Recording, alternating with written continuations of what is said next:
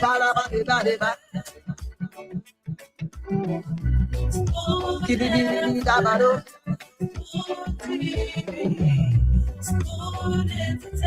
Kua, kua, kua, kua.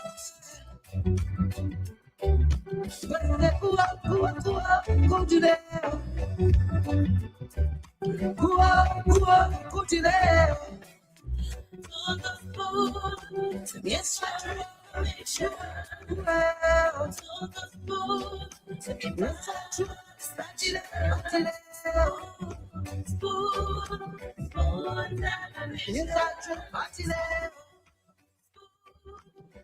your information for the food to be part of smooth, smooth, smooth navigation, smooth, smooth, smooth.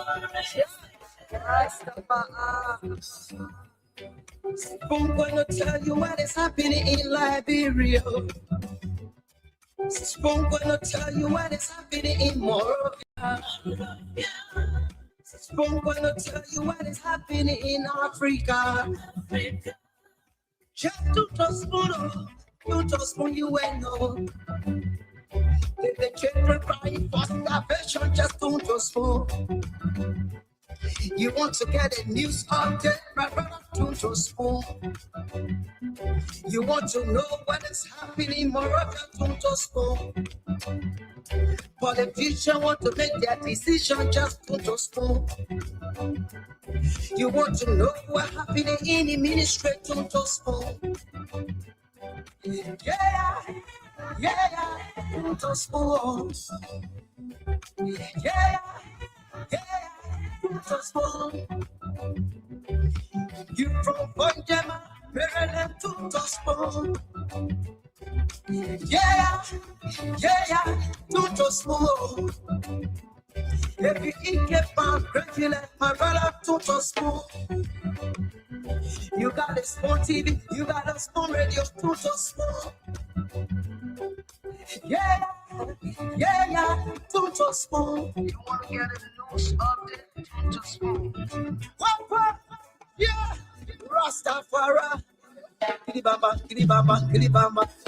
Kilibamba, kilibamba, kilibamba. What I want? Yes, what you got it. Yes, what you got it.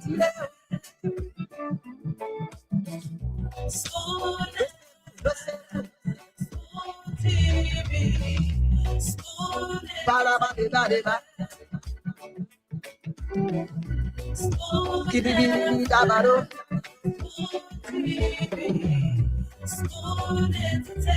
Kua, kua, kua, kua. Kua, kua, kua, continue. Kua, kua, continue. Yes,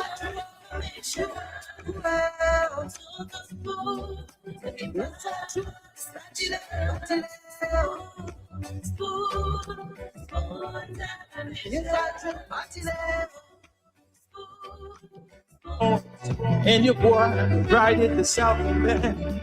James on the beat. To get your information. To the food to be part of smooth, smooth, smooth navigation. Smooth,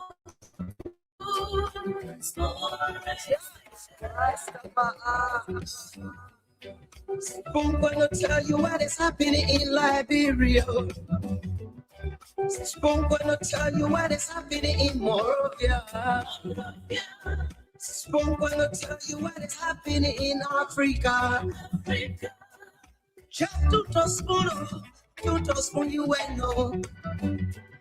If the children crying for salvation, just don't trust for. You want to get a news update, right, brother? Tune to Spoon. You want to know what is happening more than to Spoon. Politicians want to make their decision, just to Spoon. You want to know what happening in the ministry, to Spoon. All right. To Spoon. A pleasant good evening to all of our viewers, to all of our listeners.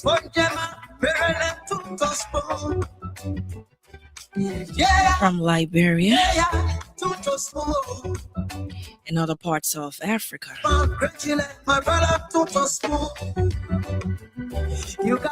Good afternoon, good evening to our viewers or listeners who resides in the diaspora.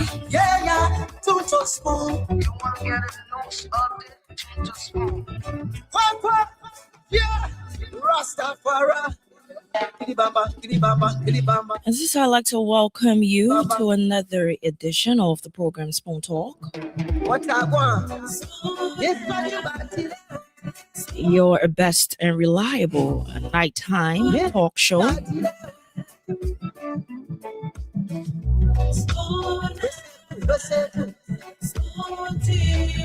The show that prioritizes the needs of the people.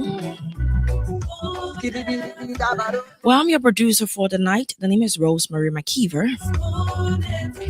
Welcome once again. Today is Wednesday, the 27th of May. We are fast approaching the end of the month and entering into the 6th month of the year. That's the end of the first half of the year 2026. And it is at this time that we all sit to reflect on what we have done with ourselves. What are the meaningful things that we've done with our lives for the first half of the year? As you know, we're about to, right after June, we are entering the second half of the year 2026. Before you make up your mind, we're already in 2027. So what have you done?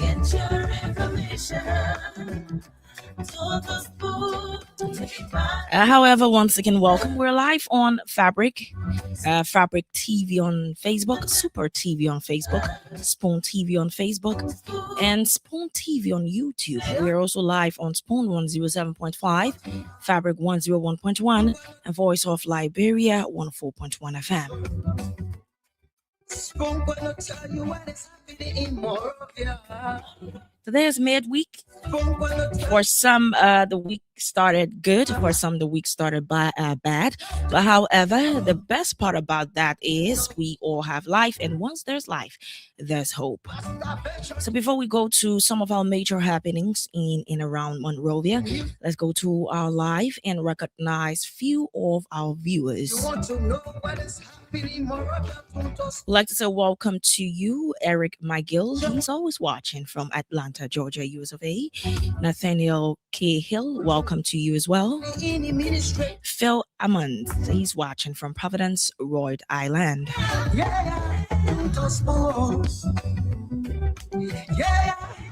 Going down, we have Sam Pupil, who's watching from Caldwell. He's a student of political science, UL. We have Daniel Draper is watching from Northampton, the United Kingdom. We have Tamba Alfred is watching from Willa, Margibi County. Samuel Kofi Woods, welcome to you. We have Garrison Wian also watching from Columbus, Ohio.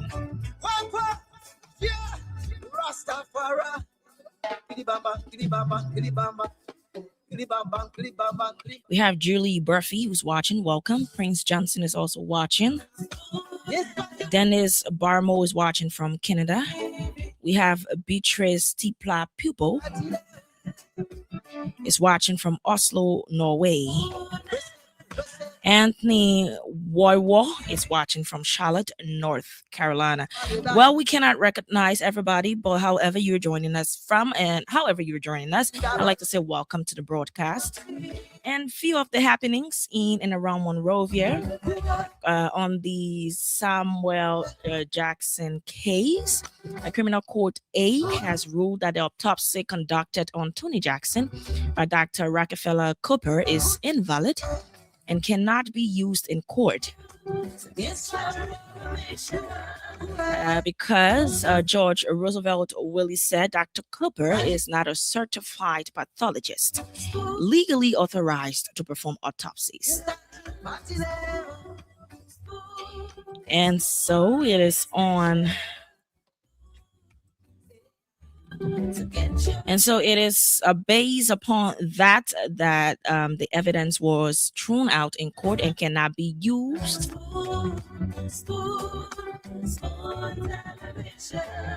The autopsy report was declared null and void and inadmissible. I'm gonna tell you what is happening in Liberia.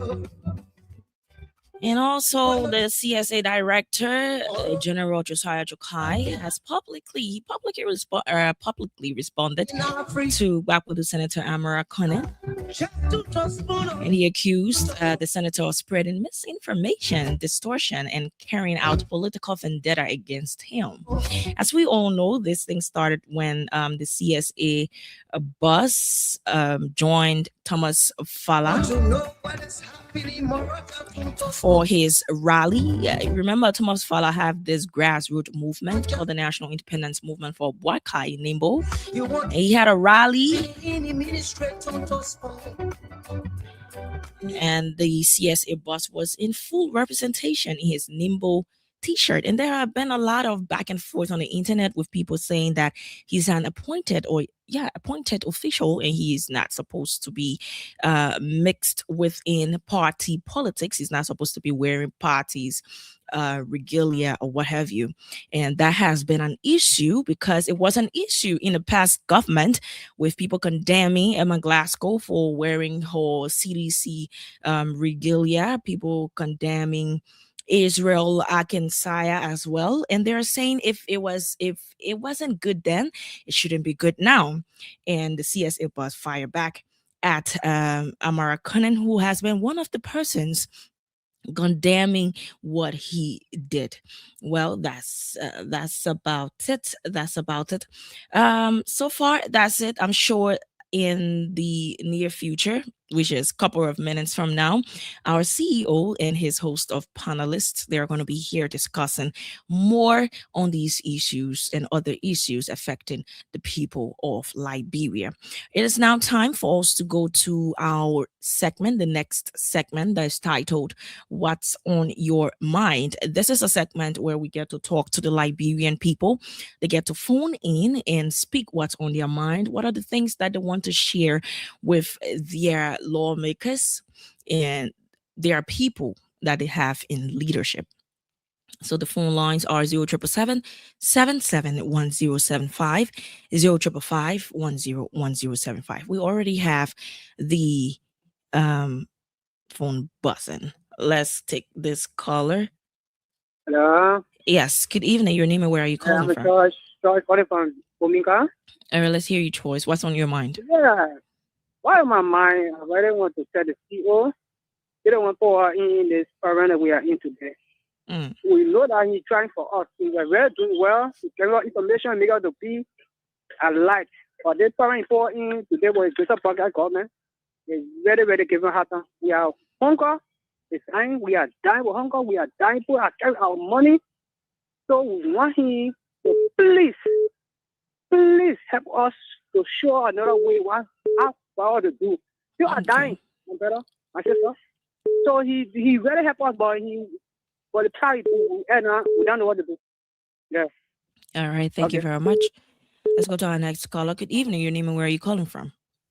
Thank you. Good evening. This is Edmond Carr, and I'm the visually impaired that are pushing for the return of President Weah.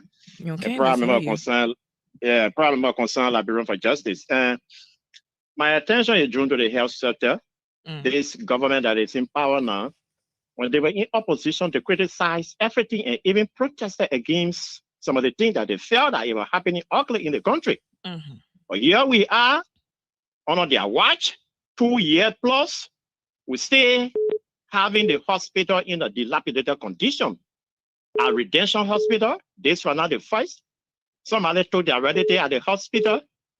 Allegedly, they said, go and bring money. Why go look for money?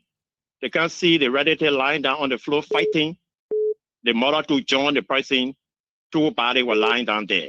That is not good signal for our country. And I see Redemption Hospital.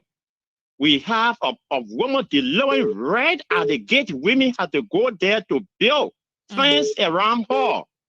We don't think these kinds of things ought to be happening here where you are having people playing with millions of dollars in the country. So there's a need for the government to look at the health sector, because it is a bad image on our country for a government to be in charge.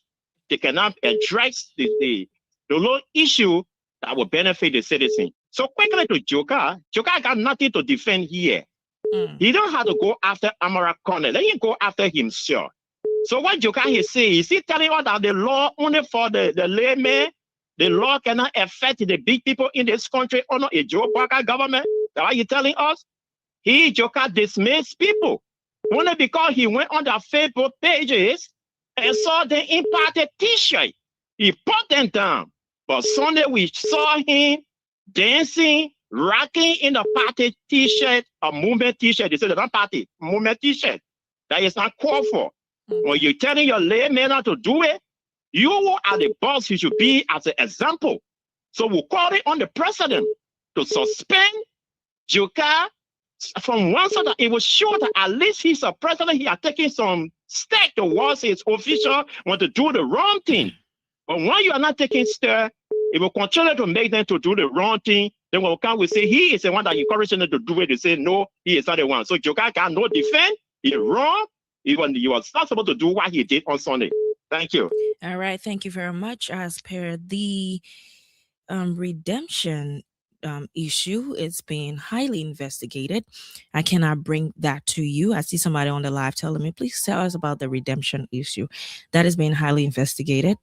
Before we can bring you that news. I cannot come and bring you a news that's not factual.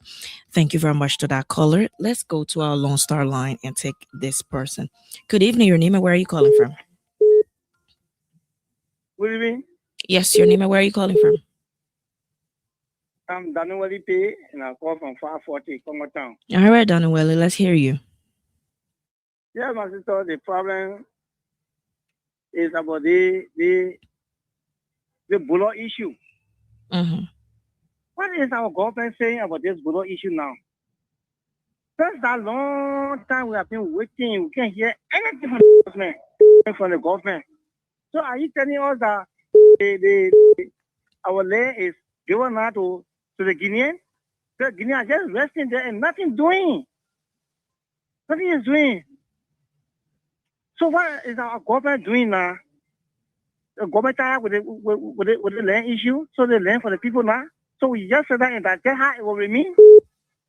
Because we don't have nothing to do again. We ain't got to go there to fight the people. We ain't got to go there to go harass the people or whatsoever. But what is our government doing now about this land business? So is the land for the people now?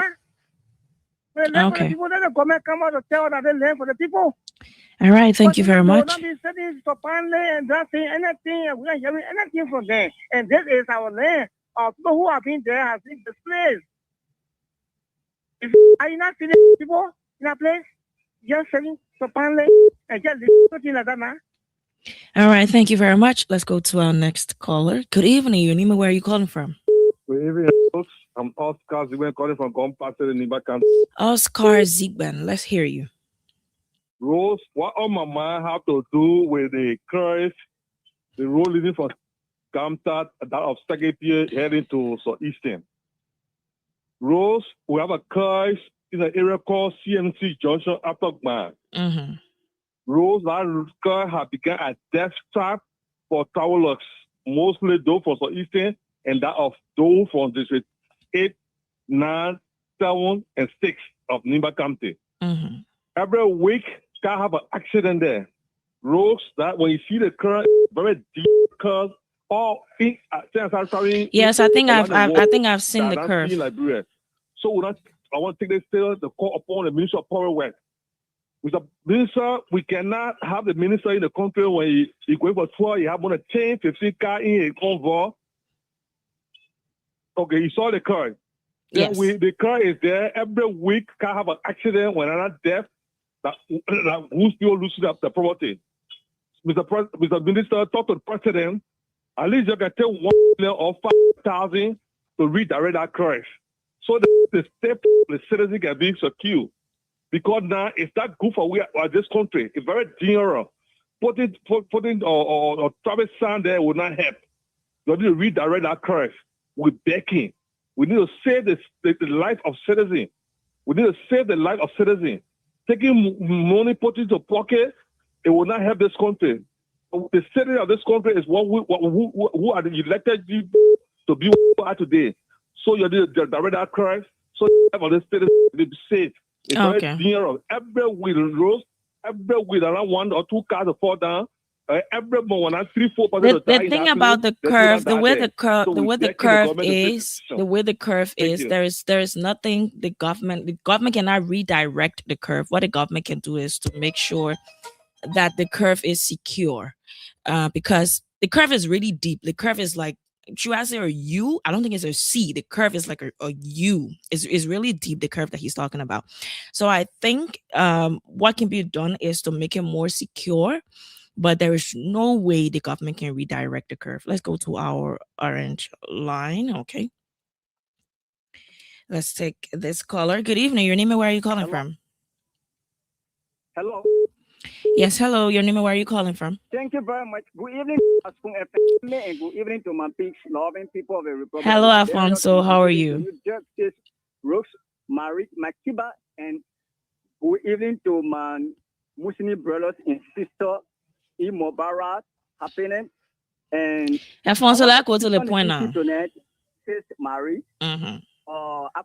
According to Warren Benitez, for the sake of dealership stores, Benitez urged that people dealers are people who do the right things, while managers do the right things.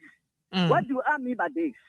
Dealers are responsible, accountable, to be transparent, and everything the doctors is to be transparent and open journals to Liberian people.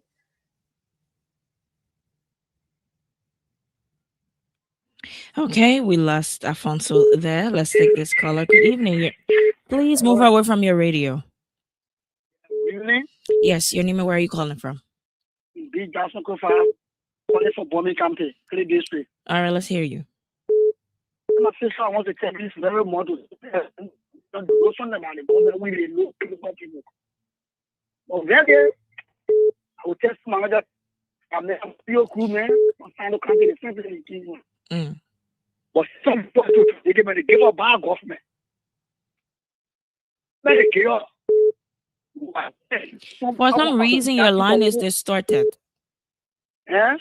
I said, for some reason, your line is distorted. Can you change your location and call back? All right. Okay, thank you. Good evening. Your name and where are you calling from? Okay. Good evening. Your name and where are you calling from? Okay. My name is Daniel City and I call you down Nemak. All right, let's hear you. I want to appreciate the President Waterspoon for giving us this incredible president that is facing our country, taking out a lot of development in the country. And he didn't make big to encourage us to vote for this president. Even though some of us we are so greedy, we don't want to on our table, so we will complain. Only food, not just food, but when development is taking the country, let me everyone would only food we should ask you. When development is taking country, you get these Your line is distorted, so let's do it quickly, please. So you expect the hard when development taking place in countries. So people who just oh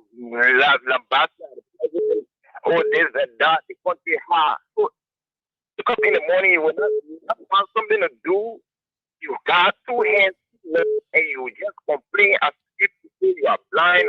Even the blind and the cripple, try hard to go in to look for something to do. You will not just keep complaining. Get on your feet and find something to do. So I appreciate the fellow Waterspoon giving us this incredible president. Thank you very much. All right. Thank you very much. Let's go to our Lone Star line. Good evening. Your name and where are you calling from? Good evening. Good evening. And let me say good evening to His Excellency President Boakai. So this is Samadi Kekwana joining from Magiri, another Army of Unity Party in the Ledger Bureau. Let me appreciate Ministry of Health for so far the system put into place to start the preventive measures when it comes to a direct disease that been in Congo and other countries. So at all Liberians, it is advised to all of us because we have the experience of Ebola. It's time for every driver, whether motorbike, whether truck driver, to do some adjustment. We know that maybe your vehicle is what you're doing to earn or to sustain your family.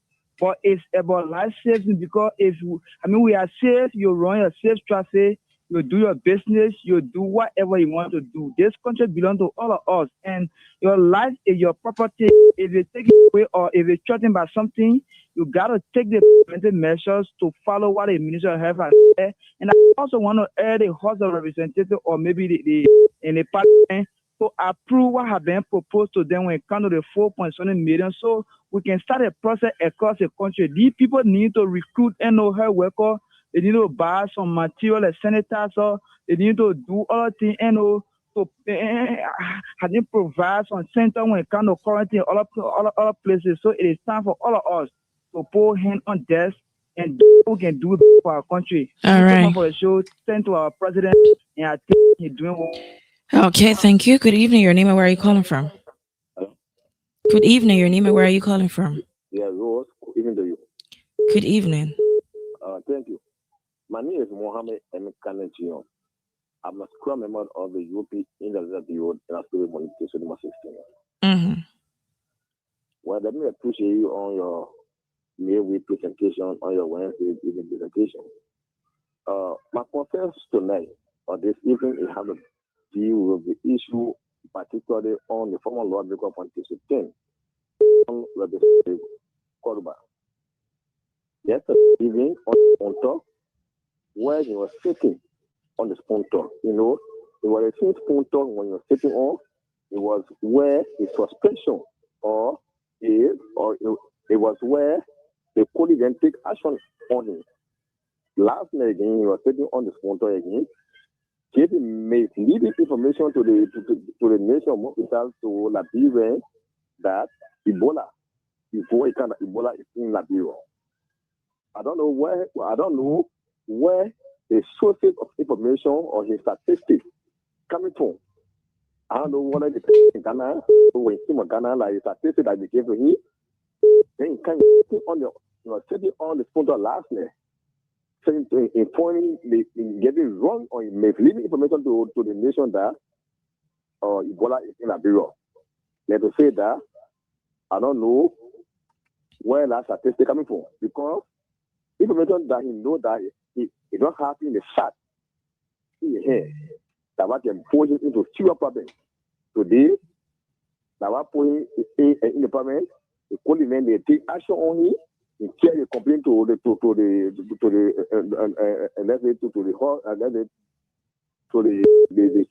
Court. They have to even. Let's be quick, please. We have to take other calls. A case for that.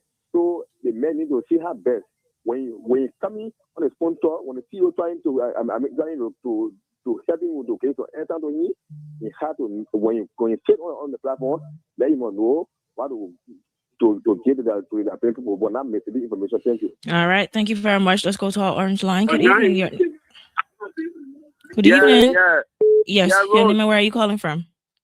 Yeah, Rose, this is a boy of Sabu Rasta Road. I joined you from Point 4. Sabu Rasta, I beg you, I've been very busy this week. I saw the number, but I've been terribly busy. Please, I beg you. I will be at the radio station on Friday. I will definitely give you a call. Yeah. Okay, Rose, no problem. I hope you know what's on my mind. So what you already get what on my mind, I just want to say hi to CEO. What's up to CEO? Okay. Thank you very much, Sabu Rasta. All right, Rose. Thank you. Okay. Good evening. Your name and where are you calling from? Hello. Okay. Let's go to our Lone Star line. Good evening. Your name and where are you calling from? Good evening, Facebook. Good evening, Mama. My first female caller. Your name and where are you calling from? My name is Sarah Kwemini. I'm calling from Bagivi. All right, Mama. Let's hear you.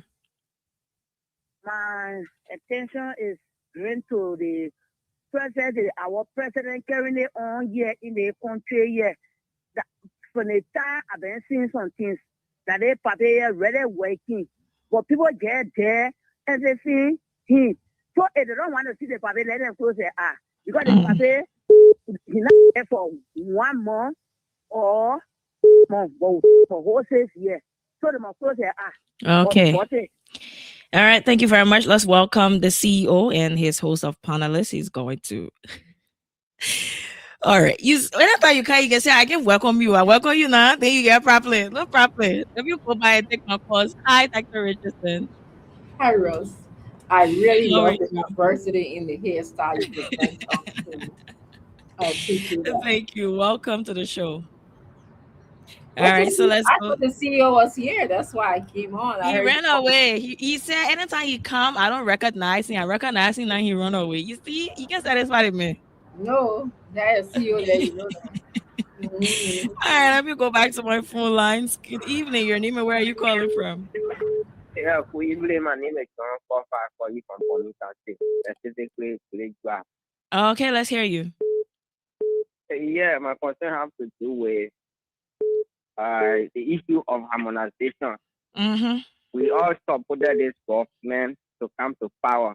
And one thing they actually campaigned for was the issue of harmonization. And the lack of followed by Abraham Darrell-Sutton, they all spoke against harmonization. But since the government took power, we are yet to see the reversion of harmonization. So I'm kind of, I don't know. And this is the same mistake that the former government did, the CBC-led government did, and civil servants were the first group of people that voted against CBC because of harmonization. And the government is carrying on that same mistake. They don't want to certify civil servants. Budget years come and go, and nothing is being added to civil servant salary. So I'm begging them to do something about it. Okay, thank you very much. Let's now go to the CEO there in studio. Yeah, Rosemary, thank you very much. How you doing? I'm fine, thank you. How Good. about you? All is well, thank you. Dr. Richardson, I know you're having a pleasant getaway. But I got a news for you, Dr. Richardson. The weather in Florida is about to be bad. I hope you're on your way, you're leaving. Yeah. Very bad weather coming to Florida, thunderstorm and everything. So. Well, why you gotta tell me such bad news? No, you gotta leave. It's about time. Tell Abraham that you gotta leave. I mean, it's not fair that he's keeping you there. You're having fun. Tell him, say, time up. It's time to come back home. I mean, enjoy his people. I know. It can rain for 5 minutes in Florida. Huh? It only rains about 5 minutes. And the rain finishes. No, listen to the news. The weather report is coming by way of Naples and the other place. Yeah. Okay, I think you guys. Yeah, I think you guys will be fine, but just Just keep an ear out. Thank you. Just tell Abraham, just hurry up to leave. You were given 3 days. The 3 days is up. I know you're going to jump on the show. You're going to jump on the show and start talking Tabata again. No, I mean, I came back to the man with the kitchen. You're taking a nap. Oh, you're taking a nap? That's good. Thank you for putting him to sleep. Thank you, say you did well. Dama. There must be no comment. No comment for real. Rosemary, why? You want to be part of the conversation? That's okay. No, I don't be part of this here. But I didn't say anything. I didn't say anything. The woman put her husband to sleep and move. I didn't say that I put him to sleep. I said he's taking a nap. That Richardson, but you guys are on vacation. Huh? Why are you talking too much? Too much of information. Thank you for putting the man to sleep. And at least we have our show freely. Yesterday he was all into our program, Dama. I think you followed. But you he was all into the show. You quite a bit did it, man. So you said you followed this close to the Liberian public that you belong to Unity Party. You said we and that's why I just said thank you for putting him to sleep. I mean, he's a baby. Thank you for giving him the bottle and the bottle of milk, and you put him to sleep. Thank you very much. That's a good one. Now I'm gonna let go before they take me out of this show. I'm begging you. I tell you. Guys, know, you know what? Ignore everything. I'm sorry, I got to bring psychology into this thing. You remind me like about Sigmund Freud, who thought that people need to be soothed, you know, that they have the object relation, the baby blankets and stuff like that.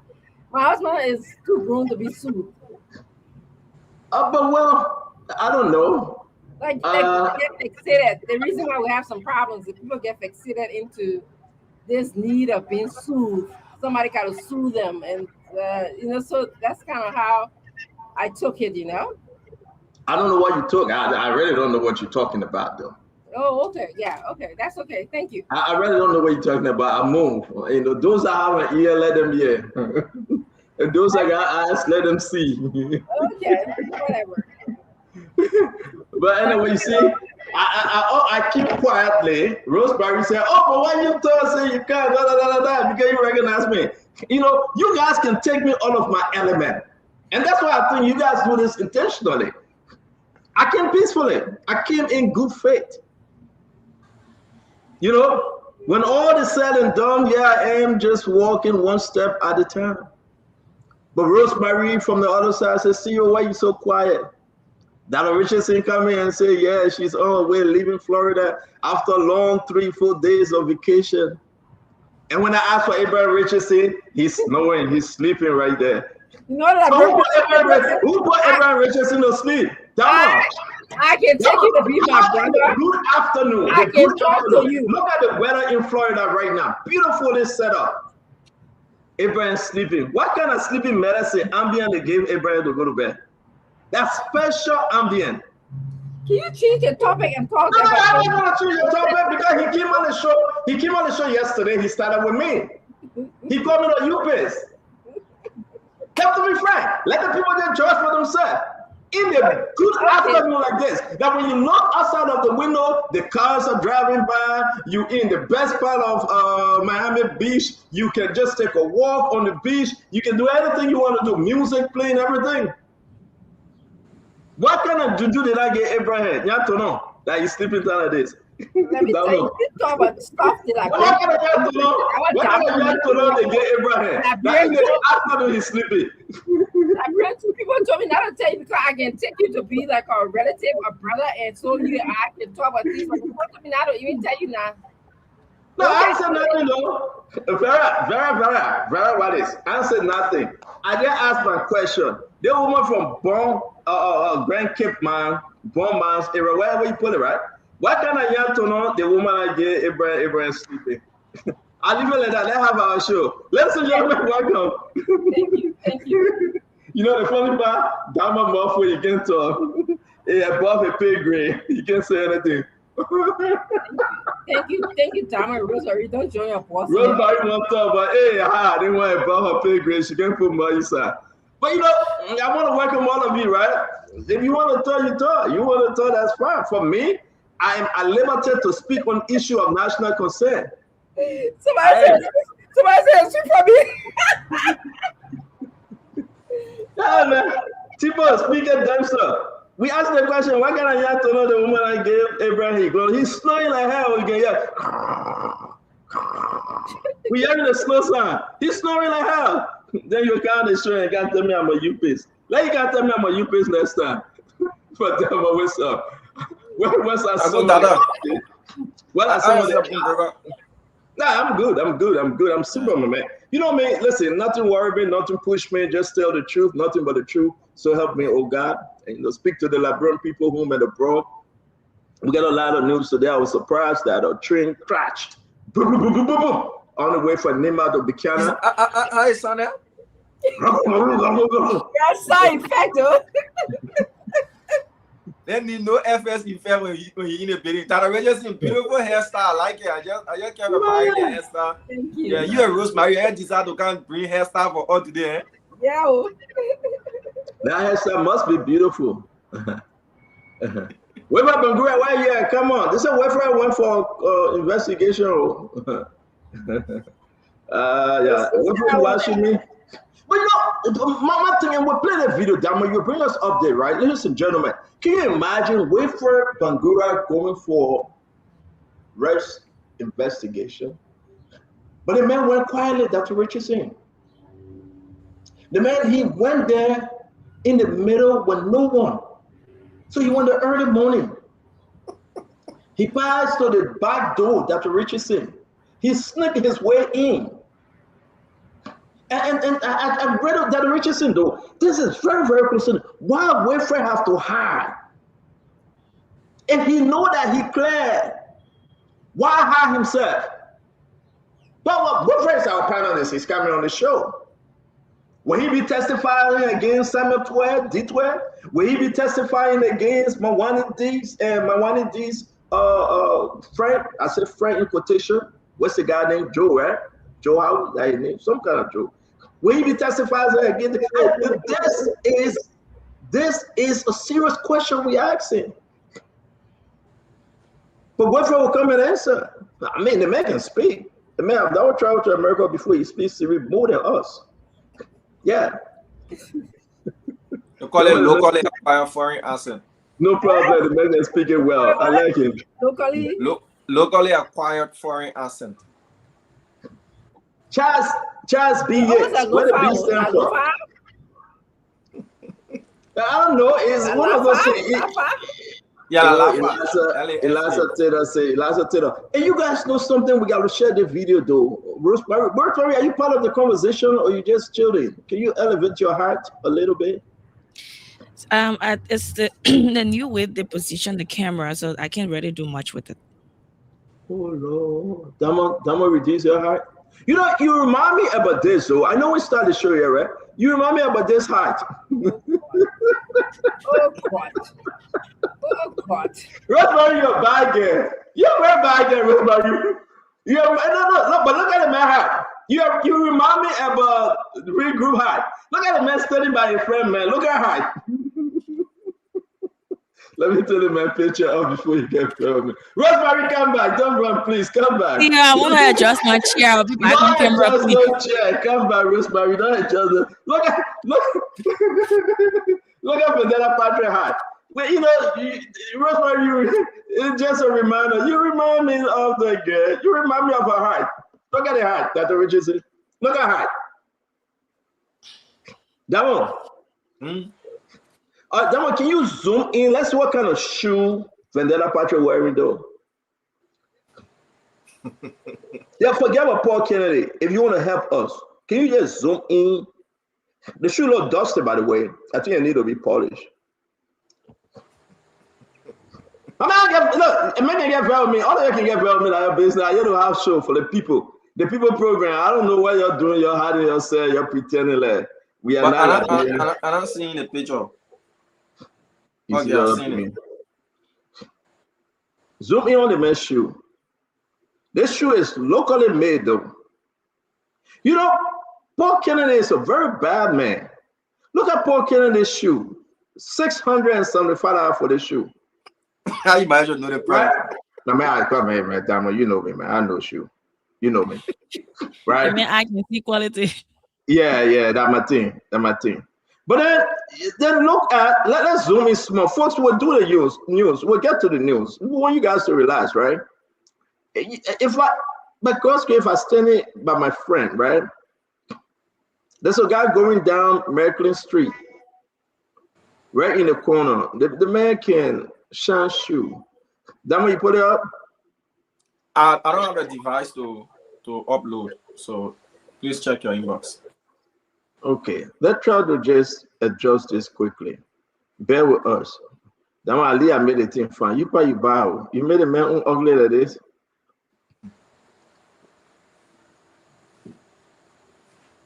So let me say this, right? If you don't want me to talk about your picture or your shoe, don't send it to me.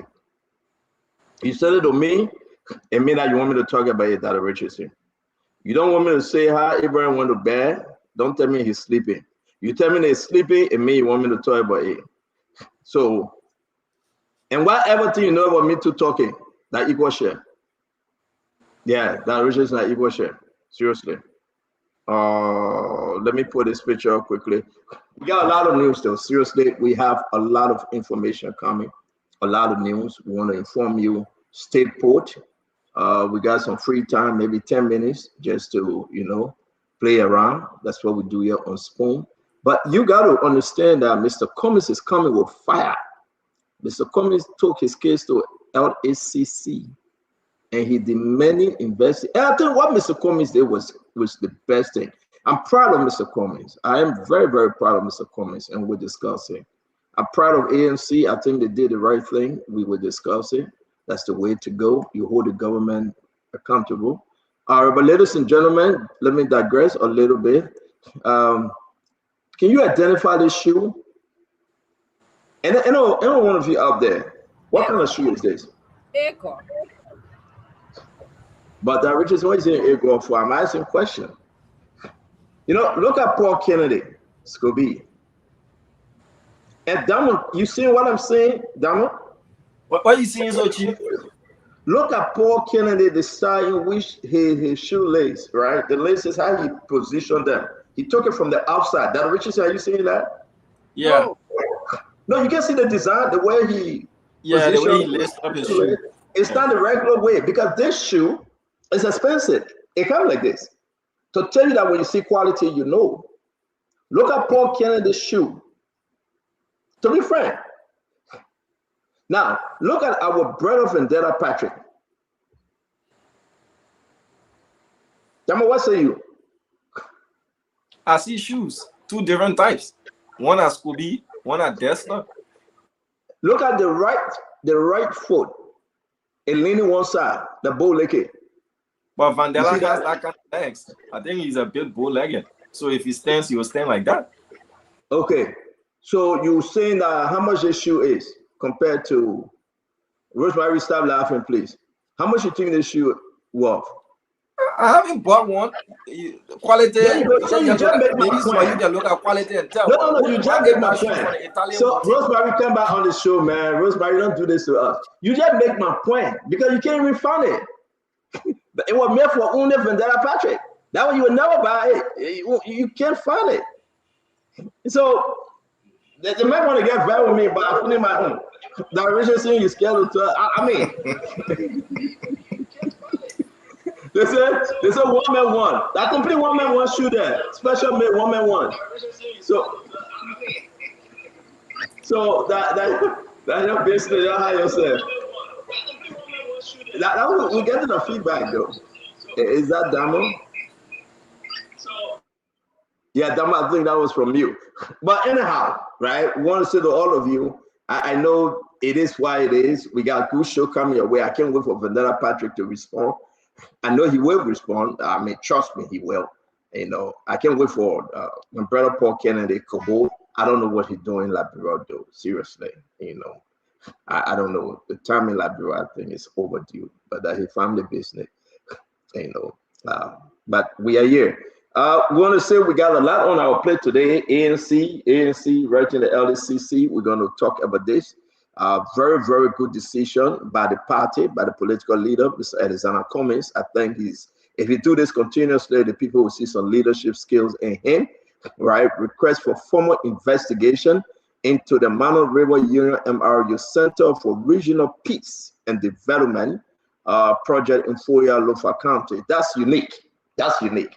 a good way to go. Senator LACC, the executive chairperson, Alexander Anzo. Let's see what she's going to do with that, right? But you got to also remember now, we are talking about Liberia here, Dr. Richardson. We are talking about AMC here. I just want to remind the folks also that this. Yeah, I think. The buffer is funded. Let me talk today. I want to talk today. The more, yeah, he's the information minister. He's the finance minister. Mo is the teaching master. Oh, so you can legitimate corruption? You don't know corruption. Go across the country. Why is you going community? Monitoring corruption. CMC. Speaker. Yeah. I see a rescue man and telling you say you going committee rule. But why you coming for you? We just telling you that we're happy. Huh? Yeah. Speaker, after two. Oh, happy. Speaker, after two. I like this part of it, right? Seriously, I do, right? Forget politics, forget all the jobo, and you guys are having fun on some national serious issue. And I think that's what we all need to do, right? What will you make of this? I decided to play the video quickly because Musa and my friend, Moda, my friend, and I think they are working in the interest of Liberia. I don't know what the others would say though. I do believe that for that few seconds, it was so unique that you can see both sides laughing, relaxing, and just focusing on one thing, Liberia first. Dr. Richardson, what do you make of that? So I want to say, first of all, happy Abraham Day to all of my Muslim brothers and sisters out there. I believe I can say that on behalf of Spoon. But I mean, it was a fun occasion. Musa and I spoke about the political leader of CMC. Musa Ability and I spoke about that today. We laughed about it. And it was all a good joke. Like you're right. I spoke to a couple of people today too who are not necessarily in CMC. Like, Yusini and I are good friends. Yusini belongs to ANC and I belong to CMC. And this is just the nature of things. We talk in the background, we laugh, we joke. But when it comes to serious matters concerning Liberia, we put that first and forward. So I liked it. We talked about the serious thing about water, of course, but then we laughed about some things. So yeah, it was good that you showed that. Yeah. I think it was good. Let's hear the Diamond and Rosemary their take. Like guys, we got 7 minutes to jump into the topic, but this is just something on the side.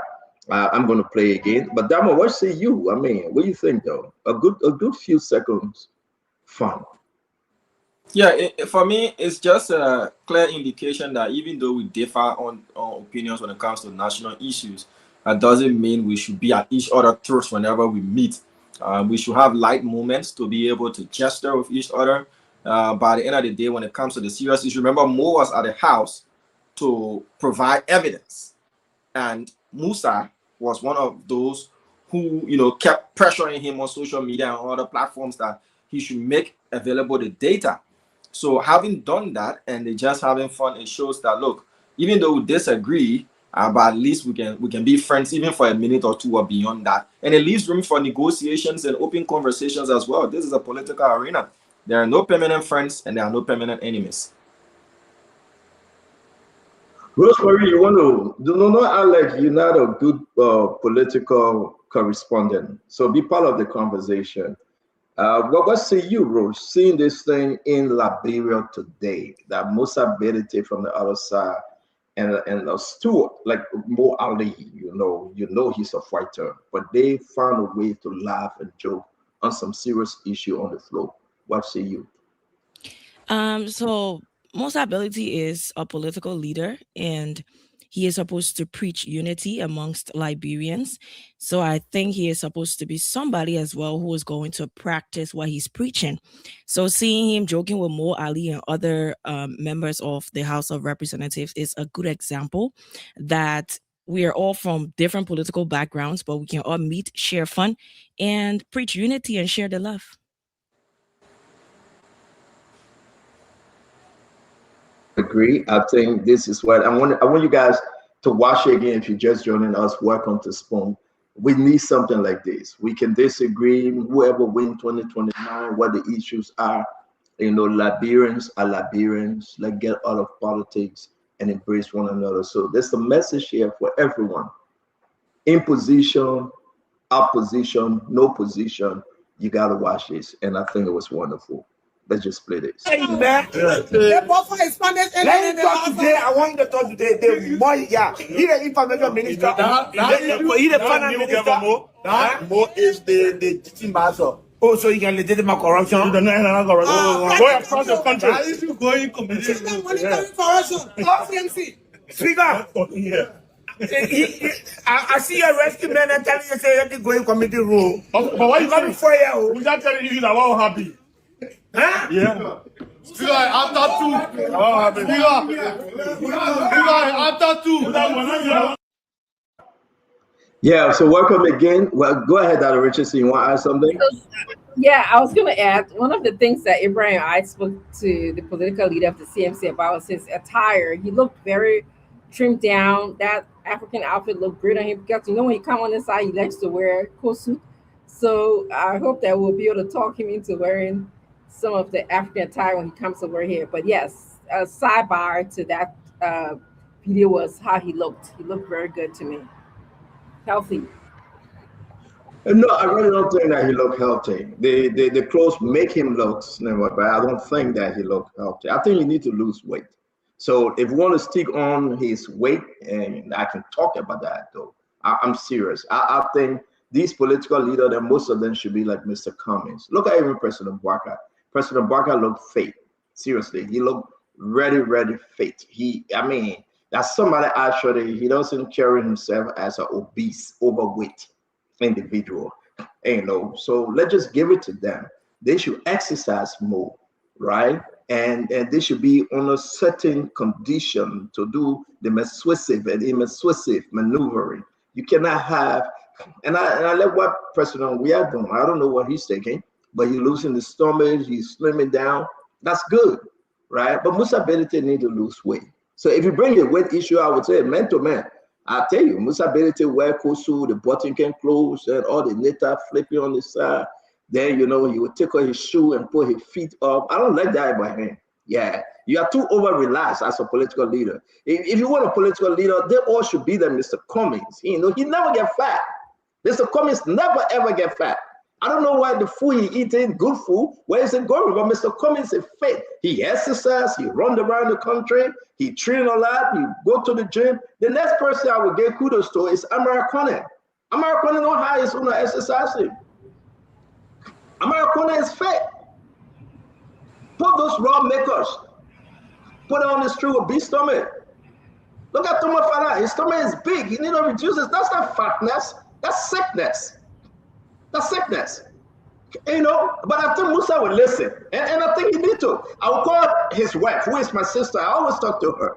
I will call her. He says sometimes, don't give him food. But anyway, if she doesn't give him food, you know where to go get food from. You get them plenty. You can go to a man place, and his sister place. Now what a man.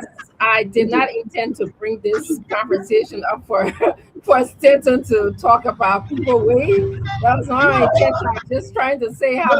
Wait. So let me ask you a question. So the people say you talk about people weight, they will sue you. They can sue people for weight business now. I don't know.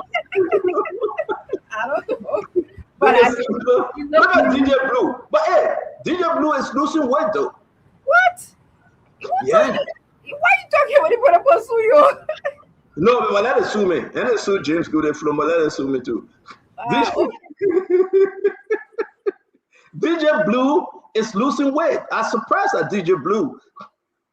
But let me leave it. The man said losing weight, he went to pick up one blood, he started breathing like cow. I said, oh man, please don't let me share that picture. The man pick up 1 inch in blood, but they just start breathing like cow. You can hear him gasping for air. So for me, to tell you the truth, that Richardson, I don't like anybody that, that's not fun in Liberia. You get beat stomach and say, oh, the man enjoy you. Look at the puppy gets stomach big, we enjoy you. That I don't like that. I really don't. I like for people to be fit. People to go to the gym and exercise and take push-up. 100 push-up. Look at Tewon Gonglo. Tewon Gonglo can challenge anybody in taking push-up. How would we have a commander-in-chief and they can't even walk. Oh no, let me leave the command cheating because President Bagapa he can walk. So there's a lot of play, don't you think? Genetics and environment and all of those things might be able to contribute to how someone looks. Like, you know, maybe some people they just have it's true. You know, having to be. I mean, yeah, but you can control it. You should control it. Yeah, because I have obesity runs in my family, so I'm very careful about what I eat and how I interact. But you are not obese. You are not obese. Obesity runs in your family. Look at Abraham. Look at you. Abraham is genetics. Let's get that clear. But I'm just saying this. You can control it. That Richardson, you get up in the morning, you drink a cup of coffee, you eat a little piece of bagel, you know, you just do your walk, or you exercise, you control your blood pressure, your blood sugar, you control your cholesterol, you keep on moving. Look at Edwin Snow. Let me talk about Edwin Snow. Have you seen Edwin Snow? Edwin Snow will walk from Red Lobster to the car, he was breathing hard. And I thought something happened. No, that one, Edwin Snow. Have you seen Edwin Snow? No, before we start this show, let me leave Edwin Snow alone. I'll put a picture up. The person you are talking about potato green to this show, like you don't want to talk to me about eating good and healthy. Yeah, but potato is a good food. Yeah, but we recognize Jacob, but look at Edwin Snow. I mean, Edwin Snow, you know, I know his height, his weight and things, but Edwin Snow need to lose weight. You know, he need to lose weight. I'm serious though. I can call people, but DeLon, I think, I don't know about DeLon, but you can see the fatness in DeLon's jaw. I don't think DeLon, that weight problem, and it's not close to me. But DeLon, right? I don't see the DeLon weight on the thing. I see it's in his face, right? I think it's something about DeLon. I don't want to go into it, but I think they don't need to stop smoking. Maybe that is smoking. I think you need to stop smoking. I think he'll send me a text too and cost me like basically, right? Look at Jeremiah Kuhn. Look at Jeremiah Kuhn. Jeremiah Kuhn got the same thing. He need to lose weight too because he's complaining about back problem. You know, when you get too much of weight, it's a back issue, right? To be frank, you know, I don't care. Let them get fair with me, man. Let me talk my own too. Let me talk in peace. Jacob, let me talk my own. Let them get fair with me. I don't care no more. All of them come to me. Y'all have our show, man. Don't mind that Richardson. She can't cause problem, yeah, she put it on me. Yeah, but you guys don't need to lose weight. I'm not going to talk anything about somebody on the show, the former minister. I'm not going to talk about him. You know, you can go through the government and see who get weight problem. I'm here to talk about the program today. Jacob? I want to. Huh? How about Jacob? Jacob, the show here. Talk about it. No, I don't think Jacob get weight issue though. Oh, okay. I don't think Jacob is there yet. Jacob is not there yet. I'm almost a vegetarian. Yeah, You what? You almost a vegetarian. You didn't try vegetarian get almost. That one kind of medicine. You either or you not. What do you mean you almost? And man, I see me vegetarian. Because when you're dead, you say you vegetarian. When you're dead, you eat it. That's what you mean that you almost. And man, I see me vegetarian. The day you brought up vegetarian. Yeah. They got it with kill me. The boy that used to talk about all kind of symptoms here. Yeah, Blancy is what I eat.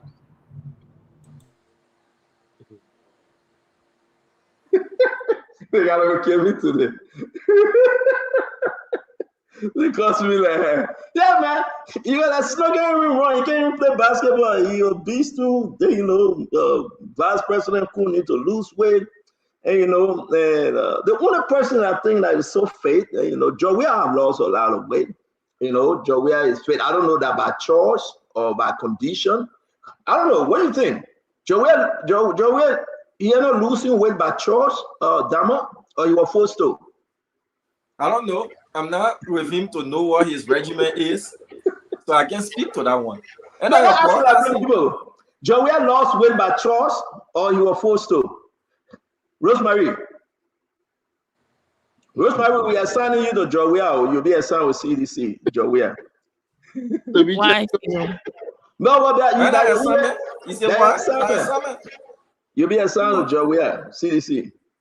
You going to call it, Patrick?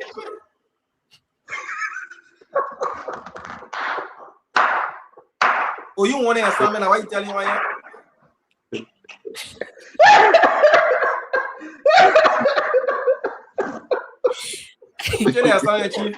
The letter is going tomorrow. Well, I thought you so be happy that you signed with the former president. So I like the job at Rias. I'm gonna be dropping a correspondent to work every morning, a reporter to work every morning, every evening. No, the reporter is mobile. We do our best to make sure our reporters get to their beats on time, Jacob. But if you want to offer that service, we wouldn't mind. You know, yeah. But speaking about Jeremiah, where's Jefferson Tesson? Somebody called me and said he's in the States. Yeah, Jefferson called me. Jefferson called me and said he's here. Jefferson is here. This is Jefferson. I want to put this picture up because I want us to talk about this picture. This is a proud time for Liberia. Liberia won again on the American team. The World Cup is coming up. The son of the former president. And, you know, congratulations to him again. He was selected to play again, you know, on the American team, representing America in the World Cup. I mean, shout out to Timothy Weah. Shout out to his father, the ball player, King George Weah. And that's a great time, to tell you the truth. This too will go down in history. Like, yes, indeed. Joe Weah actually. Say anything you want to say. The name Weah is worldwide, and we should give it to him. I think it's a great time. Shout out to Tim Weah as he played, you know, representing the American soccer and the people of America, and also representing Liberia as Liberian owned as well. We send a shout out to him. And as you can see, Jefferson Chessie is in the back, and the president is speaking to his son. The former president is speaking to his son. And I think it's a wonderful time. Dr. Richardson, you want to say anything on this photo? Yeah, I just want to say congratulations to the Rias family. And also, I think there was another Liberian, also Haji Wright, if I'm not mistaken. I want to say thank you so much for putting Liberia on the map, and look forward to watching you guys play in the World Cup. Sure, it's going to be spectacular with those two talented athletes. Jacob, you want to add anything? You want to add anything, Jacob? Yeah, no, it is a joy to see Mr. Tim Weah, the son of the former Liberian president, you know, on the global stage again. I think this is his second World Cup, so this is a big one. And yeah, we're happy to see that. A young man with a Liberian blood on the global stage. So it's a moment of, I think, joy for many people, many of us who love football and will be following the World Cup. So that's what I would say for now. Damo, you want to add something to this? It's a great time, seriously. Well, I say congratulations to the Weah family. The issue of pride to Liberia, there is a question mark to it because Tim Weah is a bona fide American. He's going to play and represent the United States of America. Heritage-wise, they will say yes, he's of Liberian lineage, but he's going to represent the United States of America, and that's the fact. To Haji Wright as well, who's also of Liberian heritage, that was selected for the USA team, we say congratulations to them. My thing is, we hope to see our country as well being on such a global stage, even from the continental stage to the global stage. But I wish them all the best, and I wish them the best in their representation of their respective countries. Definitely. Thank you. Emmanuel, welcome to the show, Dr. George. What say you about this photo? I mean, every father will be proud of the achievement of their son. And President Weah is a father, and that's his son. Not only the achievement of his son, but his son following his footsteps in the area that he found it easy to navigate. So he understands the language that his son speak. He understands what's going on around. So it's easy for him in that particular arena. I agree with Diamond on one point that we celebrate him because of his Liberian origin, but the flag he's going to be flying is going to be the flag of the United States of America. The country that is going to win the World Cup that he will be rejoicing with would be the United States of America. But yes, he's a son of of our country. We rejoice with him, and we rejoice with President George Weah for this. Unlike his father, President Weah, when he went to Cameroon, went to France, he had the opportunity to be citizens of those countries. They gave him the opportunity to even play for those countries, but his first priority was Liberia, and he came back home and was able to continue to work with the country and the national team. But congratulations to every Liberian who will be part of the World Cup, people of Liberian origins at the World Cup, flying the flags of their country. And we go up to the best of the World Cup starting in June. This World Cup is too expensive, so we will follow it on the different television stations. Thank you very much. Let me bring in Rosemary.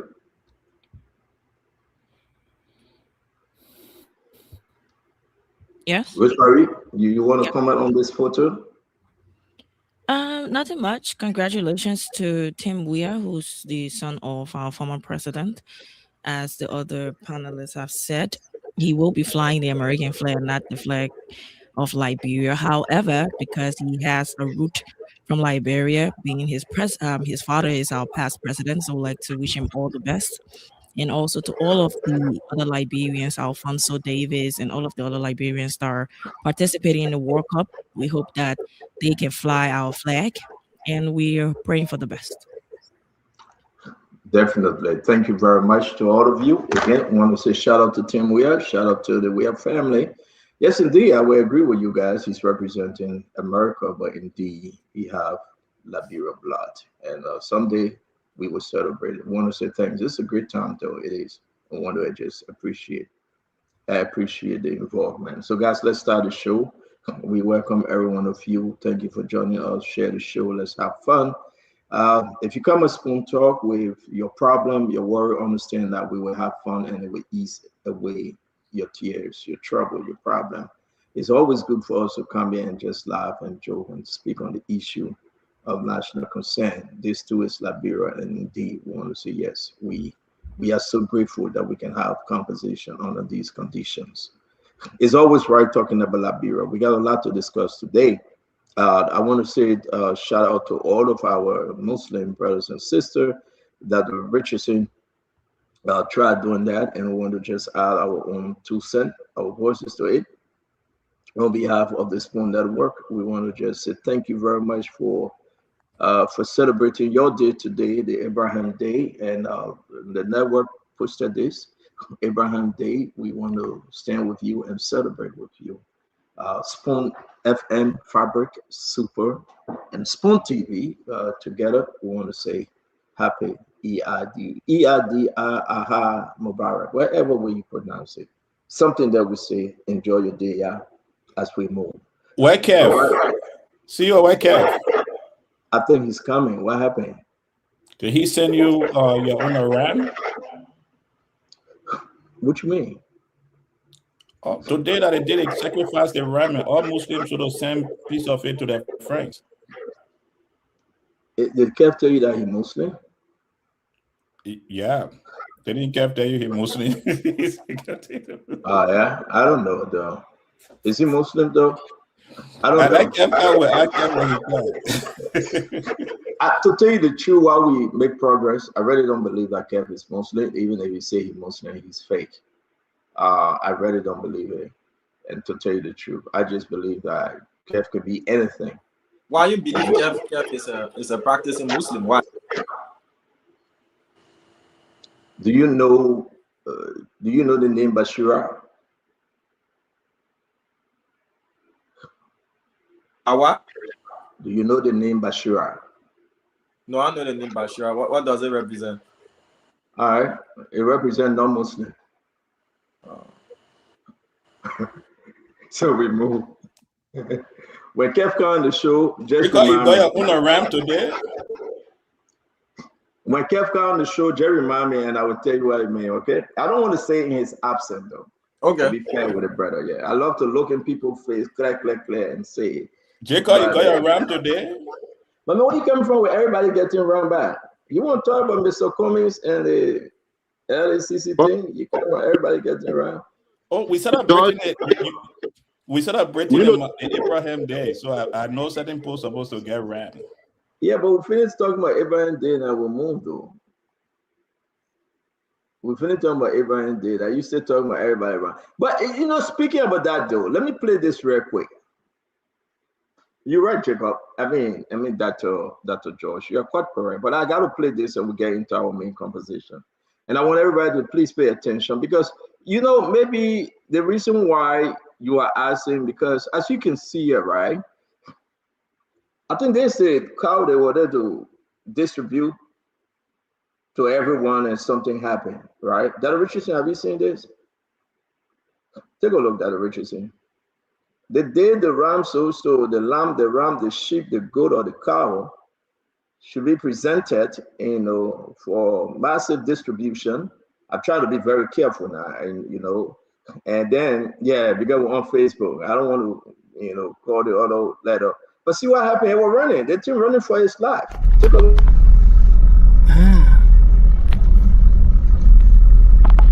Wow. The cow is seriously going. He's in the middle too.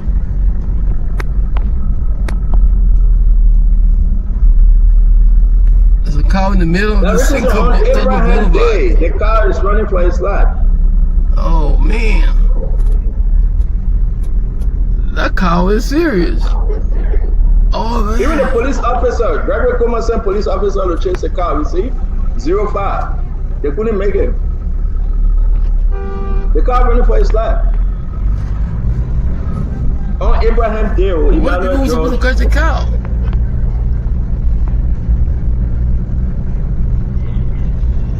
Hey, Emmanuel, you see that? That cow, that smart cow, with that cow dodging the cars. Oh, guys, I know the baby. Oh, guys, I know the baby, man.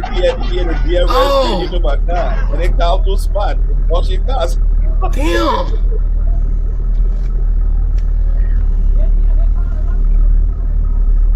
Look how you put on the cow. Damn. The cow get.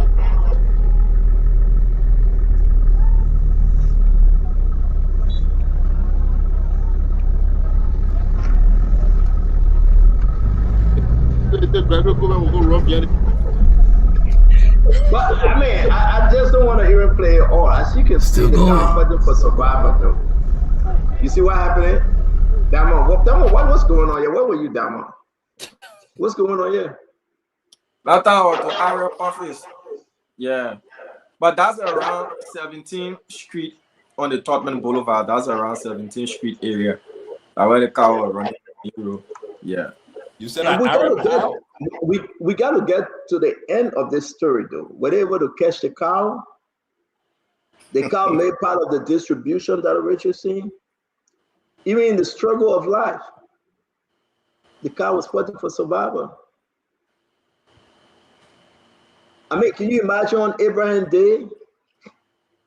I'm not trying to make my fellow Muslim people feel bad now, but on Abraham Day, the cow was like, I need to survive. The cow said the cow needs to survive. And they were chasing the cow. The cow ran from all the way Cow Factory. That's what I heard. All the way to Single. Yeah. From Cow Factory.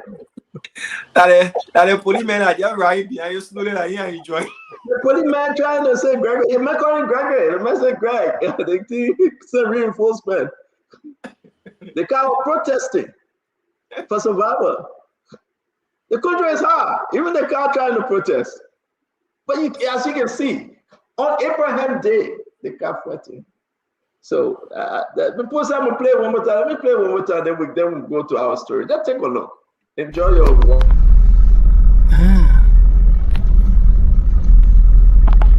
Wow. The cow is seriously going. He's in the middle too. Seriously going in the middle. There's a cow in the middle of the Sinkle Boulevard. Oh man. The cow dodging the cars. That's what I mean. That cow is serious.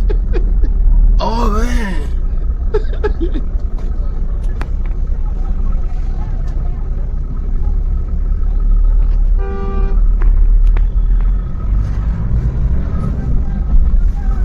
the people who supposed to catch the cow.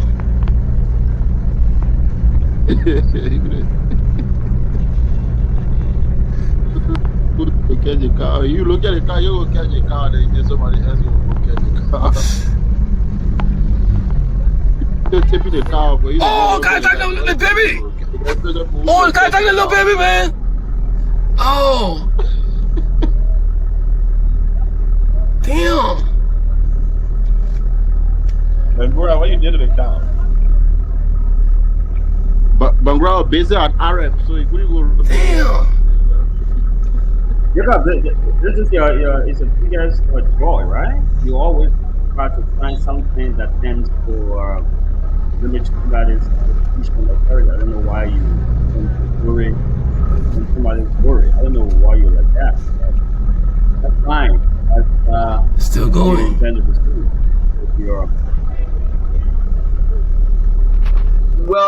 Well, so there you have it. We hope that, Bangura, welcome to the show. We want to say, which party headquarters around there, though? Damo, is that CMC party headquarters around there? No, CMC is in Sophie. That's so which party headquarters around there?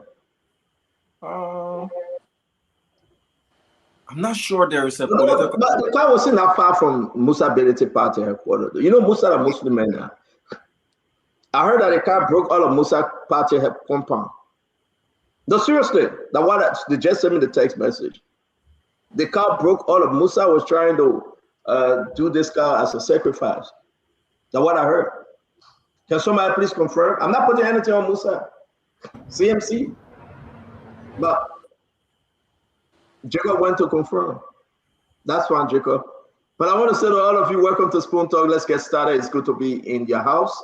It's good to be on your devices out there. It's just good to be talking to you right now. We're going to get into our program. As always, we want to appreciate each and every one of you. Share the show, my people. Just go on Facebook, on YouTube, and let's have fun. It's not all lost, okay? We will get there. Let's have fun. Let's discuss the national issue, and let's talk about Liberia. I want to seriously appreciate you. Wherever you are, the rest of the guys will be joining us. We're going to discuss issue of national concern.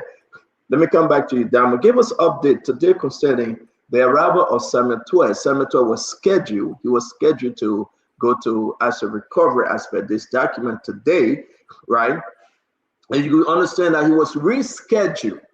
To be correct, he was rescheduled, and he went along with his brother lawyer, not Arthur Johnson, and then Damo, just give it to you. Bring us up to speed. The event. Thank you, CEO. Once again, happy Ibrahim Day to our Muslim brothers and sisters. So today, as you rightly stated, the former finance minister was rescheduled to appear at the offices of the Asset Recovery and Property Retrieval Task Force concerning an ongoing investigation into $20.5 million of rice subsidy money that Arab is alleging in their investigation that there seemed to be probable cause to think that there was economic sabotage, misappropriation of entrusted property, criminal facilitation, criminal conspiracy, and I'll get the other probable cause that they're trying to establish. According to Arab, in their letter, their communication, and what their investigation surrounds is that from September 2021 to October 2022, the government of Liberia sought to intervene in the rice importation business because prices were going high globally, and the government felt it was important to infuse, in terms of subsidy, $20.5 million. But Arab is alleging or alluding to the fact that because there was no change of price in the price of rice, 25 kg bag of rice, they're saying that the Ministry of Finance and the Ministry of Commerce who were implementing this cannot show importers who received the money, and even some of those people on the list are not importers. So how are they concerned with the subsidy money? They are alleging as well that there was no benefit to consumers, the Liberians, and so they've launched this investigation. What we've been told is that these investigations started as far as January of this year. They started collecting and gathering evidence, speaking to persons of concern, and now they've elevated their investigation to some big names. We're hearing that yesterday it was confirmed to us that the former Commerce Minister, Mawani Dix, was at the headquarters of AREPT to answer questions, to face investigators. Today, the former Finance Minister, Samuel D. Twe, arrived at the headquarters in a very beautiful black Tail, if you want to call it that way. Somebody say when you see that car, you're doing America, that means in that Jeep. He went to AREPT's office in that Jeep wearing a blue business suit. He was accompanied by Norris Twe, his brother, who's also a lawyer, and he spent about 1 hour 30 minutes there with investigators and left somewhere half past 11. But the issue is Wilfred Bangura was also there today at the offices of AREPT, and we're informed that he's also part of the investigation, having served as Deputy Minister for Administration at the Ministry of Commerce during that particular period. So the investigation is still ongoing. We've been told after these investigative steps, whether or not an indictment will be drawn, that means the investigators and the asset recovery will have to show probable cause to the grand jury of Montserrado County to draw up indictments with charges, and subsequently whether we see a court case. But I just want to establish this, CEO, that it is still an investigation. There hasn't been an indictment that we are aware of yet drawn by the grand jury of Montserrado County. But remember, Samuel Twe faced almost similar charges, with the exception of money laundering that was not mentioned in the AREPT's letter. But again, after these investigations, charges could be, it could be drawn up.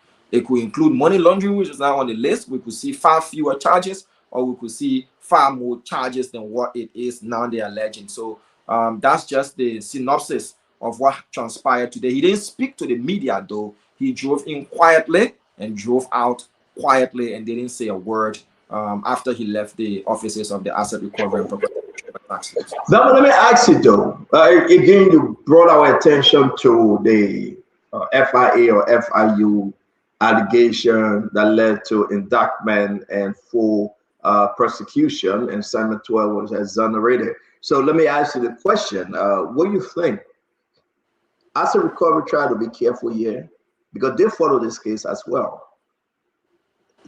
The major question here: can they? I'm not talking about all of them. Simon Twe, can they place their hand on Simon Twe in that cookies jar if they go for indictment and full prosecution? So you just laid the premise, but there are some notable differences that we need to establish between these two cases, and there are similarities. The first notable difference is, for the FIA's case, it had a security component to it. That is, those who went and collected these monies for their quote-unquote special ops or national security purposes, they couldn't expose the identities of those individuals to say, okay, these are the final beneficiaries, or these are the individuals who got the monies and did what they could have done with it. But this case, you're talking about rice importers who do not have any national security clearance level or anything that you should protect their identities for some reason. So now that's just a key difference in that it doesn't carry any national security tag whatsoever. But what are the similarities? Samuel Twe legal counsel and his supporters are saying he's just a disbursing minister. If the paperwork is right, if it comes to his desk and he sees that, okay, it passes all of the check marks, he will issue the order for the disbursement of the funds, however it's done in their chain of command. How can you now come and place him? That is their biggest defense, that if he disbursed the money and he was not the one to implement, how are you going to put him and place his hand in a cookies jar? Because criminal facilitation and criminal conspiracy, meaning they all conspired, they all had a plan to carry out crimes, and one person, helped the other in doing this. So how do you establish that? How do you establish economic sabotage if he can say to you clearly that? That's where we're coming from, Diamond. That's where we coming from. They have obtained statement from Samuel Twe, Mawani Dix, Mr. Howie. We'll come to Brother Bangura here before bringing in Jacob and Emmanuel.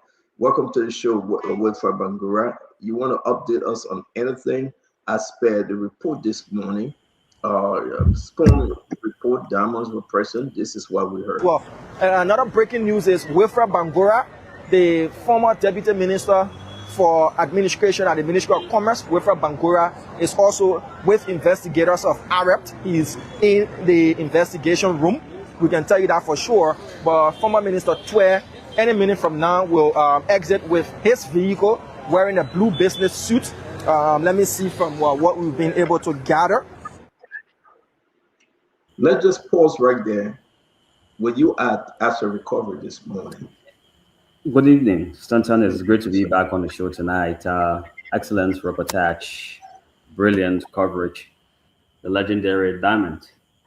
Yes, I was invited as suspected. I was asked to come and then to state what I knew about the investigation that is unfolding. As you'll be aware, I worked at the Ministry of Commerce, so it is only prudent that they would like to hear from me as well. So I was invited and I went there today. We are not going to get into, and this is not a joking thing, I'm not going to play around with you, but can you tell us how long you spent? I was there very briefly. I must say that the folks there are very professional, very professional. I was very impressed at the profession, the expertise, and their setup, the way they welcomed me, and the interaction. So that was really exemplary, extremely professional. So our country is doing well. We're growing every day. We're changing. Things are becoming better.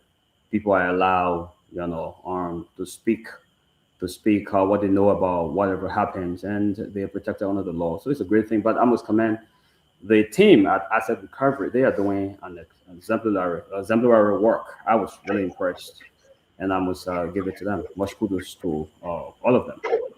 So let me move a little bit. If you can answer, I understand. Look at Samuel Twe impact. The second paragraph. Credible records and documents in the possession of AREPT allegation allegedly revealed that payment made by the government of Liberia for the reduction of rice price on the Liberian's market were allegedly stolen and diverted to personal use. You receive a letter of invite, am I correct? Yes, I was invited by a letter. You were invited based on credible information alleging that you stole money? No, so I can just confirm to the Liberian people that I served as deputy minister. So I was asked to come and state what I knew, and I obeyed. I went there today, and that is what I want to say about this entire matter. It's under investigation. I wouldn't comment any further. Thank you very much, Dr. Josh. Yes, Stanton, every Liberian should be appalled for the level of corruption that takes place in our country at different levels. We should be excited when when the allegation comes to investigation, and the investigation is being done and carried out, and sums are being placed here and there. That's the reason why we at the Alternative National Congress wrote a formal letter to the LACC, because corruption must be investigated. Allegations of corruption must be investigated. So we welcome this development. The challenge often is that when we bring up these high-profile cases, we run into roadblocks because we don't have, at the end of the day, there appears not to be enough evidence. Investigators perhaps appears not to be thorough enough. So we have seen a lot of high-profile cases going through the legal system, and those who were quote unquote taught to have put their hands in the cookies jar, we have seen them going away as free people. But hopefully we will investigate this. This is a situation that every one of us should be angry about. 20 million was given by the government of Liberia at that time to relieve our people from the stress of the cause of our much how they call it, crop, the rice, which is our staple food. And if as the allegation says, some group of people diverted that money that was to relieve every one of us, the 3.5 million or 5 million of us Liberians, some of us diverted our money, that should be investigated. And those people should be handled by the code of law. So I appreciate and welcome this. And we also continue to say, as the Attorney National Congress, that corruption should be enemy number one in our country. Can you imagine the time when rice price was going out in the international market, when cost of feeding was difficult? The government of Liberia decided to set $20 million aside so that it could subsidize rice and make life easy for the rest of us. And few people decided that they would take that money and put it in a personal pocket. That is something that every one of us should be angry about. But on the other hand, the investigation should be thorough. We should not always be allegations and allegations and allegations. So hopefully we will follow this.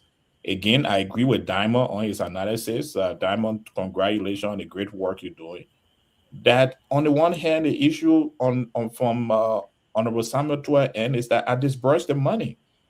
So once it's proven that he disbursed the money to the Ministry of Commerce, where the ministers were, that then Mr. Tuah will end working from this one. I think the only case right now that I think Minister Tuah may have to sweat a little bit if they bring up investigation in a mop-up exercise.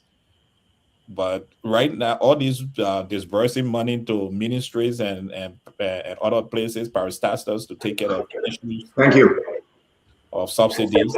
Thank you. Yeah.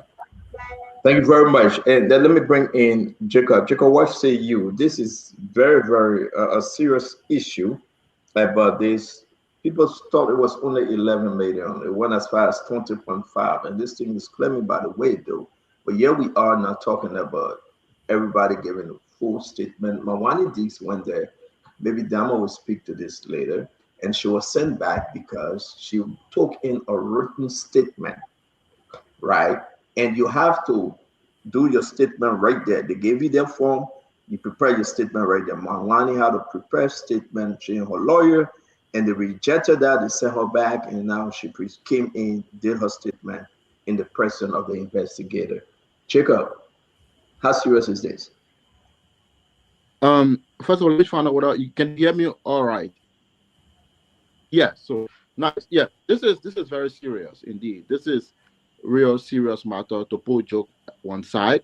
You know, we have to be very clear as a country, what road do we want to travel, collectively speaking, particularly when it comes to the way we administer public finance, the way we utilize financial resources for this intended purpose. This is a country with a lot of challenges, education, healthcare, and every dollar is so vitally important for our country. Now, I will restate my point to the risk of sounding repetitive, that AREP, as far as I can tell, is an institution organized and funded by taxpayers' dollars. And there is a degree of legitimacy in the function of AREP, particularly when we need to organize institutions like these to improve accountability, transparency in public service, and to ask questions where questions may be. Now, we've seen some public officials that have been called in, and I listened to Damo's excellent coverage of the event today. He spoke with the spokesperson of AREP, and I've listened very keenly. And the spokesperson talked about a long list of people that have been coming in and that will be questioned, 17 plus, that includes former government officials, even officials that are currently serving in the current government. So at this point, I have precisely no reason to cast any dark cloud over the work of AREP. We are watching very, very carefully as investigation continue. We know basically they are in the investigative stage. There's no charge at this moment. I'm sure they're not accusing anybody yet of stealing public resources. Whenever wherever this investigation moves to the next stage, which potentially, I don't know whether that's going to happen, it's going to be drawing up indictment, all of that, then we will have further opinion to share on this platform. But at this moment, I think it is standard protocol, as far as I can tell, to call in people to ask questions to former public officials, especially if they have reasons to ask for clarification. I was a government and public official before. I would not have any problem whatsoever, even if somebody were to call me today to ask me question about my conduct in the public service. So there should be pretty much routine activity at this point. And once things change gear, maybe to the level of prosecution and charges coming up, we'll see how these events unfold. But I would like to say my final comment that we encourage AREP to remain professional, to remain fair, to allow the evidence to lead them towards indictment, and not allow any kind of political interference or people who want to settle political scores to use RHM to do their political bidding. That will erode the credibility of AREP moving forward. Thank you very much. As far as I'm concerned, right now they're proceeding well, and then we'll see how these matters move to the next stage. Dr. Richardson, let's hear you. Yes, I like the idea of investigating past governments, especially if there are allegations of corruption. As we hear it, there were millions and millions of dollars that was spent on rice subsidies and others. And this is why this government is going through the process of making sure that the money went to the intended participants or the intended persons in our government. And so if let the evidence unfold, and those who mismanaged or misappropriated the Liberian people money, they should be held liable and responsible and accountable. I believe this is a great exercise for Liberians, because it will show us how our government works, and if we need to rally up to find any kind of tweaking. Somebody can say, well, I'm just here to be the person to dish our money. But maybe the person who is allowed to dish our money should hold other responsibilities. And I'm not saying that this person does not. Maybe they should hold other responsibilities, like, okay, do we have a budget? Do you have a budget? Tell me, where are you spending this money? How are you spending this money? I'm not just going to give you money just because you presented your budget. So if they're an overseer, Samuel Twerk could easily say that I'm just here to dish out money. And if that's his position, and if that's what our law in our country allows, then that's it. But I agree solely with all of the speakers who said that we should not be selective in terms of holding people accountable. If you are holding others accountable, you should always be accountable yourself to the people of Liberia. And people who are involved in the government, you can't just be holding positions for no reason and saying that you don't know what happened in the government. Maybe this is a learning curve for all of us, that if you are in the position and you are held in higher ups, then you should be responsible. You should tell us what happened when things are missing or misappropriated in the government. That's what I have to add. Thank you. Yeah, I hope to have Dama back and we can circle around this thing again. But let's listen to part of the presentation that was done by Dama today when he was at the office on AREP. Then we'll come to Alberto Bangura to speak if he chooses to on further thing on this subject. Okay, so this is Dama at the arrival of Samuel Twerk. Good morning, folks. We are here at the Golden Key Hotel at the Access Recovery and Retrieval Task Force office, where the former finance minister Samuel Twerk appears today for an investigation. So that's the vehicle that is carrying Samuel Twerk, and they arrived here at 9:47 a.m. this morning. So there you have it. So Senator went then that with Arthur Johnson, but with his brother, who also is a lawyer. Again, a great time. I think he presented his statement like we followed today. Then they left. And also, let's just play Senator departure. Rather, he came with his brother, Norris Twe, who is a lawyer as well. So what we can tell you is his vehicle, okay, there you see his vehicle is exiting. We want to see if we can get few words with him. He spent about an hour and 30 minutes with investigators. That is the vehicle of the former finance minister. I want to see if we can get any words from him. Let's see if we can get any words from the former finance minister. Minister Twe. So he is driving by. Whether or not he will speak to us. No, there you see the former finance minister is driving away. So he has not. All right, there you have it. So Samuel Twe didn't take question. He didn't speak. Bangura, can you tell us, the atmosphere, the mood, and you went there as former deputy minister. If you can, you are not on arrest. Is your investigation level like Samuel Twe, or are you then asked to represent? And I mean, are you for the government, or you just former finance minister? A lot of folks, if you look at the live feed, they're asking, did you take a plea? Will you be testifying on behalf of the government? Can you, if you can you just clear the air? No, Stanton and I have chosen to plead the faith on this matter. If you don't mind, I will just make any further comments on it. Okay, all right. It's fair to say that, and I respect that. Are you scheduled to go back there anytime? I'm not speaking on this. Okay. Thank you very much. Immanuel Josh, you want to say anything before we leave from this conversation? Dr. Richardson, let's hear you, Dr. Josh.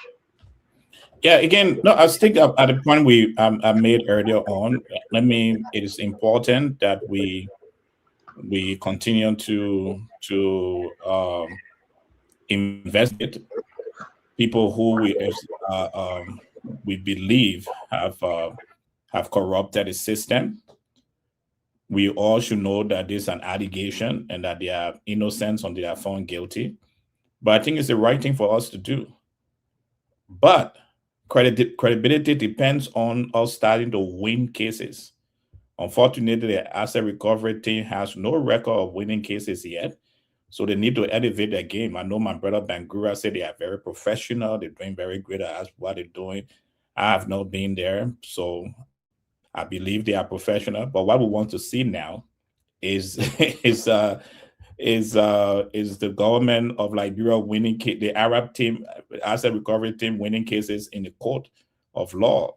The same thing with LACC. They came out with all these allegations, and at the end of the day, they started distributing clearance certificates. So we want to see people indicted.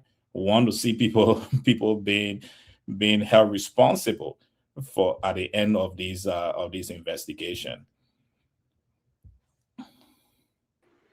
Jacob, what do you think, Jacob? Do you think they are we're going to get anything from this, Jacob?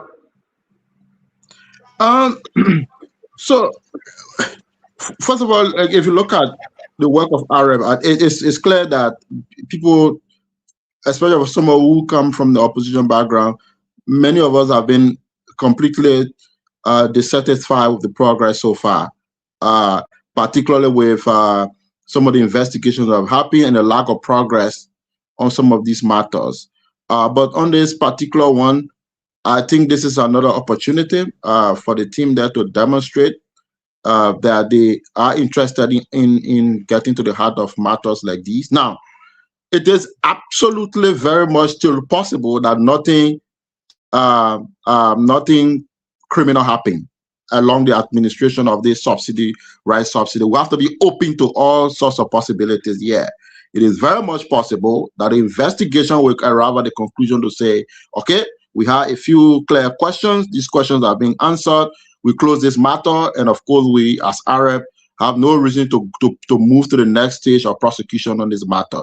We've seen documentary evidence or that. Jacob, not to interrupt you, the second paragraph of that letter have made your previous statement on mute. You know, the second paragraph said they have evidence. They have how it says in that paragraph. I don't know if Damon can show you that second paragraph to the left. But it's there. Credible records and documents in their possession. Yes. But I get that, Dr. John. However, if they believe that their evidence was watertight enough, was conclusive enough, wouldn't they just have immediately moved to court and issue and seek an indictment and proceed with prosecution? For the fact that they're still open to investigation, hearing from parties involved in terms of the alleged role they play in anything that they may consider as a betrayal of the public trust, then I still think that there is still a modicum of possibility there that their evidence may not be 100% conclusive enough to proceed for. I mean, that's just me making sense of what I'm witnessing right here. So that's how I see it. What I'm conversing with you on, and sorry that we're conversing with you on, is that the assets recovery can no longer say they don't have, they won't be able to arrest someone, because the second paragraph of some letter is saying that they have credible records, they have credible evidence. So yes, I mean, I agree with you. We can invite people, but at the end of the day, based on the second paragraph of the letter, they should be able to indict someone, and that's where the credibility will let me come in. And I think you are really into deep in this letter of impact. It is true that asset recovery have sufficient evidence to indict. It is also true, according to our sources, that they are opening room to hear from those individuals. Would there be some indictment of some of them?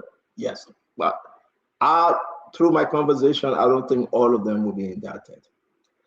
And all the people are speaking, and they have volunteered to work along with the government as a government witness, witnesses out there.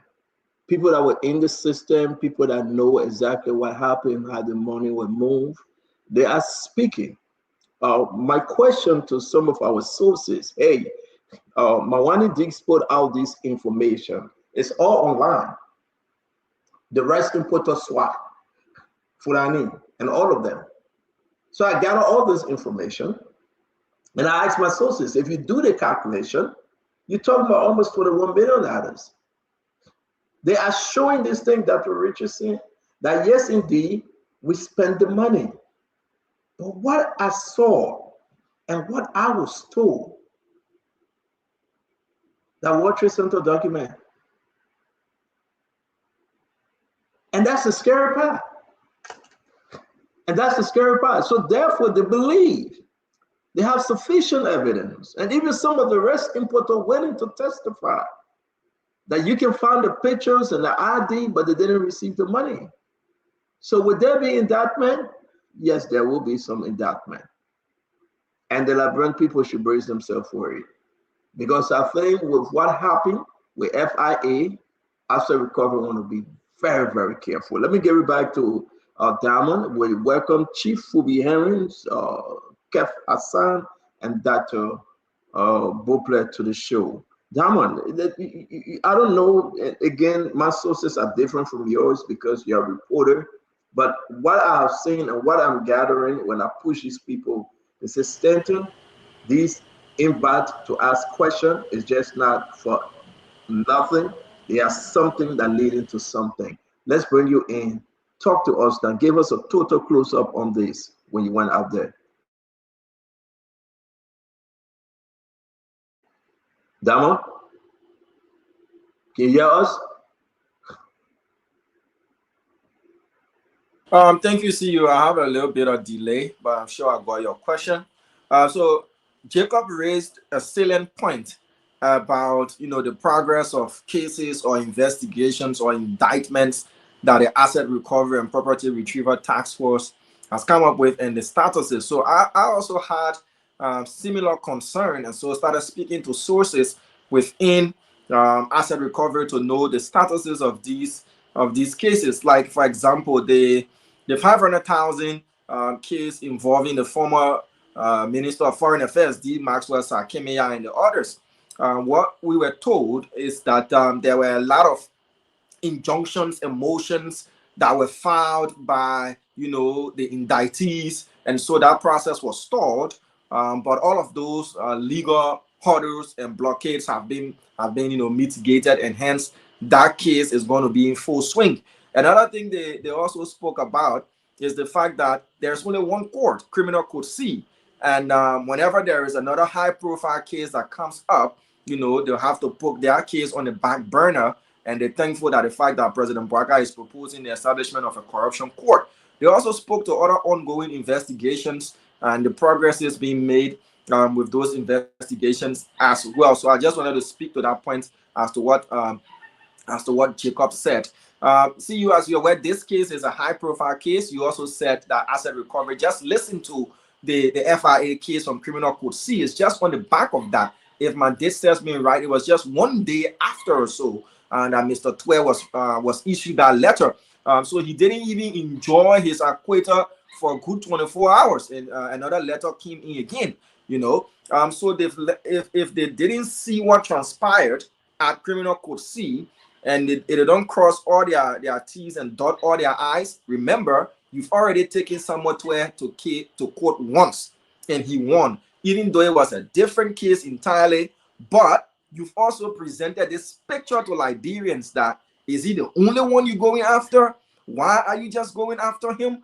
So this public optics is already there that you targeted him once and you didn't succeed, so you're coming after him again. So if you come in again, you should be able to come with something that will give you a conviction, and not, you know, to make Mr. Twe to walk out scot-free again, and then we hear that justice was served from the government's angle. I just wanted to add that.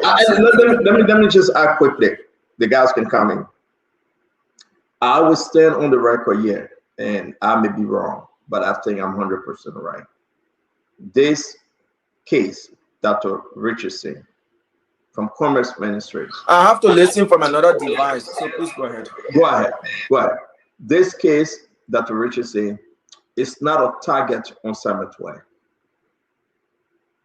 They are not targeting Samuel Twe. Samuel Twe is involved based on the fact that he put out the disbursement. And I want everybody to just understand this. Unlike the FIU or FIA case, this case holistically is not a target on Samuel Twe. Once Samuel Twe presented his statement, and it is confirmed that Samuel Twe Finance Ministry put up money up to $21 million or so. It's not a target on Samuel Twe. I know opposition will be opposition here, but I think everything I know, speaking to my sources, they are after the money, they are following the money, the disbursement of the money, they paid out, and I do believe Asset Recovery would be very, very, very careful in targeting anyone. Therefore, they will end up losing. So this is not a target on Samuel Twe. Chief Fubi, let's hear you though, because this thing about, well, the targeting Samuel Twe again, I want to dismiss it. It's just about Asset Recovery got to be Asset Recovery. What say you? Yeah, so thank you. Good evening. Today is holiday on the South. We're celebrating the Tabaski. But like you said it right, you know, people, I know everything like Liberia, we always politicize it for obvious reasons, and it's fair because that's the politics of the day. But there is nothing here about targeting Samuel Twe. When you play a role in an act, there's a right for you to be questioned. And I think that's where the asset recovery is coming from. Samuel Twe played a key role in the WIA's administration. Besides serving as finance minister, he also served as heads of different committees that were set up. He also served as co-chair for different committees that were set up. And those committees were given specific tasks. And if for some reason there are fishy things that took place with those committees' activities and they didn't conclude and gave the public, you know, better clarity of their actions, of their transactions that they carried out, it's worth questioning them. And so if they take Samuel Twe to court or to investigation 100 times for the different things he did. There's nothing wrong with that. He should go there and just clear his name. When he goes to the court, if they have formal indictment against him, and he goes to the court and they can find a way out, like they did with the 6.2 million case, that would be it's fair for him. But there's nothing wrong with investigating the team for their actions, and it's not a target. People can criticize it how they want, but it's not a target against him. He just played a key role in most of those things. There are a lot of things that we all know that Tamotwe participated in, so he has to answer for them. Nothing wrong with that. So he needs to just go and do that. Thank you very much. Oh, Bangura, you want to say something before Kev and Dr. Pople come in? On this topic, no, I'm fine. Thank you very much. Kev, let's say you welcome to the show. Let me say hi to everybody. And one thing I would commend this government for is to raise the profile of our official within the CDC. Because if you guys can remember, we always call for this government to investigate. We call for the 3 Mason boys, the auditors, everything. We want them to do it because we don't want the same story to come 2029. So when they bring in stuff like this, in our camp, we're happy because we know we're going to win the case. The only problem is because we know and we believe, and most Liberians believe they're targeting our people. We know that. We know they're targeting our people. But let me say this.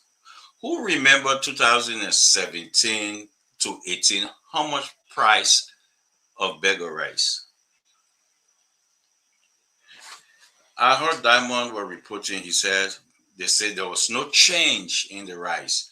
Can anybody on this platform come on and say there was no change? I challenge anybody, I challenge the entire country who says it come to power, there was no change. The rice came down to 13.50. Matter of fact, we ran on that on the Maytime election on the rice price. We ran on that, and we'll talk about it on this platform. But there's a lot of political amnesia running around in the time. People cannot remember. So when I heard Diamond say that, I said, bingo. We're going to win the case again. Bingo. Then the second thing, I heard Stanton say, Mawani produced all the documents, but one thing, that World Trade Center. Hey, man. So you're telling me the Arab, how they call them, what name they call them, going to go to court? Because Wilfred Bangura sitting here, he pleaded the fifth. I know he's an intelligent man. He know that it's not World Trade Center people because he had that same document where he was going to the Senate. Intelligent people sitting on this platform. Smart people sitting on this platform. Big platform. The world is listening. We say that World Trade Center. You're telling me as the caliber of Mawani Dix, well-educated woman, sound woman, Wilfred Bangura can speak on how intelligent that woman is. She will go to a government that possesses all the power and say that World Trade Center. You remember the government break down World Trade Center. This government, they break down World Trade Center. They went there, they seize all the documents, they trash it. World Trade Center is no more, they break it down. We on this platform will say that World Trade Center document, it does sound, mind you. Thank you, sir. International to this. We should not denigrate the country with that kind of nonsense that coming out of how you call him, the Arab, what the hell they call them, We should not even. Thank you, Kev. And maybe you came late and you didn't hear me well. You said it. You said it. Don't change it. You said it. You said the document is a World Trade Center document. You said it. Don't change it. Don't change it. You said it. Kev, I think you got a problem, and I think you got the amnesia, and maybe you need to take your medication.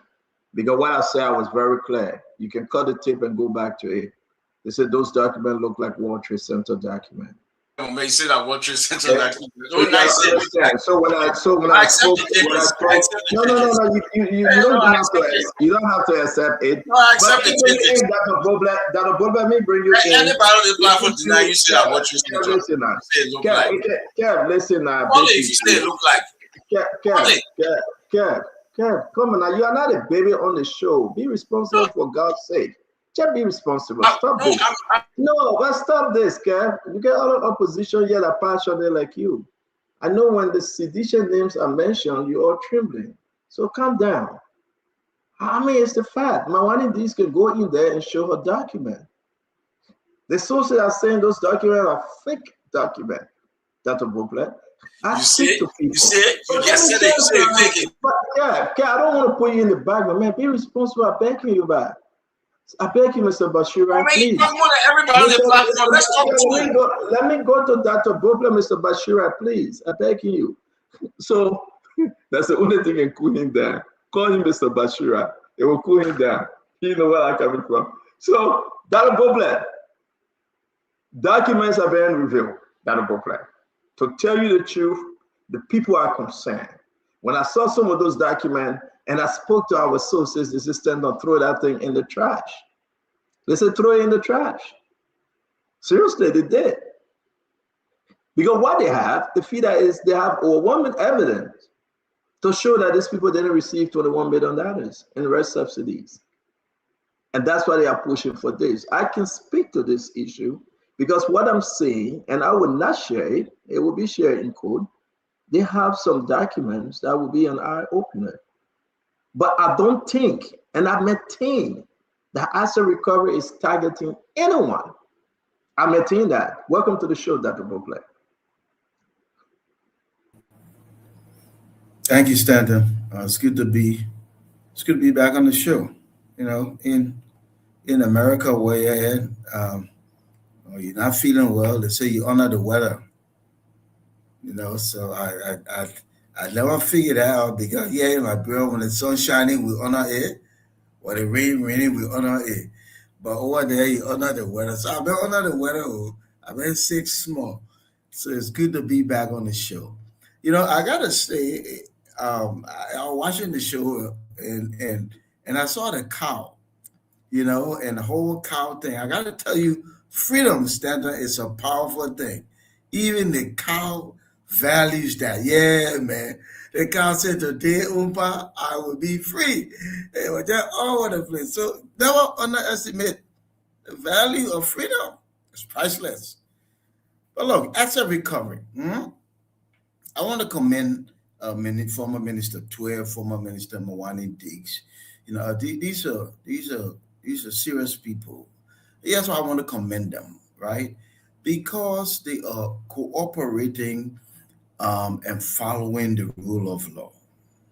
They know well that we will never build anything strong and sustained for ourselves as a nation if everybody just push back and everything is just political. I want to say this here, though, that investigation of this type is part of the fight on corruption.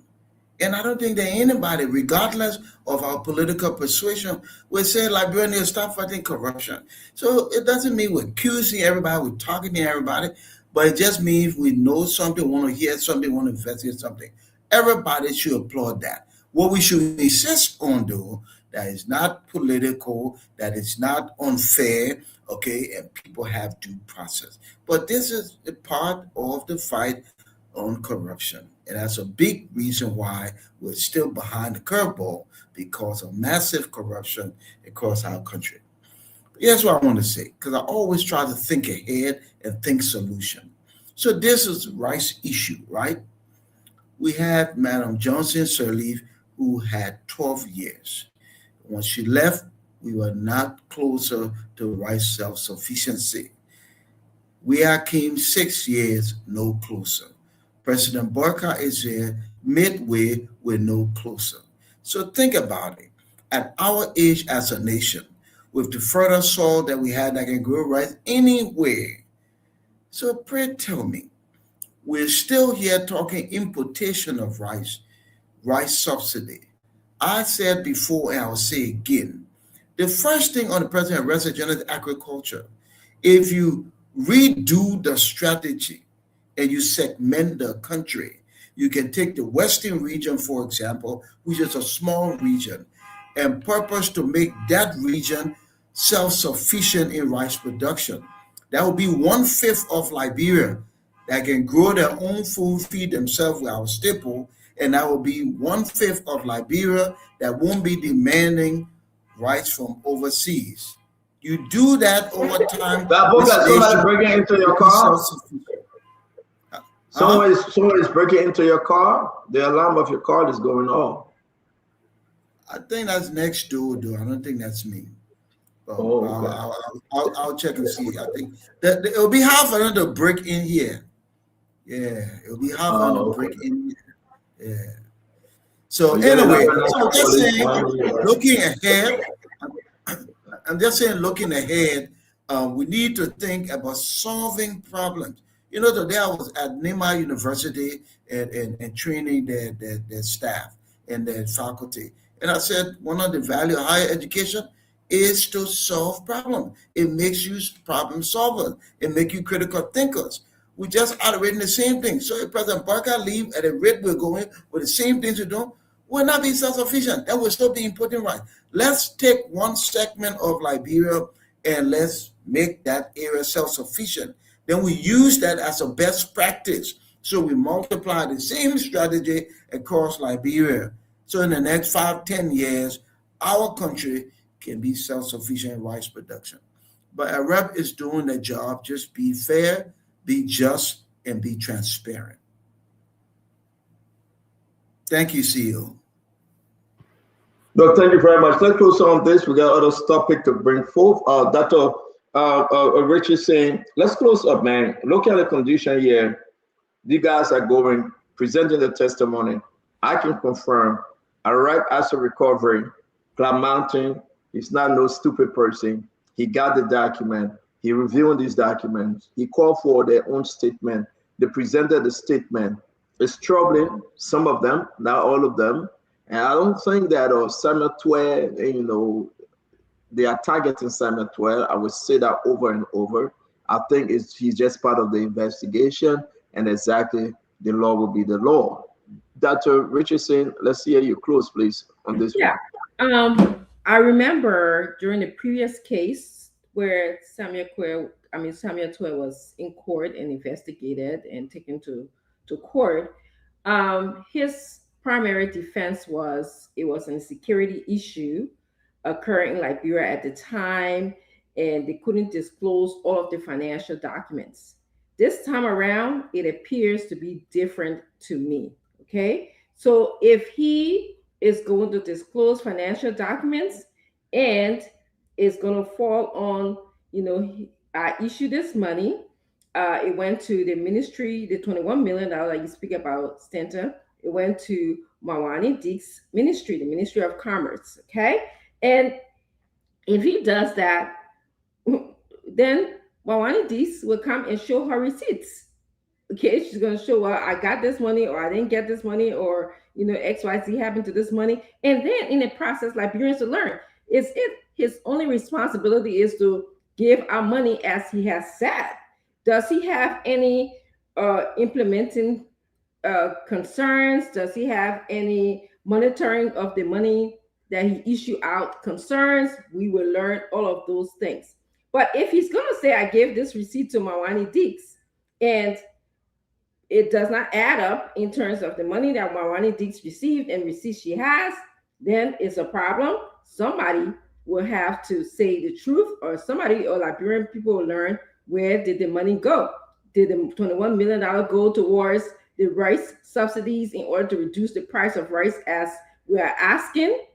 Lastly, we definitely need to help strengthen our justice ministry, especially when it comes to fraud investigation, especially when it comes to looking at documentation and trying to evaluate if it's real or not.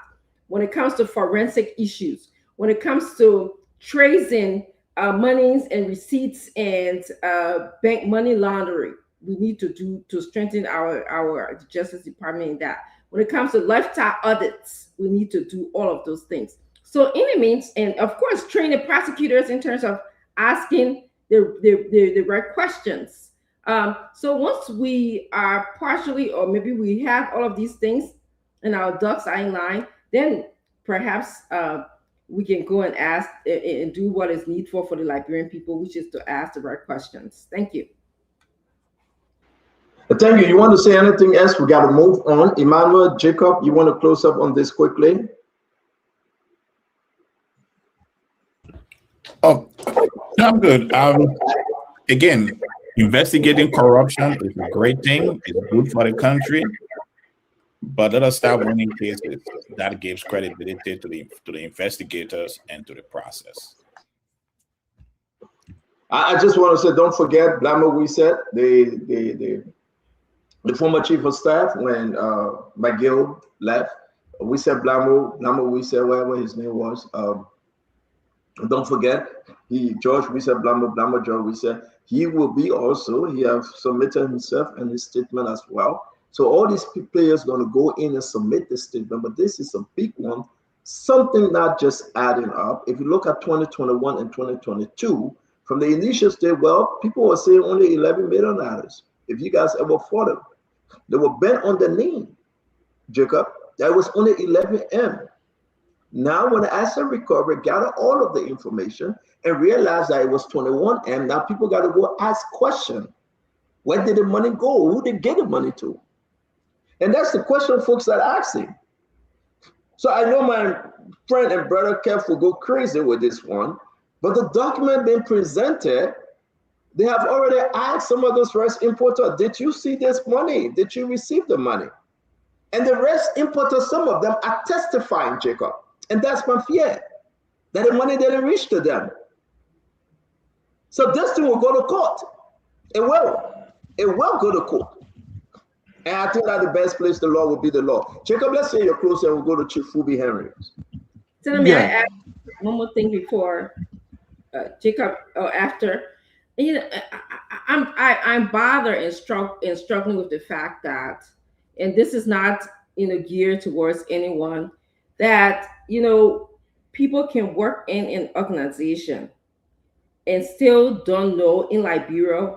Sometimes I heard many of my colleagues on the show say, yes, it's possible you can work in organizations in higher ups and don't know what happens in the organization, But I'm bothered by that. I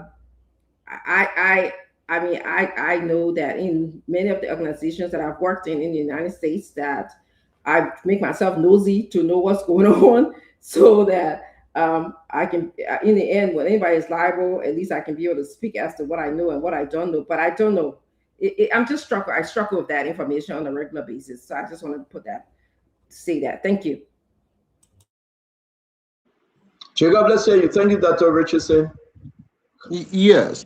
So yeah, it's been a good discussion. So again, I listened to the spokesperson of AREP today. I try to listen very keenly, and the young man did a great job today, to be honest, because I think he was bombarded with questions left, right, and center, and he kept his balance on the issue, and he made a clear point that he said this investigation and this exercise is not about Samuel Tuer, and I think that was an important clarification, because these investigations are always going to struggle if they carry a massive political tool, and the public tend to believe that it is targeting to certain individual. No, and I think AREP needs to continue to do that, to make sure that this is a case not only because they're saying it, but even in the conduct of the investigation and how they proceed.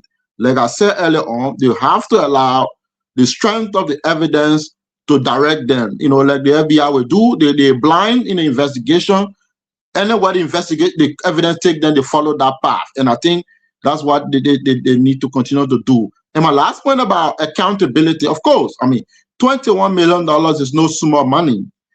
Whether the Arab people are making this up or not, again, we will follow very closely and see how the investigation moves forward. Now, $21 million, if this fund was disbursed, as we hear from by the Minister of Finance or MFDP to the spending entity, Ministry of Commerce, they have to be able to account for that, for those resources. There's no peanut money. Now, I am not saying here that anyone stole $21 million. A dime may not have been stolen, but if there are question marks about whether the monies were expended, people who exercise their expenditure function, spending function, have to be able to account for the expenditure and how these funds were disbursed or expended. So again, I'm very much interested in this case, and we will try to follow as it progresses. Thank you, Stand Up. Thank you very much. Fumi, let's close up on this. Let's hear you. Again, I will repeat myself 100 times. I don't think the asset recovery is targeting anyone. It's just that the investigation must go on. Fumi, let's hear you. Yeah, and I agree with you 100% on that. It's not a target. And to that originating point also, yes, people can be in an organization and don't know actually what happened. I've been part of this kind of fraud investigation before, and I've seen, because the syndicate, what they would do, they would try as much as possible not to get people to know what they are doing. So they will put a veil around certain things so that you just see what they want you to see and know what they want you to know, why they carry all that stuff. Because the more people that know about what they're doing, the risks that the exposure will be out too early, and that might, so they always have to do that kind of shielding. So it's very possible, and you can work in an organization and they block you from their code dealing until you start going to the documentation. Then you can see clearly what happened. Then you can know now that, look, some things actually took place. But that's something that happens a lot. If I can ask you a question, if the moderator allows me to ask you a question, was it a secret that this rice subsidy was going to be issued to rice importers? Was it? I think it was in the papers, if I remember correctly, that even if you're working in the ministry, that you would have seen that. I mean, it was a good thing. No, for that was not a secret. But I mean, the behind the scene dealings, to say that, look, this money is supposed to go to rice importers as subsidy. But instead of it going for a subsidy, they say, look, we will probably eat 10 million of this money. The eating of that 10 million, they will have to shield certain people from not knowing what they're doing. So that's the part I'm talking about. But for the general picture, that one is something that everybody will know that this is for this purpose. But at the end of the day, if something criminal is to happen, they will have to close the cycle for only those that are part of it to know what they are doing. Because if the more people know about what they're doing, then the exposure comes too early and people start to talk. So that's the point I'm trying to drive at. Yeah, so Dr. Richardson, thank you very much, Chief Fubi. Dr. Richardson asked a good question, right? People look at the whole scenario and say, well, nothing came out of this. No, it was very bad for our country. If you look at the video, you go back, you see women jumping over fence. It was like the wartime. People were dying, no food. If you go back on the record, and I don't want to get through this, but maybe I should.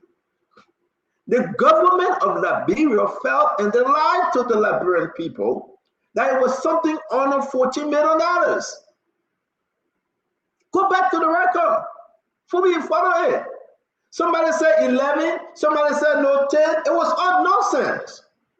But the document we are looking at, and thank God for asset recovery, Dr. Bopler, I'm not saying that somebody is to be blamed here. I'm not casting any blame on Mawani Dees. But Mawani Dees served as Commerce Minister. Mawani Dees' office received the money. How much did she receive? Did she receive 7 million? Look at the document. 3.5 billion and something around 7. They play Yaka with the whole story as to how much she received.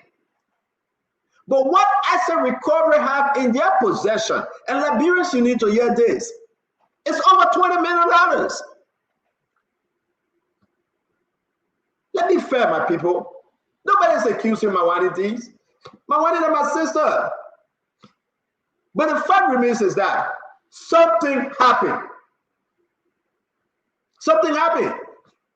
Mawani know exactly what happened.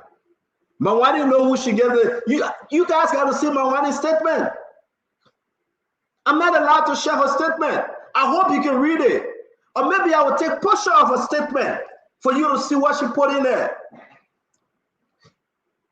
How can Mawani, Commerce Minister, right? She was given over $20 million. But they are only talking about $11 million. Today, Samuel Toa is admitting that it's $20 million. Yesterday, Samuel Toa was saying that $11 million. Don't you think that called for questioning Fubi? Nobody's stupid here. It's not about targeting anybody. Howard, what Howard position? Joe Howard, Joseph Howard, what your position was? They control the money. Again, these are allegations. So I think it's only fair for us to speak this truth and not to say they are targeting. No. Kev, let's hear you. We got to move on. We see that President Baga having another cabinet meeting again. I don't know what's happening with the public cabinet. Every day cabinet meeting. Oh, man, I'm tired. Kev, let's move on. We'll come to it. Let's move on, Kev. You want to add anything? Kev, you want to add anything? We got to go, bro. All right. So at the end of the day, maybe Kev, if you start watching. Coming on, my phone was freezing. You want to add? Go ahead. Listen, as Stanton, let me say this to you guys. Like I said from the beginning, Mawani is a woman it's a woman that we all know that she have her integrity. No way in this whole world that she will carry documents that is fake or World Trade Center document. I want you guys to go and see whether the CBL checks number if they're fake, because every money went through the CBL. Every money went through the CBL. No way in this in our regime, in our government, that Mawani took money and carried it. Let them show it. If that's the only case they get, they say, oh, the document, they are fake, then I believe the case is done. Because all they have to do, go to CBL, go there. We have seen the document. We have seen pictures. Wafer Bangura here, no. There's communication from Wafer Bangura to the minister for this red subsidy, Stanton. Everything. We're not going to put it out. They will get it. He represents the minister. Stanton, this Wafer Bangura represents the minister. He knows everything. The minister channel everything through him. He knows. So every document is there. We have seen it. Picture of people passport, Lebanese man passport. So the government made Lebanese man passport too. Everything is there. But let me say one thing. Any rice importer make any statement to the public and say we don't receive money, let somebody show it. I dare anybody to show that. I dare anybody to show that. Yeah, Dr. Richards, I'm telling you, Clamati, when he want to put money in the budget to eat, he will then come. All the document. You see, the reason we're talking with confidence because we not see it. We know it went through the CBL. The number is there. They can trace it. I see it with my own eye. It's there. No way. Thank you very much. Dr. Richardson. It's not possible. I'm going to move shortly, but I just wanted to add, I do remember the situation very clearly when we had is it Senator now, Kruger on the show, and there were some questions about the issuing of the rice subsidies to importers. I remember that very clearly. So, and I also want to know, and maybe you guys can answer this. I'll be listening because I have to leave. I did some research, and it said the Minister of Finance in our country is responsible for formulating, implementing, and monitoring economic, fiscal, and tax policies, as well as managing the country's public finances and national development agenda. So I'm looking at the monitoring part. To what extent was he able to monitor if he was to issue these rice subsidies? I'm also looking at the carrying out the country's financial agenda. To what extent, does he know, or could he be able? Was he influential in the national development of this country? So I beg that I have to leave, so I will be listening. Thank you very much, Senator. Thank you, guys. Great working with you guys today. Dr. Richardson, thank you very much. It's good having you on. I'm going to bring in Dr. Bopler because we got a close up on this. I'd like to remind every one of you, it's only fair for you to go back and think. Forget about the laws, right? We got a complete laws.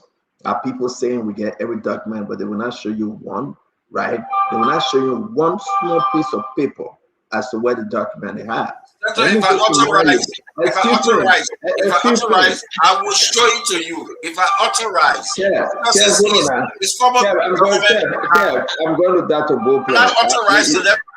Kev, you finish talking every day. You're waiting for authorization. Dr. Bopler, Kev, stop now. Stop. I'm going to put you in the bag. You are interrupting the show. Don't do that, brother.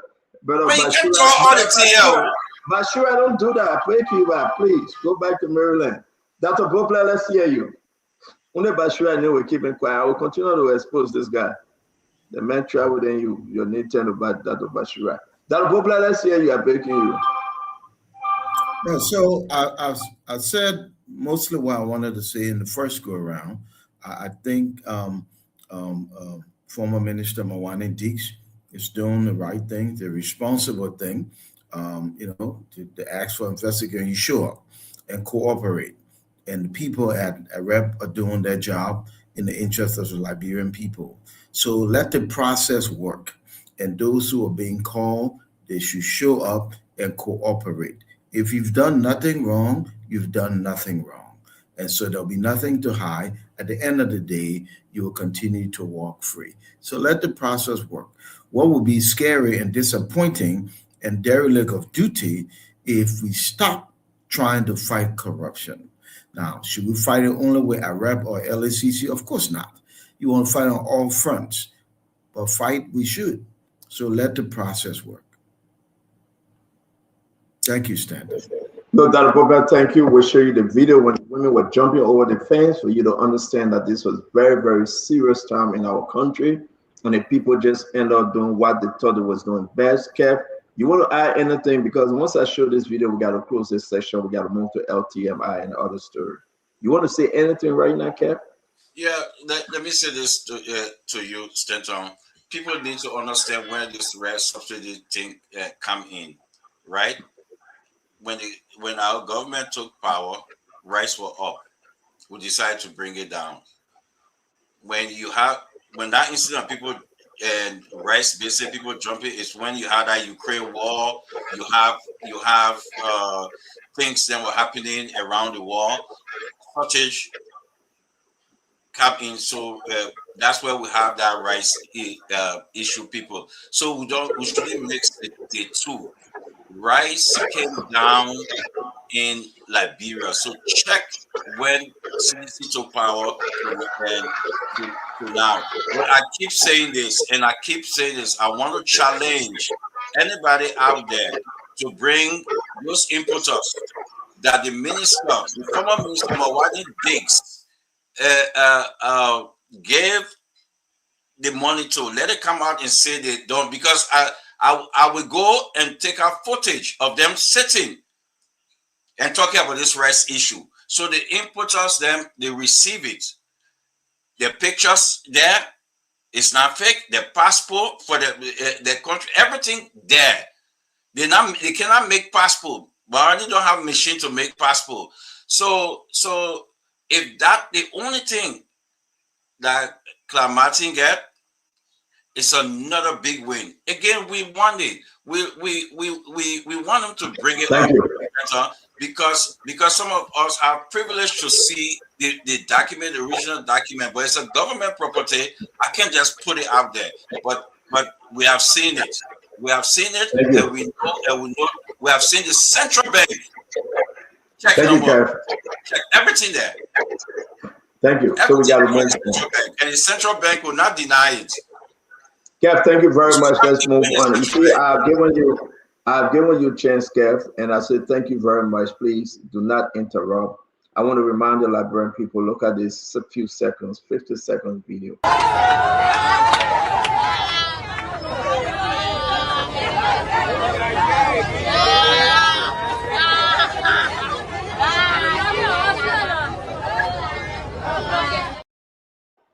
Let me just remind you, in Liberia, these things happen because people walk away freely. And everybody will come and say, my brother Kev say, oh, I'm under restriction, that government. When CDC know that today, that government document? When? Is this some kind of joke? I'm not allowed to put it up because of government document. When? Our brother put the document out. District number 8 former representative Akaris Mose Gray, he had it out. Everybody ran with the document. The question people are asking, are those documents legit? And when we reach out, do the math. We got a problem, folks. So for people to come and say, after recovering that witch hunt, no, it's not. Samuel went in there with his brother, who is a lawyer. He went there the first time with Arthur Johnson. They left. They went there the second time. He wrote his statement. Mawanindi went there and took a pre-made statement. They said, no, you got to do your statement in front of us. So she went back there yesterday and she did her statement. Joe Howard went, he did his statement. My brother, my papa, Mr. Blambo, we said he went and he did his statement. But I would tell everybody though, what asset recovery have is sufficient enough for an indictment. So people will go to court. People will go to court. So let's start this witch hunt. So you know, when they go after somebody now, then it will be that witch hunt. But the people are eating the money that are witch hunt, right? I want Liberians to just understand, when these people, no allegation on any one particular person, took the money, that are witch hunt. But to investigate them, that's the only time you call it witch hunt. So there should be no law in the country. There should be no form of investigation in the country. Because anything you tell should be witch hunt. And so yeah, my sister Mawani Diggs. I'll put all the picture up. I got nothing on her to say she stole the money, but she was commerce minister. The deputy for administration is here. He said he pleaded the fifth, and he's right. My brother Bangura, he's on the top because he's on an investigation. So let's move, my people. Find your mind, your part, jump your wall.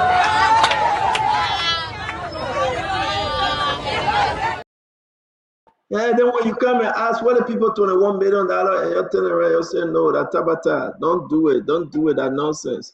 When God will save us in Liberia. Quickly, I want us to talk about this. Quickly, I want to.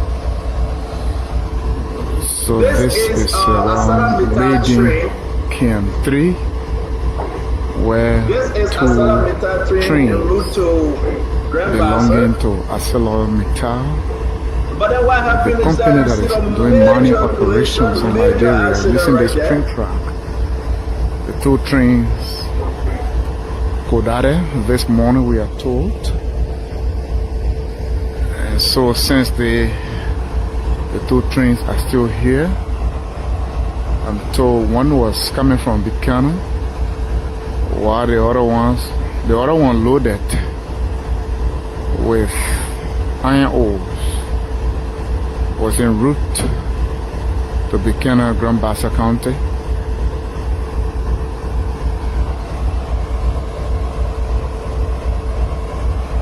So we are told the incident occurred this morning, as you can see.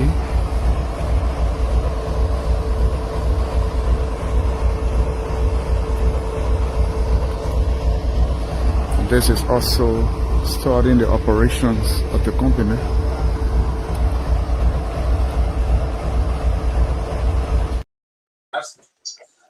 Let's get something straight. Dada Bobla, I want to come to you. Let's speak on this train issue at Salamita, Dada Bobla. What do you think? Well, you know, it's too much happening from that corridor, Dada Bobla. You know, we drove past that today and then we slowed down, and I began to speak about it because I used to be a student at Carroll High when I lived in Buchanan. And we used to track. We used to train to go to school and back. And so we slowed down and saw that what you just saw plus a lot more. And I started to say to myself, I wonder how well they are caring for the tracks. I don't know all the details of this accident. I was going for a training, so we didn't stop to ask questions. And when we came back, we're still there, same thing. But I was talking in the car, I was talking to my colleague, and I said, you know, I remember when I was a student going to Carroll High, there will always be, you know, maintenance people on the track from time to time, just like they do in the United States, you know, making sure the tracks are, you know, cleared and, you know, oil and all those things. I don't know the cause of this. I'm sure we'll know shortly all of the details, and there will be an investigation. But it is a safety thing, and the tracks are not just, you know, for commercial. I believe they still use it. I mean, not just for the company. I believe they still use it for commercial uses. So we pray that they can get that sorted quickly, but more importantly, to investigate, find out what happened, and try to prevent this from happening again. Dr. Emmanuel, what say you? I think we're getting into some serious issue here with Salamita, but we have given it 25 years. Who cares? I mean, talk to us. What's going on here? What's going on? We have a company that seems to be reckless when it comes to the issue of safety, and the government that seems to be investigating them. Quickly, from quick research I did right now, in 2021, there was a train collision. In 2022 and 2025, there were red line accidents with Salamita. 2022, there was also a derailment on this between Nima and Bon County on the St. John Bridge. So if you have a company where in the last 5 years can report rail accidents of 5 to 6 rail accidents, then we have a serious problem that is not being investigated. Check your phone. Then we have a serious problem. Can you be professional, Kev? I don't know what you on, my man. Please. You got my phone number. Just call me. Why are you here on the show? Yeah, so we have a serious situation that we have a company that have serious situation. This company was recently fined. I'm trying to get a country that were fined, I think, almost $200 million because of safety, environmental safety issue. So there's a history of safety issue with this company, and I think the government should take this seriously. I'm learning that 14 persons were injured. Fortunately, there was no death in that accident, but there's a history in the last 5 years of these accidents. And now, if you have there's a collision between two trains, then what was the monitoring? Because those trains are supposed to be monitored by railroad engineers when they are on the train tracks. So I believe that the government should take this seriously and fine them because they have continuous accidents in the last 5 years. Same time, I want to conclude with the last topic as I explain this one. I don't know why, if I was a member of CDC, I would be angry, extremely angry when you hear that these projects or these monies that were set aside to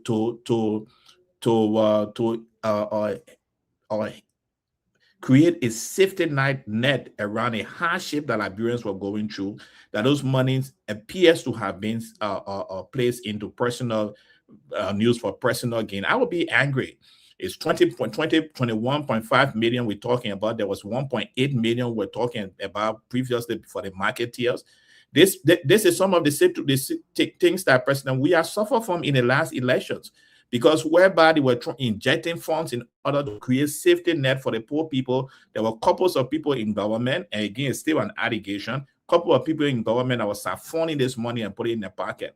This is not to defend anybody at this time. That investigation should go on. We should all encourage it. And at the end of the day, if there is an indictment, there will be an indictment. And if there is a court case, we look forward to what happened at the court of law. If they work on the court of law free, fine. But this must take place. And I think every Ceditian should also be angry that their government decided to set aside a fund for their people to have a safety net, and few people pocketed that money. Thank you.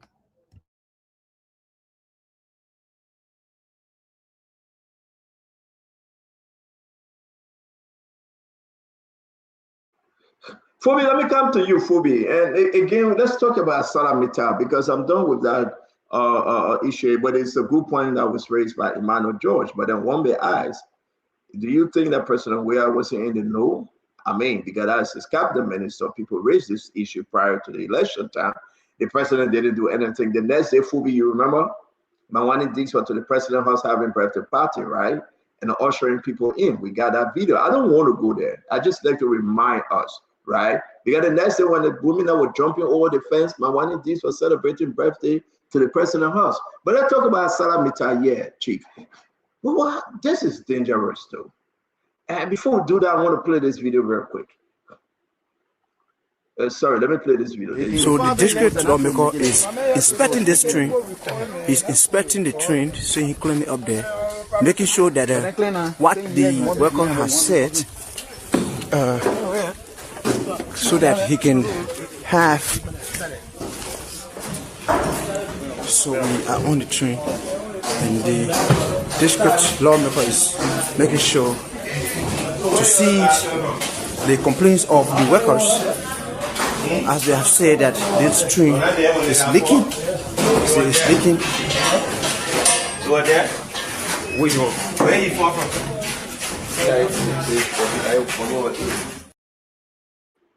So that's the reason why I play this with 40, right? You got to understand that at the end of the day, look at the kind of nonsense here.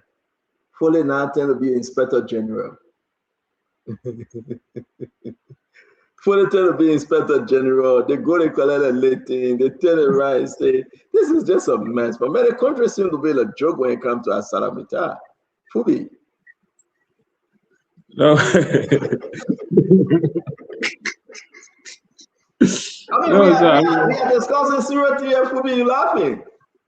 Foley going to be an Inspector General, and Labor Minister, Health Minister, Public Works Minister, and then the man is doing his oversight, but he been misplaced. This is some kind of craziness happening to our country, and now you're having these wreckage all over the country. Talk to me, Fubi. No, you should have experts. You should have experts doing those investigations. I mean, checking those kind of stuff. And the train set looked like a joke. So those are serious stuff. The government needs to strengthen our monitoring arm when it comes to this kind of stuff. You cannot have two trains colliding on the same track at the same time. That's totally unacceptable if that were happening.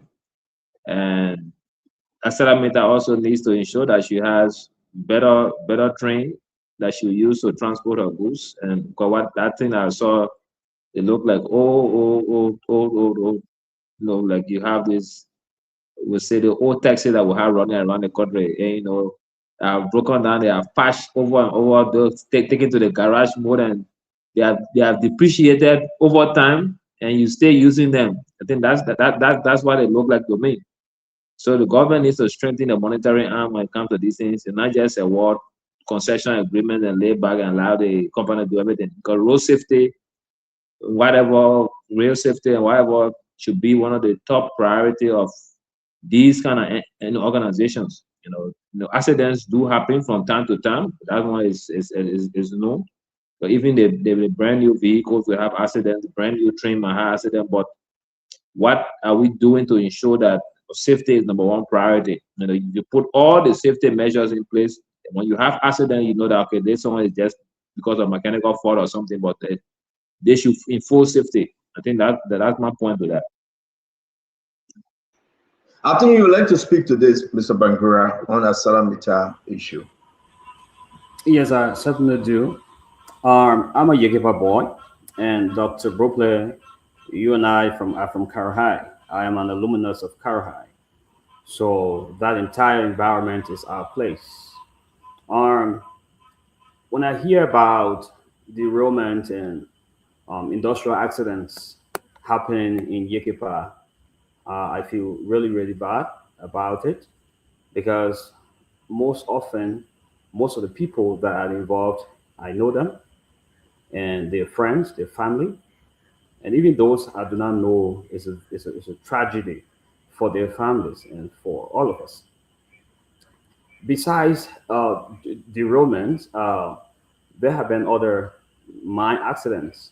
I can recall on one of the mountains, I think it's Mount Tokadi, a very young lady, young sister of mine, extended relative, died.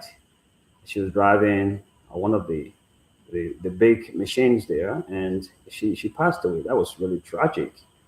And Emmanuel Coleman's father lost all of his limbs, all of them. And so these accidents can be prevented. We know that it is not strange to hear about industrial accidents. Everywhere around the world, these things happen, but measures are taken to minimize them. So we expect that ArcelorMittal will take this very seriously to do her best. She was doing well on her safety programs, but she needs to do more.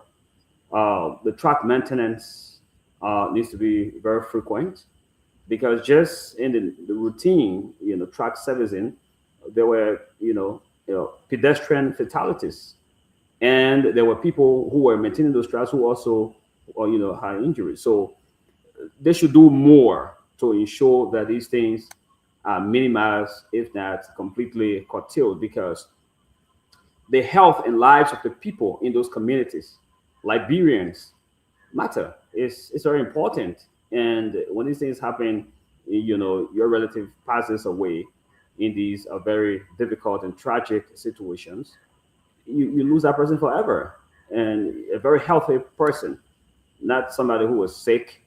And once somebody gets sick, sometimes based on the severity of the ailment, you tend to put your mind, in a blank motion that you could expect an eventuality. But a healthy person just passed away that way through accident. It's very painful. So we'd love to call on the company to do more, reinforce, these routine trainings and constant inspection of your rails, constant inspection of the machines.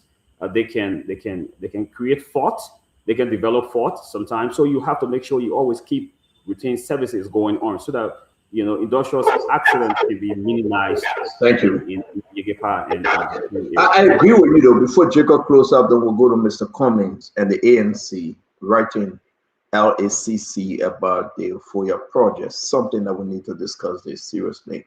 But let me ask you, Bangura, do you think we are retrograding instead of getting our mind right? The president called for independent group to control the rail system, and it died. It went back over to ArcelorMittal, right to the rail, right to this, right to that, and all this yama. Do you think those are some of the contributing factors that leading to the sovereignty of ArcelorMittal, that you cannot touch this? We are here. We gave 200 million to the president and the Liberian government. We can do anything we want. People die on the track. We gave their family $5,000. There's no check and balance. There is no system in place. So, let's look at the 25 years of the new ArcelorMittal. And instead of doing good, the destruction they're going to bring to the people of Nimba, Bon County, and that of Grand Baza and Liberia at large, they are getting richer.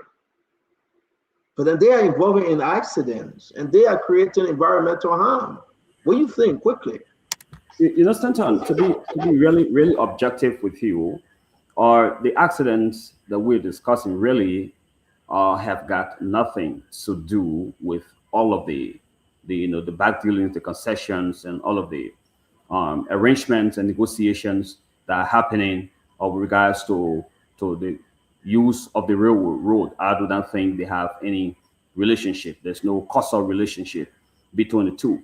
The only thing we're saying is that even when LAMCO was operating under the LAMCO APS operating company, there were actually... Go ahead, please, I'll bring it in, Jacob. I beg you, Jacob. It's very important that you speak to this, but let me finish with Brother Bangura.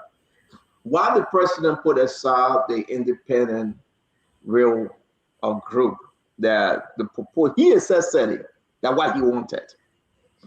Why up to today, 3 years in the government, it's not even close?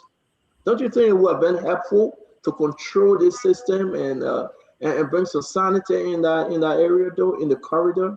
But what do you know? Well, what I have to say is that I do not have the information that you got on that particular subject. I will have to do my research on that, so I can speak to that. But what I can say is that we had industrial accidents even when LAMCO was operating. When Leminco came after LAMCO, there were industrial accidents, and there will be industrial accidents. All we are calling for is that the company must be vigilant to increase training, more awareness, more routine servicing of the machines, of the railways, to ensure that these things are minimized. The specificity that you are referring to about the user contract is something that we've got dealt in. But I believe that whatever contract or whatever agreement or concession will come as a result of that, the president, as we know, will always ensure that that is in the best interest of the government and in the interest of the people. Thank you. Let me bring you in, Jacob. We'll talk about LTMI, and let me just remind folks, Jacob will close on this. I want to remind you that LTMI and this alleged fake lesson plate, and the reason why the people end up losing the job at Transport Ministry. We'll play the video. Look at it. They say that lesson plate are paper. Liberian people need to know that. And then we're talking about Mr. Cummings. Mr. Cummings' document from the ANC today to LACC, which is powerful. We got to discuss that. Mr. Cummings calling for not only national action, but international action on the mysterious $10 million project. Jacob, finish up with this real thing. Let's hear you, my friend. Stanton, I saw the video, I saw the footage, and I was wondering, like, thinking, are we in the 1960s or the 1950s, or we're in the information age and in the modern age?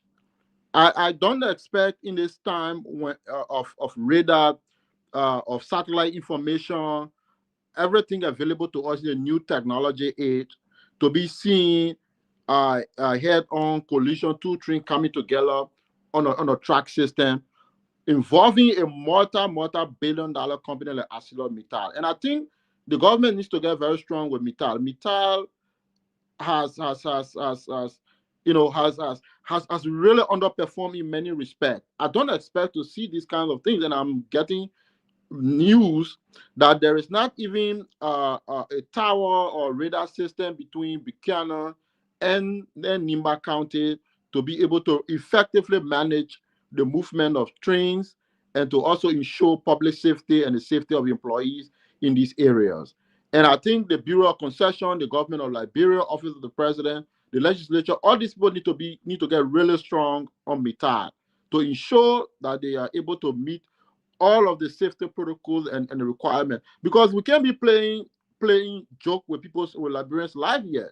You're talking about over 10, 11, 12 persons who getting severely injured, and these accidents, like Dr.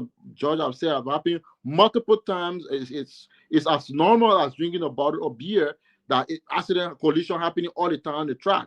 And I think, Mittal needs to be held accountable on this kind of action. You can't be having that. I mean, if this was in the 1960s, I can understand that. But in this modern era, when you should have radar system, you should have tower system, again, like I said, I'm getting information that people use cell phones across two train tracks to be able to know who coming where, who not coming where, mobile phone, in those trains. And you even see the quality of the trains that they're very, very much dilapidated. They impose shape. So how are we sitting here as a country and we're allowing Mittal to go get away with these kinds of things as a country, as a government. And I think the government needs to get strong. If they even mean you close Mittal down and hold their operation at least for 48 hours as a way of ensuring that they comply with all the regulations and safety protocol, we need to do that as a country. If this was Ghana, other country, that would not happen. So we can't be here and be allowing these kinds of things because our people are getting injured. Some people are.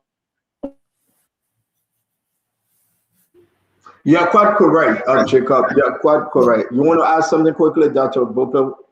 Yeah, I do. So the accident has taken place, unfortunately.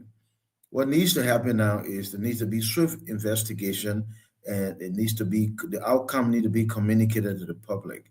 So there are questions we're asking, at least I am, like who inspects the track and who regulates the behavior of the company.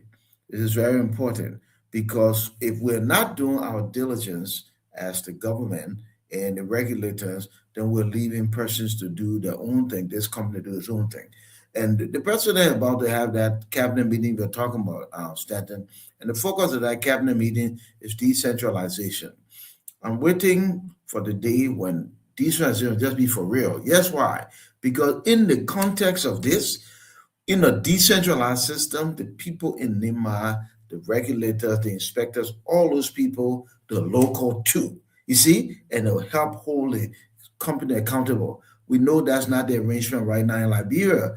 These companies have the powerful friends in Monrovia, and once they do what they do and they sign the dotted line and they give people the envelopes, they feel like they're free. What they do in Liberia, they will never do in Western countries, and they know that. But people will do to us what we allow them to do, and we want to change that. Yeah, Dr. Bope, you hit it right. So the president having this cabinet meeting, the 8th cabinet meeting of whatever this year, how many cabinet meetings you've had. I think this is a waste of time, waste of taxpayer money. And I know you guys will get mad at me. I mean, just having cabinet meeting and no result and nothing, it's just the same old. Just stop. This cabinet meeting, they give people money to go prepare food and lunch. Maybe that's the reason why. To me, again, let people get mad at me, Jacob. This is just a waste of my time. Sometimes I don't want to even follow this cabinet meeting, Dr. George. Seriously, I don't want to follow it. You have to listen to the president text. No, hold on, Dr. Bope. Can I say my piece, sir? Can I please?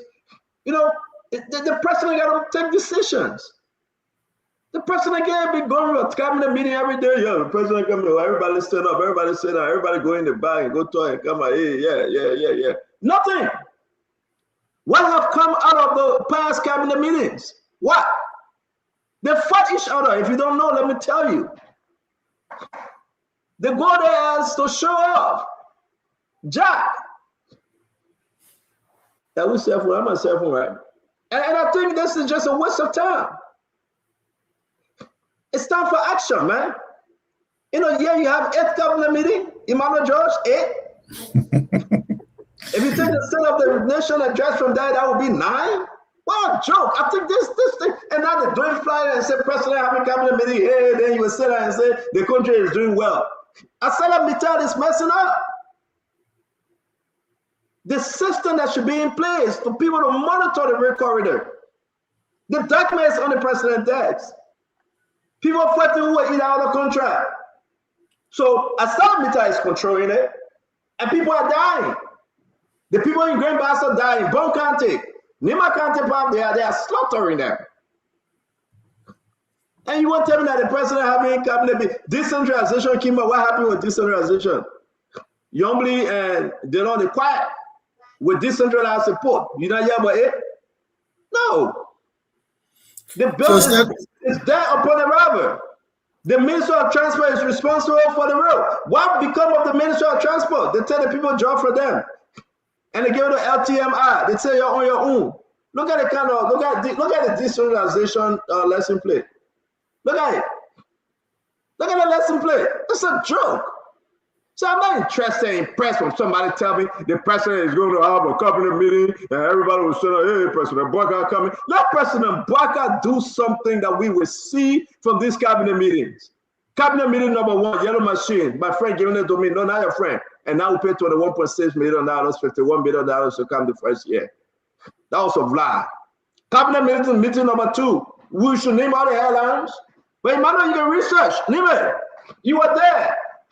When they had a retreat, when Mama Kabelete said it's a good way, it's a gesture, a handshake for Yellow Machine. How much it costs us today? The machine still coming out slow way. We need to stop this nonsense. I'm not interested in the president cabinet meeting. When people are dying and accidents happening in Buchanan. You talk about decentralization, they said do it, they start with a poll. Young leader presented that on a bill, you say no. Everybody, no, it's just a game, man. Y'all leave me alone with cabinet meeting. Go ahead, Dr. Boble or Dr. George, you can tell your own. So, Stanton, I agree with you. It's time for action. I totally agree. It's time for action. I wouldn't say that a cabinet meeting is not important and the president shouldn't have them. I do think that out of those meetings should come action, that's measurable, appreciable, and noticeable that the people can see. And in terms of decentralization, to tell you the truth, the president and his government can do a lot more to put power in the hands of the people. The centralized system has failed us.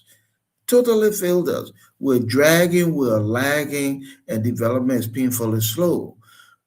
Do something different. Let the people get involved. This accident, like I said, look, before I move on, stand out in West Virginia, the railroad and track everywhere. Every day you see people on the track checking that the locals, that local people working. You see that the neighborhood do not let no company that kind with a yellow hat on. With a yellow hat on. Yes. With the long machine, the one standing out with yellow, the other one holding it. They got a flat pole. Don't carry your way. We washing. They controlling the train. That's a problem. What we getting that girl? What we getting that girl? Correct. So that's what I'm saying now. So from the cabinet meeting, we hope there'll be action. I totally agree with you. It's time for action. And the president needs to remember that the presidency have tremendous power in this country. When he get up from that meeting and say, you do the one, they will do it.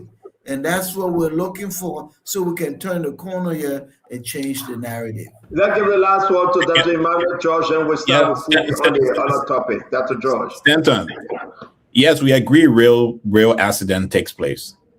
But there's nowhere, no serious country in the world that we have a company that continuously have real accident in the last 5 years, and that company is not fined, and that company is not investigated. And what we have in Liberia is that for the last 5 years, Metal Steel Rail have continuously have accidents. Let me tell the Liberian people something tonight. I'm sure some of you have heard about it. Metal Steel in Canada was fined $73 million for environmental pollution. Metal Steel in Liberia, the same environmental pollution, was first fined in 2000. Was fined in 2005 $185,000. Was fined in 2022 $110,000. Same problems, two different countries. One country fined them $73 million. The another country fined them less than $1 million. This company have a safety issue. It have been highlighted in other countries. We cannot, as Liberians, sit and behave as if to say it's not happening there when they have the same problem for the next 5 years. So yes, we accept that they're doing business in our country as they are doing in other countries around the world, but they have an obligation to compliance and to safety. And the history of the Metal Steel Rail shows that it have serious challenge with safety and with compliance, and the government should start doing something about it. This company must be fined. You cannot have it that have this kind of bad safety record continuously plying our railroad, and we are not doing nothing about it. And Dr. George, let me tell you something. And the president cabinet meeting tomorrow, you and I are fine on this thing. Because you know why? People amongst those guys, they are the ones serving as consultants. They are the one getting the yearly $200,000 to distribute and serve as consultant. You and I here to jack out of this thing. It's an embarrassment to the president. And for somebody like Bagura to say the president will take siege of this matter, they just gave the president $200 million. His mouth closed. He will not speak to these things. Something that's not Be fair. Martin, just give the president private jet whenever he asks for it to go to Lofa. He may not speak to these things. It's an embarrassment the president work at. You cannot do this. Your people are dying in accident. Then you send for the family to inspect the plane. For the family that are inspected general now. What's in that place for the family now? You bring all kinds of unrelated things. The minds are polluted. When you have these guys, they're coming to justify that the president going to have. I told somebody today, don't tell me about this cabinet meeting. It's waste of my time. I will be sleeping. If I have my will and I'm controlling Spoon Talk, I would not even cover the cabinet meeting. But I don't. Spoon Talk is run by Madam Titi and Dama Slanger as a deputy. So they would do what they think best for the country because this is a waste of time. You're going to have cabinet meeting. We were talking about decentralization, local government, the city of Monrovia, the city of Pinto. They're all waste of time. Somebody want to get them chopping money to go face salad, to go face cake, they get them 500,000. All this cabinet meeting are money making thing. That's somebody eating. Let's discuss the issue. Let President Baga solve the problem. And he need to solve the problem. But I guarantee you the president will go to that cabinet meeting tomorrow and say everything okay in the country. I guarantee you. He will say Asara Mita is doing exception. He said it. They are doing exception. Can somebody send me that video? How can he rebuke Asara Mita when the papa said the people are doing exceptionally well? You remember? But Fubi, you remember, man, don't do this thing to me, Fubi. You just texted me and said that what the woman said. Send me the video now. You say, you know, you're scared. I mean, the man just said that what the woman said was true. It's on the video. He said those people are doing exceptionally well. They can control the rail system. They are doing exceptionally well. No matter move on because Fubi they are not correct. I see what Mr. Cummings now coming to talk about. You know, and thank God Fubi is suspended from ANC. I don't know whether he's suspended or he's not. But look at Mr. Cummings, right? And ANC. Let's bring this together, Dr. Boplay. The executive chairperson, Liberia Anti-Corruption Commission, Congo Town, Monrovia, Liberia, request for formal investigation into the Mano River Union, MRU, Center for Regional Peace and Development Project in Foya, Lofa County. This is big. I want you to read the whole thing. It's in the chat room. It's online. It's on Spoon page. Alternative National Congress, Mr. Alexander Benedict Cummings. Look, presidential, by the way. You can pull forth. Look, he's serious like hell. How can this government say, President Baga said he didn't know about the project? Somebody mysteriously built that thing in Foya, and today no investigation. I applaud Mr. Cummings for calling for an investigation. Now, LCC need to investigate where the money came from. That's what LCC need to do, to open prosecution now, to take people to court, right? Where the money came from. But let's hear you though. And Emmanuel George, I mean, you guys wasted time with this thing. I hope Mr. Cummings can do this so often. Talk to me. Yes, as I said earlier on the show, that as a political entity, we strongly believe that we'll not only be talking, but we'll also be taking steps, serious steps. And I want our opponents to listen to this carefully, especially those in government. We won't spend hours on Spoon discussing issues that go silent in the ear of other people. We'll elevate it to the level where the government will be held responsible. This is the first step. LACC and the investigation of FOIA is just the beginning. We have others that will be coming up. That letter was also presented to the U.S. Embassy today. It was presented to the European Union today. That letter was sent to LACC on Monday. So it's out there. That was first step. We have other things that we have been speaking on Spoon Network and other network of what is going on in this country. We are going to now take the next step by asking for investigation to the entities that are supposed to investigate these issues that we are doing. And if need be, we're going to take them to court so that this situation is not only a talk situation all the time, but those who should be held liable should be held liable by the government. And that's what we will be doing in the opposition. We have talked on this issue for a while. It is now time for us as the collective opposition to take actions. And we will be holding every individual feet to fire. So those of you we've been talking about on this network, we will take your feet to fire, even if it means that we have to meet with our senators to discuss these issues that are affecting our government and affecting the people of the Republic of Liberia. Yeah, and you guys can copy to it. I'm uploading those that were CC on this. Fubi, let me hear you, your former party or your suspended party, whatever your category is right now. I think this is a beautiful thing, Fubi. We now really discuss more people are getting involved by sharing this and calling for an investigation. Let's hear you, Fubi. Yeah, that former party. So I just want to ask that a few questions. What do they hope to achieve by firstly writing all these embassies?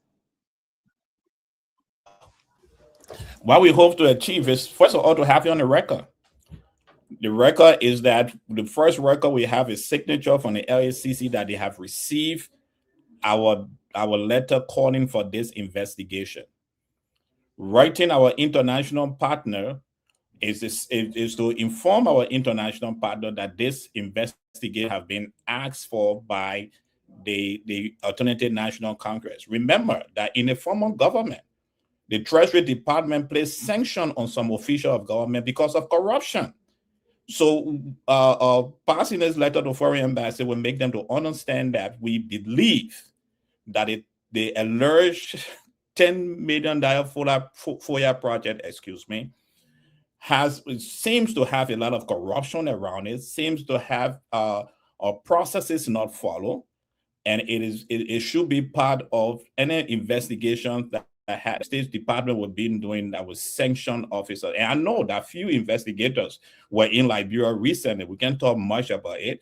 They were in Liberia recently investigating some of these corruption cases that have been highlighted by the collective opposition. Thank you very much, Fubi. Thank you. You want to add anything quickly, Fubi? Yes, I think so. In short, they said they won't sanction. So at that point, the government is clear. No, Fubi is not in short. But Dr. Josh, let me go ahead. We are pushing on time here. Let's give him a chance. Go ahead, Fubi, make your point, please. Yeah, so the government is clear. The government says about $6-something million project, not 10 million. And the government also said that this project the funding started from private entities, and government will contribute, and Monetary Union countries will contribute. So the government has not clearly stated that Liberian government has paid money from that, because that the budget did not show that, but they say it started with a private entity contribution. Some private entity contributed to start the project. So some of these things, I think you need to do more work besides the asking for LACC to investigate, which I don't think they're going to go into that right now, because this project is still under construction, and you have other parties that are contributing towards it, and not just it's not a sole government project that government decided to perform. So, but let's see how it goes. I wish you guys well in your. Thank you very much. Thank you very much. Fubi, have you seen the document that we share on Spoon? Were you here with us when we shared the project document and we broke this story? Have you seen it though?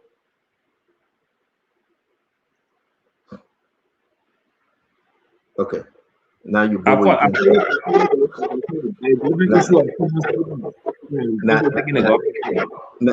you go where you can talk. Fubi, the document out there is an embarrassment.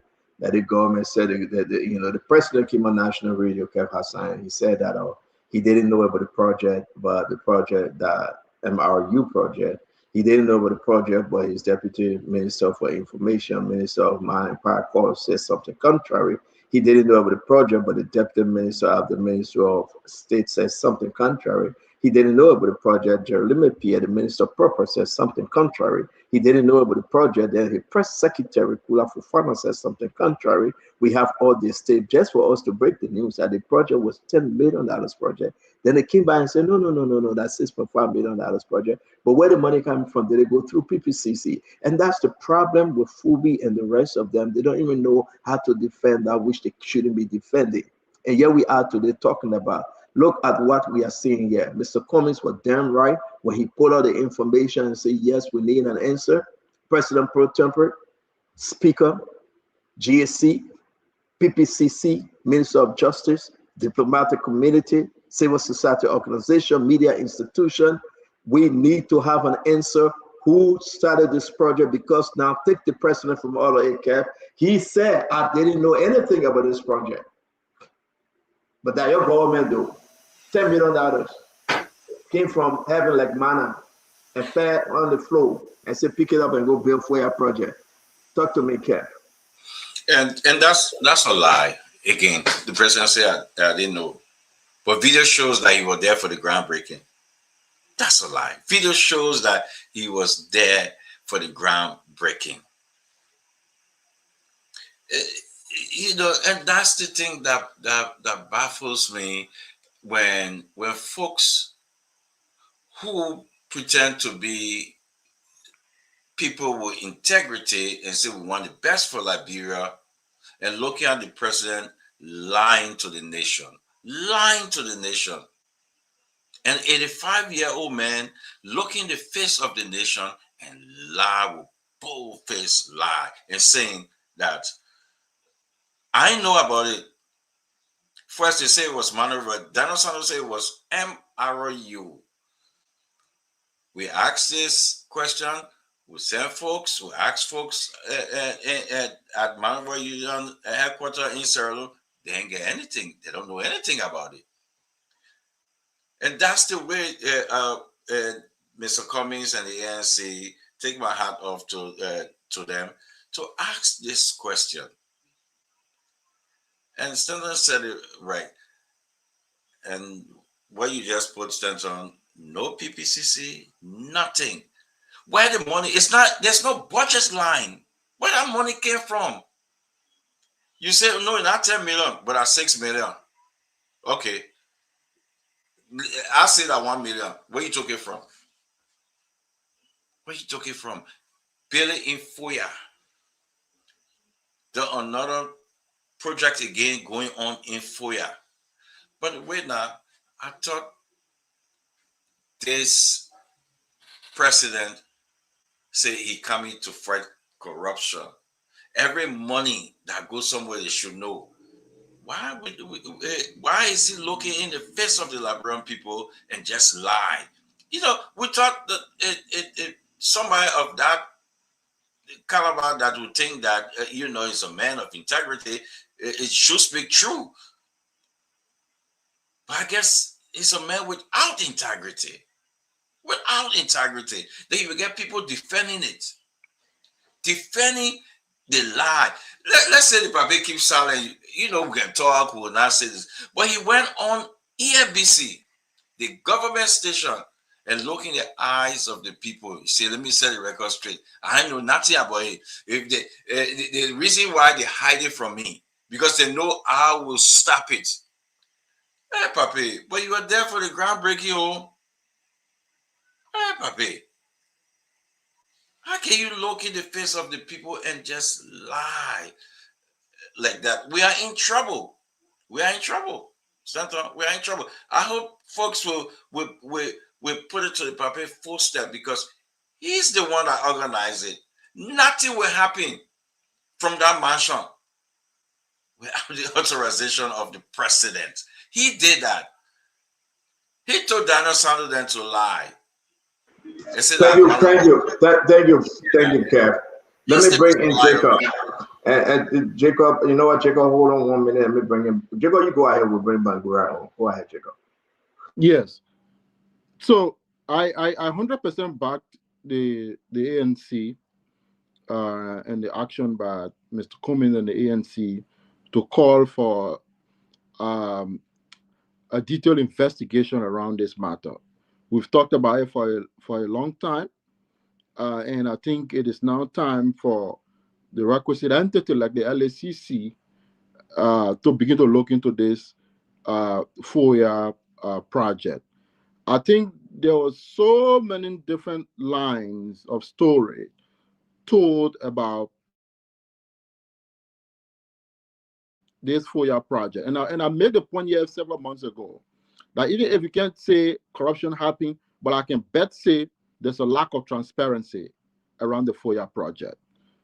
And when we talk about governance, we're not only talking about making sure that people don't take public resources, but people have to be transparent. Transparent means things have to be open.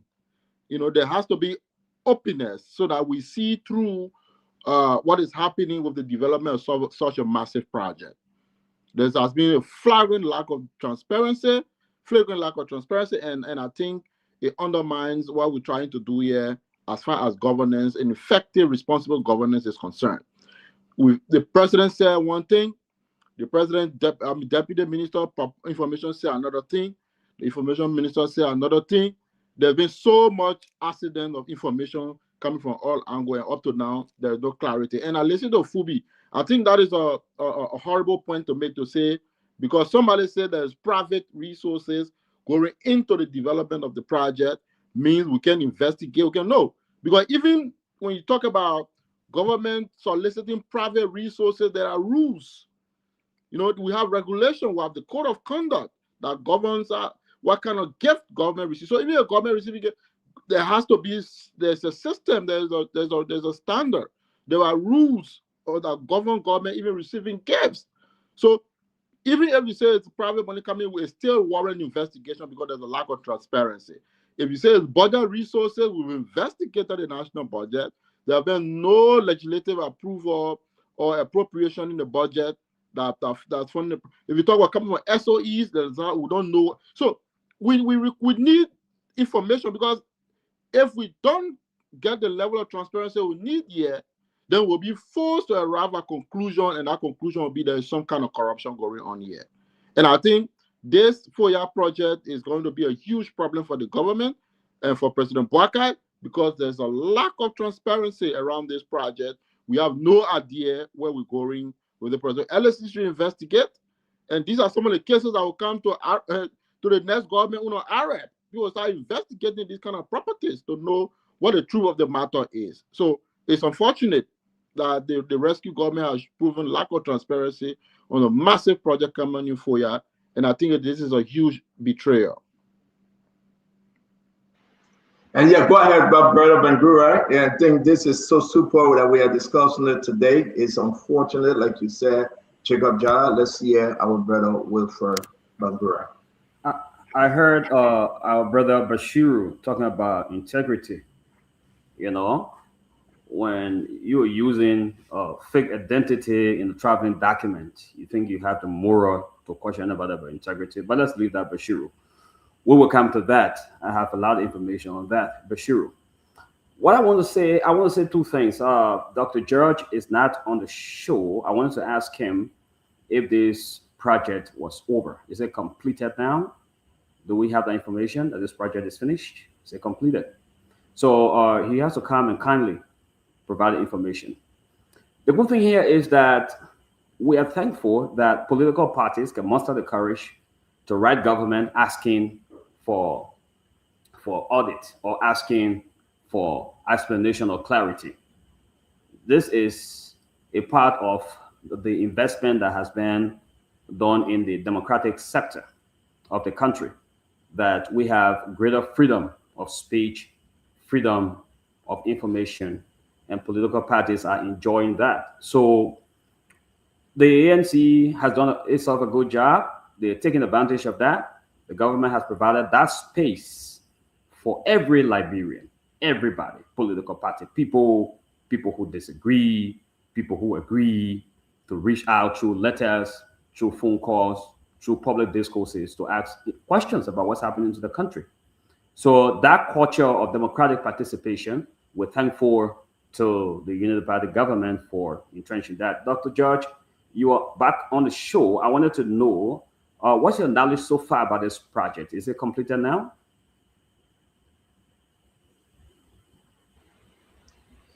I don't know if Dr. George hearing you, but now Dr. George can't hear me, but that's fine. He can't hear me. That's okay. I'll just proceed. Stanton, the government, even without the ANC writing a letter, has a way of scrutinizing itself, of inventorying itself. It has a way of doing that. It does that through integrity institutions like the GSC, the LACC, the FIU, and you name them. I'm hearing a terrible feedback. I think it's not Isaac. So these internal processes are always going on. They are there to ensure checks and balances, to ensure transparency in governance, to ensure accountability, to build public trust, and to ensure that the government is delivering for its people. Let me backtrack a little bit to talk about the importance of the cabinet meeting, which you do not seem to recognize. But let's finish with this. I will give you the chance to backtrack. I will give you the chance. You'll come we didn't open it as a conversation. I just said that in passing, but we can do that in our closing if you don't mind, please. That would I be want fine. us to finish. Yes. I want us to finish So this. let me just finish up. Let me finish up on the ANC's letter. So when this project is completed and when it fully comes into use, all of the information, the questions that you say you have that you don't understand, all of those information will be made available. However, we respect your right, the decision to write letter to the government to ask about X, Y, and Z is part of the democratic right. The government respects that. We respect the freedom of speech. You have the right to do that. So under this pluralistic, the democratic dispensation, you can do that. And much kudos to the government. Any party can write about anything. That is a good thing to do. But at the end of the day, the government will provide, if it hasn't yet, the clarification that you're asking for. The thing, my friend Fubi asked about all the CC copies and the VCCs, all the carbon copies and the photocopies, attachment to all the international community, to the whole world, about this one letter that ANC has written today, the CC copy, the whole world. I did not see the United Nations there and other multilateral institutions. Maybe next time they can add them there, but we commend that, Dr. George. Since you are back, can you please answer my question? Are you aware whether or not this project has been? But you in Liberia, you go ahead. You part of Unity Party. You in Nimba County. You take I am in the alliance. You go ahead and from find the out. MDR. But I'm asking Dr. George. Dr. George, are you with us? Dr. George, Emmanuel. All right, let's put him in the back there. He's ready. I want to say this to you. Are you back? Yeah, thank you very much for yielding back. This is very unfortunate that you come on the show and tell us, say, well, who will tell you whether the project is completed? Let's ask President Barker what he knows about the project. So, FOIA project is intended to be a hub for peacemaking in the sub-region. Mada Bio can drive through to FOIA. The President of Guinea can come to FOIA. Even if Cote d'Ivoire will be the only country that will fly. So the project there is an international project intended to prepare FOIA as a place where we resolve these crises and making them very private by the president, people meeting there, international meetings will take place there. It's not a Joseph Parker project. In fact, it started without me knowing, because probably they knew that I would have presented it. So it is not a private project. It's a peace building place. It's a place where the sub-region can meet. Heads of state can come there in privacy, meet to discuss regional problems. No matter what we do internationally, first and foremost, we must be able to take care of this sub-region, the Mano River Union. That's the project there. You go there, there's nothing there in my name. So who's building it? So who's building that project? Is it funded by Liberia exclusively? It's going to be funded under the Mano River. That means Guinea, Sierra Leone, Cote d'Ivoire contribute to it. But it's on already. It's on. It's been funded. Why didn't they tell you about the project? Why didn't they make it Well, you know me, they know very well I would have resented initially because I don't want anything done there.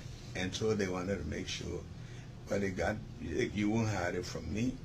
But it's not a private project, it's a national. Who doing this to President Barker? Who actually doing this to him? Did you listen, Bangura? Did you listen to that? I mean, who actually would do this to the president? No, Emmanuel, are you with us or you not with us? All right, the ANC director not ready. Who actually doing this to President Boakai? This is a disgrace. Did you listen to the president?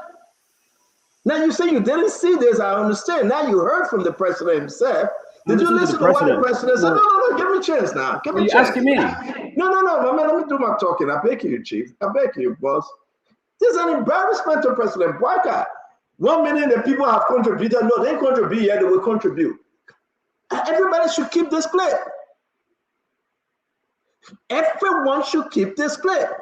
1 minute they will contribute. Monterey will contribute. The next minute, they not contribute. No, they will not contribute. 1 minute he didn't know about it. If he know about it, he was going to stop it. Then why they hide it from you? Why was it hidden? Because they were hiding and know that I was going to stop it. So say you know that where the money came from. Oh, the Monterey private donor. Private donor to donate to Monterey project? Is that how Monterey operate? What kind of disgrace is this, man? Anton, how is this a disgrace? Ben-Gurion, don't stand on me. Ben-Gurion, wait, my man. You know I respect you. You need to stop, small, and pause. This is an embarrassment. For people to come on the show and talk about the president from his own mouth. He had no idea, or maybe he did. Now it's all about excuse. I said, though. At first, I didn't know. He said, if I knew, I would have stopped them. Now you know, what did you do? The Monterey people were supporting. No. You have no agreement with Monterey. Monterey, when I even throw money that way, then you said a private project. Which one we carry now? I said, talk to me, man. Talk to me.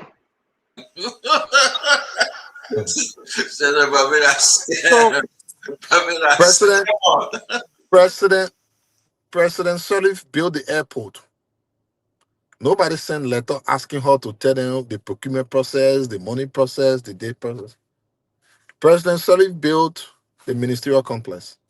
Nobody asked her. President Sirleaf started the mansion, we are ended it. Nobody asked them. George Weah built NPA headquarters, LPRC, LRRC, market buildings.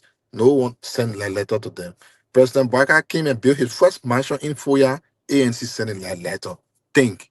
You know why? You know why? Because the processes involving those leaders were transparent.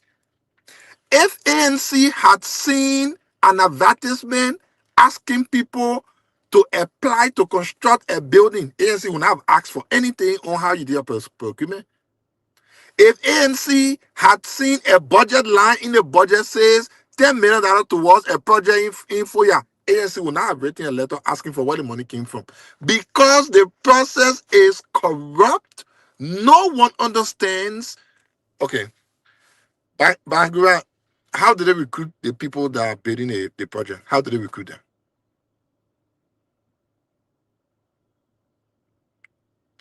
Bangura, don't you hear me? Bangura. Remember, I said, talk, man. Bangura came from. No. I said, I don't know what you're doing. The man came from Iraq today. He came from asset recovery. He's not feeding well. I said, talk. You want to respond, but this is not how the show works. No. I don't want people. Okay, you will take my time. I said, wait now. Are you going to ask Emmanuel? I said, wait now. You and Stanton should go to the genesis of this. You two guys, the one that exposed it. 1 minute, guys. Let's excuse our sister. I said, you want to ask your question? No, I say ask you again. Hold on 1 minute, please. But are you Isaac now? But you let's excuse Rosemary. Rosemary, thank you. You know what to do. Just keep us on YouTube, on Facebook. Let that finish the thing. Let's see who be work with to build that project in Foya. We get to the bottom line. Thank you very much. We see you. We see you, Mama. Thank you. All right. So let's go back to you as a finisher, please. Right. So I was going to ask you, my brother, how did they recruit the person building it? Daddy Papi, because Daddy Papi and nephew building it. So you think the question you're asking is really very logical? I'm not an engineer. You're not an engineer, so you don't know. But you don't need to be You don't need to be an engineer to know how people recruit people, because So why are you why? asking The me? advertisement will be in the By newspaper. the way, I don't The even see the advertisement will study. be You're on giving me some e-mansion. darkness. Ask I don't know you, where are you you? see. So we gotta move So now. We gotta move. Let's get my answer finish up now. you see how disgraceful and embarrassing it is for a government to take on a project worth 10 million. And by the way, I will say thanks to Stanton, because when that information came out first to me and I reached out to Stanton, he took interest in it. He thought for the country he needed to go beyond it. You know, when that thing came up, it came to me. I went to Stanton, we went to OKFM, Front Page Africa. We told all of them, everybody went to LOFA to investigate. When people went there, the army people were not giving anybody a chance to do anything. The people had to be climbing tree to take pictures of the place. That's how embarrassing this government has been. Hey, my brother, you are here with no shame at all, trying to defend what you know cannot be defended. This is a government for the first time. President Bouaka has said A, Information Minister said B, the other man said C. The entire alphabet finished. Now we look for other alphabets now, because the contradiction in the explanation So cannot let me match. move there, and I think let me say this to all Liberians. Again, you should focus and pay attention to the newcomers. I don't know if they come. Oh, you back with us? You finish with your meeting, or you gone? Are you out? Or you in? No, hold on. I see Emmanuel George. Man, I will. Right. So let me say this to all. Sometimes the two in the same car, eh? Two are in the same car, right? But let me see your man. But let me see your man. So the thing is that let me go back, right? Let me play this. Again, you Stanton. Presidential villa. In all honest, I've not really made key follow up, because yes, we've heard him in different comment, but I will get back to you with the key information as to the current status of whether or not the source, whether this is sanctioned by the president. But just the general information that we've received so far, it's not something that is the president personal property as it is speculated. Whatever that's been developed will be in the interest of the government. It's a government rule, so it can be this, another president, another is a country's property.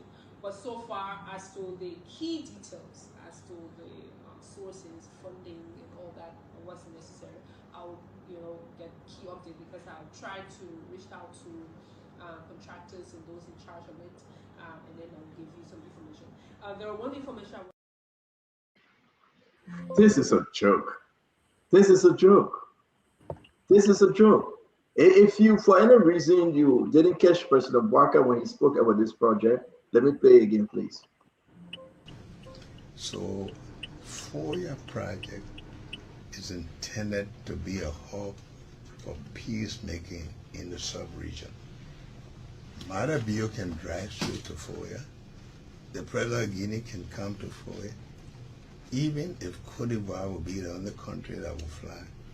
So the project there is an international project intended to prepare FOIA as a place where we resolve these crises, and making them very private by the president, people meeting there, international meetings will take place there. It's not a Joseph Bouaka project. In fact, it started without me knowing, because probably they knew that I would have presented it. So it is not a private project. It's a peace building place. It's a place where the sub-region. Who did this to President Bouaka? President Bouaka's own country just giving him problems. The border came from LOFA. The project coming from LOFA. It's like the people, his own country. Who did this to the president? Then Mr. Comey is now calling on international community to put sanction on the government. Then Mr. Comey is calling on international community saying enough is enough. We need to get to the bottom line of this. Where did $10 million came from? But you think people are going to forget? You think people are going to forget? Oh yeah, Spooner will just talk about it. Nothing, nobody will worry when I go too far. Foreign countries are investigating. The president spoke. Would I say the president lied? Because it would say that, oh man. I don't know what it meant, oh man, president. But the president is saying that he didn't know about the project. The president said that Mano Rivers funding this thing. We went and we consulted with Mano River. Mano River said, "You take your battle for us." We know nothing about what that president said. Hey man, I'm done, man. Stand on the gap. Stand on the distance between lack of transparency and corruption is very short. Very short. They're so close together. So, for me, this whole FOIA thing has been extremely shady. To be honest, we've been left confused. And Isaac made a brilliant point about other projects. Yeah, we see the overhead bridge going up here. ANC said have not asked for LSC to investigate anything because it's transparent to us the source of funding and financing. Now, we're talking about this FOIA project. This FOIA project is going to be the rescue government will go out. They will carry for a long time until they're able to fully account for the sources of financing and who is responsible for such a project. Apart from the fact that Dr. Jordan always campaigning for sanction on Liberian people, government officials. But the reality of the matter is that we need full transparency on this matter. And I think the ANC did a great job to call on the LSCC to probe. I don't know whether asset recovery job covered investigation into public asset under this particular government. I have to read the statute or the law bringing them into play, because if they are asking the wife of former President Weah to account for her complex or children village, I don't see a reason why Arab cannot, potentially ask for investigation into the FOIA project. But maybe that is outside of their duties or their obligation right now. I don't know. But I think the government needs to still explain. I think with time for explanation is over, Jacob. Sorry to interrupt you. Time for explanation is over. Yes. The government dropped the ball in this one. Are you talking to us, Dr. George? You can either come in or you leave. Which one you on today?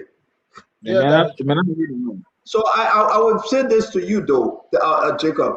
Make no mistake. The government, two things will give President Barker a hard time. The whole FOIA thing they say is a no-go zone in Lofa for opposition. The Guineans got to go. If the Guineans are staying there, they won't forget it. The $10 million project with no explanation, people will be put on sanction. Who stole the money? You know who they get a project to? Joseph Boakar's nephew. That his nephew building the project. Can you imagine we sitting out here talking about Joseph Boakar say he didn't know, but the executive marshal gave his nephew the project. So that $10 million go spend it as you please. And you know, with the exception of the $10 million, how much they gave him for decoration, that he said he was importing stuff from India and China to decorate and furnish no place that only rat and opossum will live in. Who the person will go to FOIA when there is no electricity? Are they building a hardware there? Can you imagine? The road that a problem. The president has to take single engine helicopter together. I mean, how can you do? I mean, it's just not right. It's bad for rescue government. When the people are suffering, when the people are hungry, when there's no electricity and things are hard and times are hard, then they say, yeah, they went to take project and say the puppet didn't know. Amen. I give it up to you. So to add, firstly, Jacob, you didn't say that there can be or shouldn't be investigation of the FOIA project. That's the first point. So don't make it maybe if you didn't hear me there. Also, the government said that $6 million.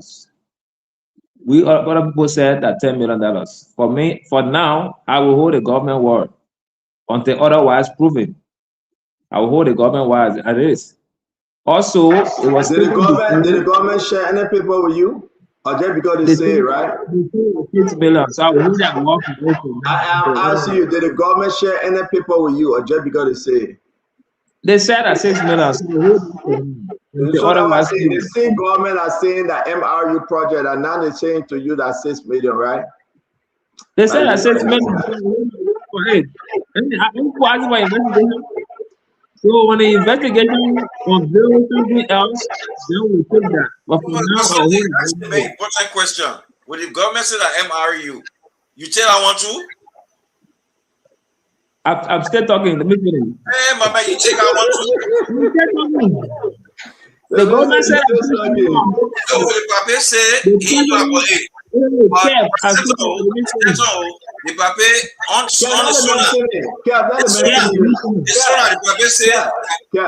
Kev, I will meet you. Let the man finish. Go ahead. I beg you, my man. Let the man finish. Also, it was stated that it was the president's personal retirement home. The president has clearly stated that it's not his property and he has no intention for the government liability. So at that other point, I also hold it. It's not a president's personal property, it's for the government liability. The other point I also read, the people were talking about gift. The gift restriction is before the president. But deal with gift restriction, man. Who cares about gift restriction? Yeah, Fubi. Fubi, let me tell you something, my brother. You know, Fubi, deal with gift restriction. Fubi, you are one of the men I respect seriously because you're a very serious-minded man. But I think you walking with a 40 formula is a problem for you. And I will ask you to cease and desist. He shouldn't be your friend. He's tarnishing your reputation. He's tarnishing your reputation. Don't do that. How can you sit on the show and we talk about $10 million project and you giving these lame excuses? You can't do that, Fubi. But you have inspired a lot of people in the country. A lot, Fubi. A lot of people believe in you. When you ran against the brother from District Number 9, you came number 2. You have beaten him. You have won an election. Why will you do yourself like this, Fubi? You are looking at project and you talk about president gift. Who cares about who gave the $200 I gave to the president? We are talking about this. The president say, do you think the president should open an independent investigation into where the money came from? Do you think it would be fair to do so? Fubi? No, the point I'm raising, Jacob said there's a limit to the gift. I'm asking you a question. Do you think the president should open an independent investigation into where the money came from for the FOIA project? Let me clear the gift, but I will answer your question. The gift issue is not important. That is lower hanging fruit you won't go to. It's important. It's important because Jacob made a statement. The gift issue, the president got limit to the gift he can receive as a president. But the country does not have a limit to the gift the country can receive. So we gotta make that clear. So the president said, now so launching an investigation of the source of the funding, that's fair something to do. Now, you want to know that. And that's something I'm not to support. I want to know who are supporting the project. Independent body, the government contributing, and what foreign government contributing also. That's something that everyone wants to know. I'm not against it. Thank you. We should say that the president said it's very personal project, so we should hold that. Until further investigation, the same president that's saying that MRU are paying for it. Do you believe that? Do you believe that MRU paying for this project? He said they will contribute. Do you believe they have contributed? He didn't say they have contributed. He said they will contribute. When the project is done? Do we have any MOU, any agreement that MRU promised? Do we have any MOU, any agreement that MRU promised to contribute? Kev, let me bring you on. We got to close the show. I want to announce that on Sunday, one-on-one with the CEO, the senator from Barbado County, Senator Amara Corner, will be our guest. Folks who couldn't get to the LTMR fake lesson play they are producing in Liberia. They wouldn't producing this lesson play because the government gave them the chance to do so. This is an embarrassment on our country, and everybody needs to understand what we are saying here. The government is held responsible when these people come up and scam the system and scam the country. All we can do is to pray to God that one day our country will be free all of this mess. The president got to take action, but the only action we saw concerning this whole thing, I can guarantee and double guarantee you, the only action that we saw came from by the matter of fact, the only action came from where? Take the job from Minister of Transport and gave the job over to LTMI. Now we are working with paper plate transcript, a lesson plate. And this paper plate lesson plate, guess what? I will tell you this Friday. Guess what? When it's raining and damaging like hell, you got to go for second and third and pay. These are just a hustle grind. This is a complete hustle grind. Like, bro, it's a catch your own and go. It's a hustle grind. Everything that yama. Look at the lesson plate on LTMI. Can you imagine? Look at LTMI lesson plate. Go feed it. A paper, the high copy paper. High copy. And people are serving tomorrow calling in. They serve me as consultant and telling us, my man, let's talk what? You consulting and eating from LTMI. You and myself talking nothing. Do it for the Liberian people. They give you 5,000. You shut your mouth. You don't want to fight for the country. Nobody fighting for the country. It's all kind and get your own. Carry gold. LTMI are doing paper lesson plate. Just because they took the job away from our people. They did. They took the job away from our people. So at the end of the day, we got nothing to show. We have zero. And they tell our people, say, you go sit down, ready for you, we'll call you. Athena at our time, we eat and go. And the president saying that MRU project, ArcelorMittal is damaging the country. EPA system is dead in ArcelorMittal. Lawmakers, they are all hustlers. Then you get 40 formula going in the ArcelorMittal train like the inspector general. What kind of disgrace is this brother doing? I mean, who make 40 formula representative? Look at 40 in the train. Look at 40 in the train. So the district lawmaker is inspecting this train. He's inspecting the train, so he climbing up there, making sure that Look at his pants falling off his butt. Look at 40 formula. His pants falling off his butt. He's going to be inspector general. What kind of mess we have gotten ourselves in? That you're going to have a representative saying a job. You're going to inspect train. Then when you pass from there, you go and get cattle, as they say. This is an embarrassment. I don't know who made these people representative. They are representing themselves. And they're all of country women. The one that they're getting from Dubai and Morocco. All right? They are not representing you. And we're telling the people this. These guys are not representing you. And that's why we are where we are. But on Sunday, we have the Honorable Amara Conan from Babuluka to 101. You remember what they said? Well, you got Josiah Joker saying, I'm not Silver 7. Josiah Joker is a joker. Joker. I mean, you blunder, Josiah. Just shut up. You blunder. The same thing you're firing people for, that's the same reason why you're there wearing Nimbo jersey or political party jersey. And now you want to excuse yourself and saying that, I'm not there. You are not what? Shame on you guys. All you guys wanted to do to just come in power and lie and steal and be corrupt. That's what you wanted to do. By the time come here will change. It has to change. Look at this. Look. But you're beat on Emma Glasgow, though. You're beat on the other people just to wear the same uniform and come and show face. That now you know the law. I mean, this is an embarrassment, man. Then you quoting the fake thing because America push you, then you're insulting him. What kind of embarrassment is this? How long will you be in power for? But 3 more years left. How long? You will pack up and come back to America, you and your family. You know, I don't want to put my sister Joanna in it. I'm not going to blame her because she did an in-service. So let me take her picture down. But this is an embarrassment. Yeah, it is, man. Let's close the show. Sometimes, listen, I applaud Mr. Cummings, but I hope Mr. Cummings can be part of the next government. I hope Mr. Cummings must stop being Mr. Cummings. Let's push him. Because these people got to answer. I mean, people got to understand. You cannot let this thing go forever. It shouldn't happen.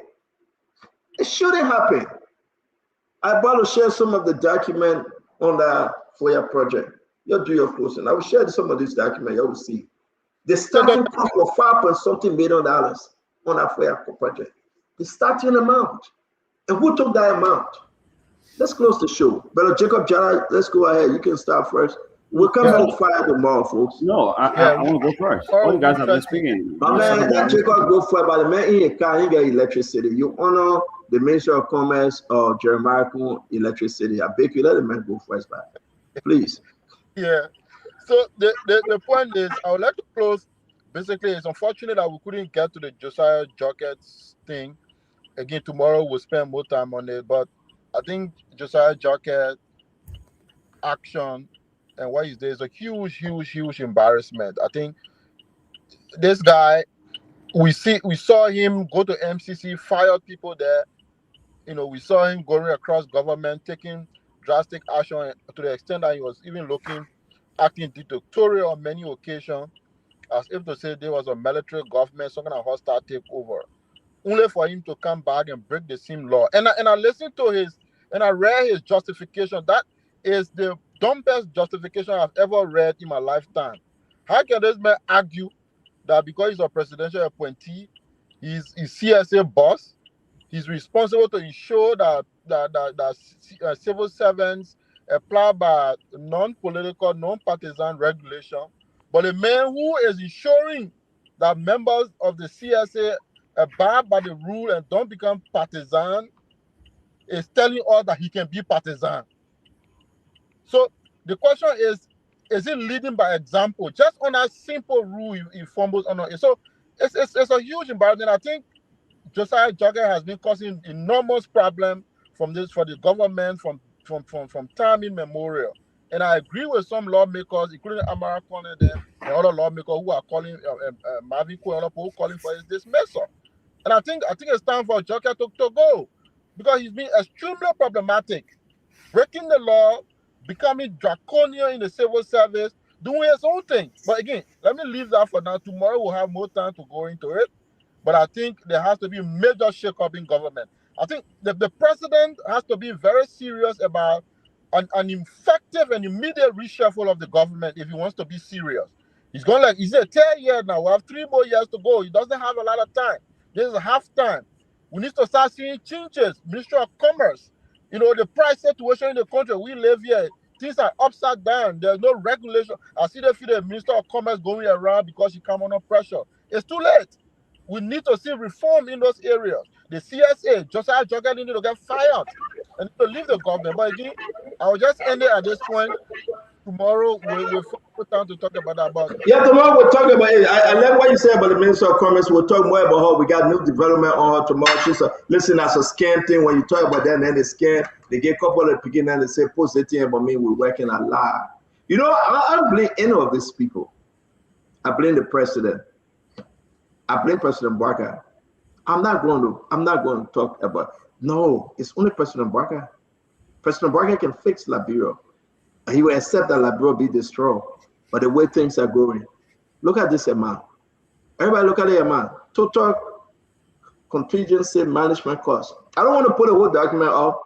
Look at this amount. $5 million and change USD. I will send all the document into ANC. I will send the document to ANC. Construction, operation, maintenance. I'll put the second part of this document up. Fubi, you say you see it? I just went in my phone and I bring everything up. Fubi, there are 4 project money that coming up. I'll bring the whole list up. They want to pay for nail and zinc and everything. They want to pay for furniture and everything. I'll bring it up. I'll bring it up. People are angry. People are angry, Fubi. Another project that coming up, I should tell you again, Fubi, you making me to go in my closet, in my background. Who people say in my background to bring this thing up? You making me to do that. I know whatever to bring it up, but you making me to do that. Let me put it all on quick again. Then let Liberian people see it. They're almost finished with their other project. And when they ask President Barker, you say about the other project again. Let me put it up full. All the projects are happening in the country. I get a document. All the project. Look at the other project. And I know ANC going to write again. Look at the other project. Joseph Yima Bwaka Senior Regional University of Science and Technology, JMB Burst. You know how much they paying for the other project? You know who doing the other project? I mean, it's bad for us as a country. I'm going to put them up. I'll put everything up. So if we sit down and be quiet, it doesn't mean that we want to be quiet. We are giving President Barker the chance to explain to the Liberian people who he is and what he can do for the country. You cannot be sitting there and be letting, look at the planet. Joseph Yima Bwaka Senior, Regional University of Science and Technology, JMB Rust. Look at our project. So if you continue to talk, Jacob, I will put all the projects outside and let the Liberian people see exactly where the money going. Undercover money, Glen money, corrupt money. Yeah, man, but what Bangura choose down my question is already made. Right. Go ahead, You're the only person can bring two lines and say they're coming from project. So we're supposed to believe it. So we're supposed to believe it and be running around like, yeah, that's true. The guy, JMB Brush University. Yeah, we should be believing that. So you start to fall for all that your Tabata standard. I think that pattern. You adding like somebody go ahead, tell your own. Not that big, you man. You know, starting in 1949, the cornerstone of the national legislature was laid, and then in 1957, that building was completed and dedicated. If you do the math, it's 77 years ago in 2026. Most of us feel that the architects who drew the design of that building did a poor job. Number one, if you go into the individual offices of the lawmakers, there are no interior bathrooms. They're not self-contained. You have to come in the corridor to use bathrooms. In fact, those bathrooms were not even there. If you ask people who went there during the NTGL time, those bathrooms were just created. I'm reflecting on this history to tell you. Well, there's a reason for that. The point for that is that you tend to look at the FOIA project just as people were looking at the Capitol building project in 1949. The FOIA project is for generations. That project is strategically located. That project is altogether very necessary. It is located in a hub that will allow the region to meet easily and have regional conversation. The president spoke about the purpose of that project when he appeared on ELBC. You said there's no electricity.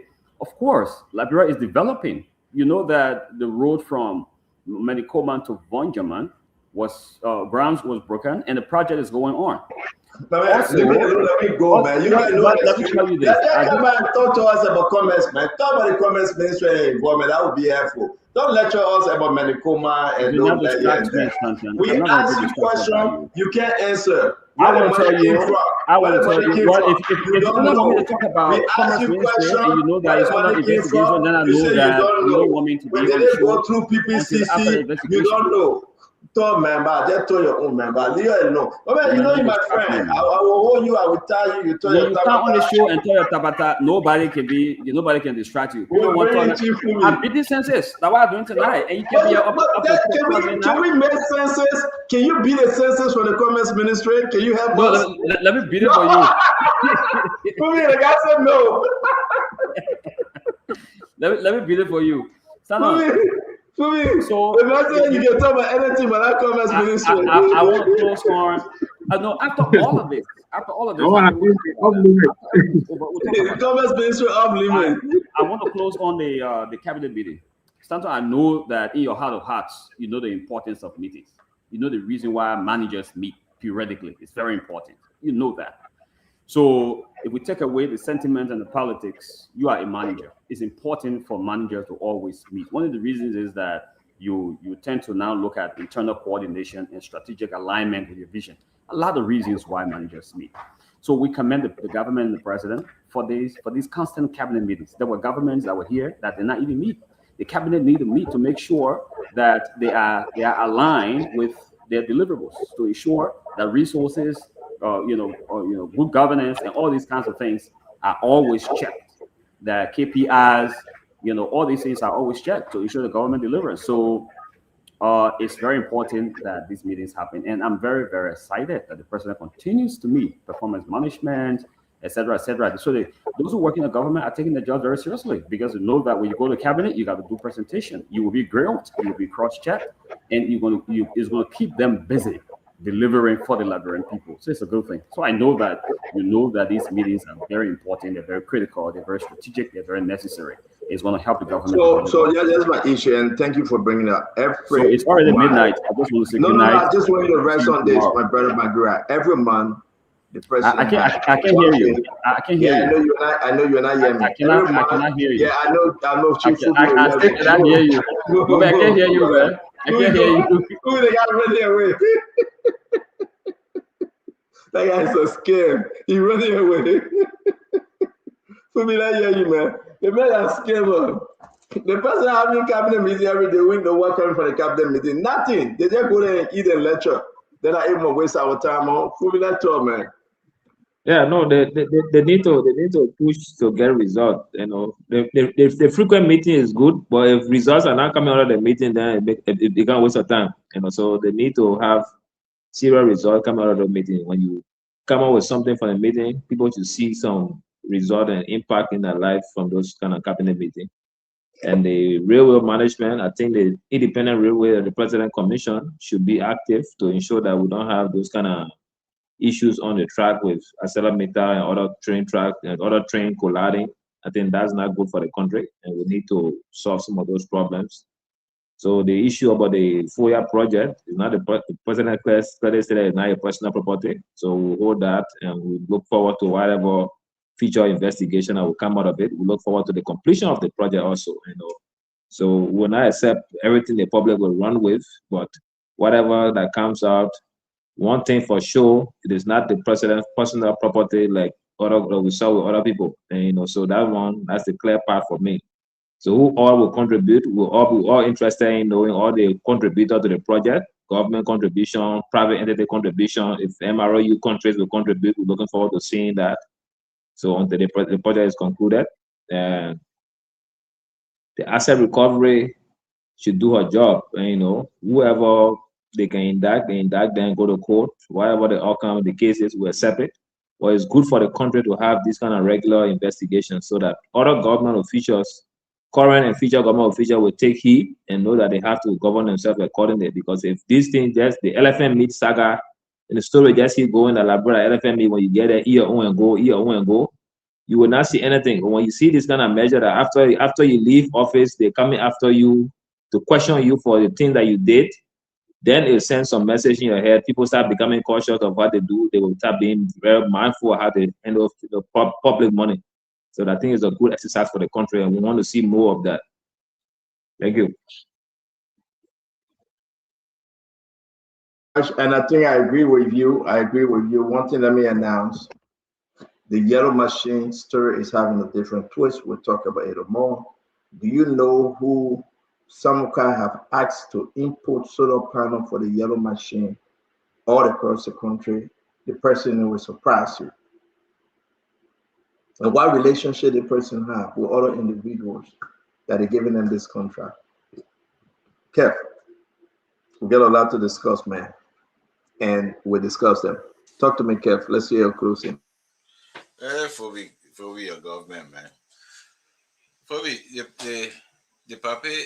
The last sonar, he said, Liberian government will pay for the MRU in full.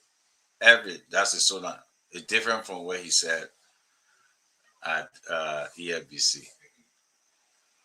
I think it's time for us to call out this president for who the president is. I've not seen any presidents in my lifetime that can lie and formulate story than this papi. He did it during the campaign. People say, "Well, I campaign," but he's still doing it as a president. He did it with my Ellen. He said, "Oh no! I was parking car. I was this. I was that." Then he went to his so-called award that they gave him in the cafeteria. He said he reconciled the country. Then he went to the French news outlet. He lied again. He's too damn old for that, man. You know. All right, Cap. Thank you very much for using them on our show. We want to say to all of you again, thank you for joining Spoon. As always, don't forget, come back tomorrow. We got new development in the Yellow Machine. Samuka, Brian Samuka, we need to talk as to who he gave the project to, the project for the solar panel. You know where they're keeping all the hub and thing, who bringing solar panel. It's very interesting for you to follow to understand tomorrow, because where we are as a country, transparency should speak. But what is happening in the country, like the FOIA project, no here, no day. And kudos to Mr. Cummings and ANC for pushing that project conversation. We'll see what LCC Alexander Zoe going to do. Maybe she's in or she out, who knows? But this is an embarrassment to our country. The president said he didn't know who owned the project. He didn't know how the project came to being. That yet indeed he contradicted himself. That's a failure. That's a dereliction of duty. He have not opened any investigation, but we're just yet waiting to see that's it. The same thing with the Guinea border issue. Guess what happened? You can't talk about the border. What are the people there? The people there. Everybody's sleeping. Everything move normal. Who will push this issue? Now we're talking about Yellow Machine. Samuka asked for $51 million. They have given almost $7 million. You hear anything about Yellow Machine? Everything is done, quiet. People eating here and there. Now the project about the solar panel and other little contracts that come under the Yellow Machine, who Samuka giving it to? I will tell you tomorrow, because you need to know. You know that people, you need to know. How many millions of dollars it worth? We need to tell you tomorrow. This is an embarrassment. It's not everything about road. That's scam. They want to blind your eyes and say they face it every day, Manakama Road. Every day. That flash. But then here we are, talking about some serious issue. Things prices are high in the country. When will the president face this? Then the president is going to have another cabinet meeting. The whole cabinet meeting thing is scam. Nothing coming from out of it. They're going to call a $500,000 check. Gafron will give to somebody to go face bread and sardine for them to eat and drink. Nothing comes from cabinet meeting. I can guarantee you, they're going to have water and soda. They're going to have some small Hennessy extra under the table. And guess what happened? They're going to eat bread and sardine. Some people just going in there to eat. Other than get special packages for the cabinet meeting, special DSA. And I will talk to them up. This is an embarrassment for our country. When you have these kind of people in the country and every day cabinet meeting, but Jack, the president cannot fire anybody, the dead president not to fire. Jack. The same reason why they remove people from tenure position, that the same reason Josiah Joker said, they whip out bad for Josiah Joker and he left. Josiah Joker is on uniform, he left. Yeah, for me, it was bad for them. Look at the pregnant woman, Joanna Joker. Telling somebody that Ebola in Liberia, you go prepare yourself. Then you got to sit down again and you say Josiah Joker in uniform. What kind of CSA direction is this? Stubbornness is not right. This is Liberia we are talking about. This is Liberia. Time of season is coming. Then at the end of the day, we see Asara Mita doing their own thing. Then we see 40 Formula now, he turned not a representative. So the district lawmaker is inspecting this train. He's inspecting the train, so he put it up there, making sure that what the worker has said. 40 Formula and attend to an engineer with the pins falling off his butt. Can you imagine that? And say you're going to inspect Asara Mita train. The train that had a bad accident. He's an engineer now. Look. So this is around Wading Camp 3, where 2 trains belonging to. I mean, it's just tiring. So listen, Liberia will be better. Make no mistake. We are getting there. When we meet again, let God bless you, man. Let God keep you. Let God bless our country. Fubi, thank you, man. I don't know what you're doing in Burkina Faso. It's very, very concerning. We'll come and inspect and order you and make sure that you are not like these guys. Kev Hassan, look at your brother in picture. Yeah. Look at your brother in picture. Look at. Why Paul Kennedy would do this to this guy, Kev? I mean, this is wrong. Why Paul Kennedy would do this to Vanilla Patrick? Fubi, why would Paul Kennedy do this to Vanilla Patrick? I also with that Patrick, when you're taking pictures of somebody that told us sit down, A lot of person will sit down. That VP. That's what I meant, Peking. Yeah, I swear. I thought that boy carried a little Yeah, friend. one little Peking. Oh, that VP. Oh, yeah. That VP. I thought, one little Peking around the neighborhood there run to Paul, That's what I know that Peking. I mean, a friend. They man. I'm a friend. Then, on the other hand, too, let's talk about Mawani D's. She prepares. Mawani D's wow. Fubi. Mawani D's are wow. I know. Yeah. I swear Joel told her to become a minister. Joel, baby. But anyway, let me mind my business. My sister. Get in job. But ladies and gentlemen, thank you very much for joining us. We'll see you guys again tomorrow. My God's great. Chief Fubi, thank you a lot, man. Yeah, thank you. Let Kev Asa move for you before you create problem. Kev, go see you a lot. Yeah. Don't forget, okay. Look at this. This is Yimane Pearson. Tomorrow, I think it's tomorrow program, right? Yeah, the 28th. Tomorrow, Yimane Pearson. Yeah, graduation ceremony, Yimane D. Pearson, right? Yeah, Yimane Pearson is graduating from the Harvard Kennedy School, Master in Public Administration, emphasis, management, leadership, and decision making. John Manawia will be there tomorrow. The John F. Kennedy Memorial Park, yes, ceremony, 10th, Memorial Drive, Cumbrick, M8. There you go. Again, I want to say a great way to put this. She will be graduating. I mean, and they say you are invited. Shout out to the former Deputy Bank Governor Yimane D. Pearson. We wish you luck and we wish you Godspeed. Have fun. Thank you for learning. Thank you for pushing. And again, you are a wonderful person. Have fun. The invitation was sent to Kev. He sent it to me, and he said he's not going. Thank you for sending it to me, Kev. Amanda, your own invitation there, man. Don't put it on me. Look at Bye, man. Bye, Kev. See you later on. To all of you out there, we want to appreciate your time on Spoon Talk. We want to appreciate you. Yes, indeed. We are moving. We are moving. We are moving. Fidibala, every day Fidibala till you see me, you can see me. That you can laugh. Everybody Williams, it's good to see you. Geraldine, Jessica, Sanga, Mo, Fidibala, see you. God's willing. I look forward to seeing you too, Philip. It will be a wonderful time. Sarah Tule, it's good to see you. Let me see who all yet again. William Freeman. People just Martinez Savage, Butu Mano, and Blackwell Henning, Eugene Morrison, and everyone else. We want to say thank you. Have a wonderful night. Be safe, and we'll see you tomorrow by God's grace.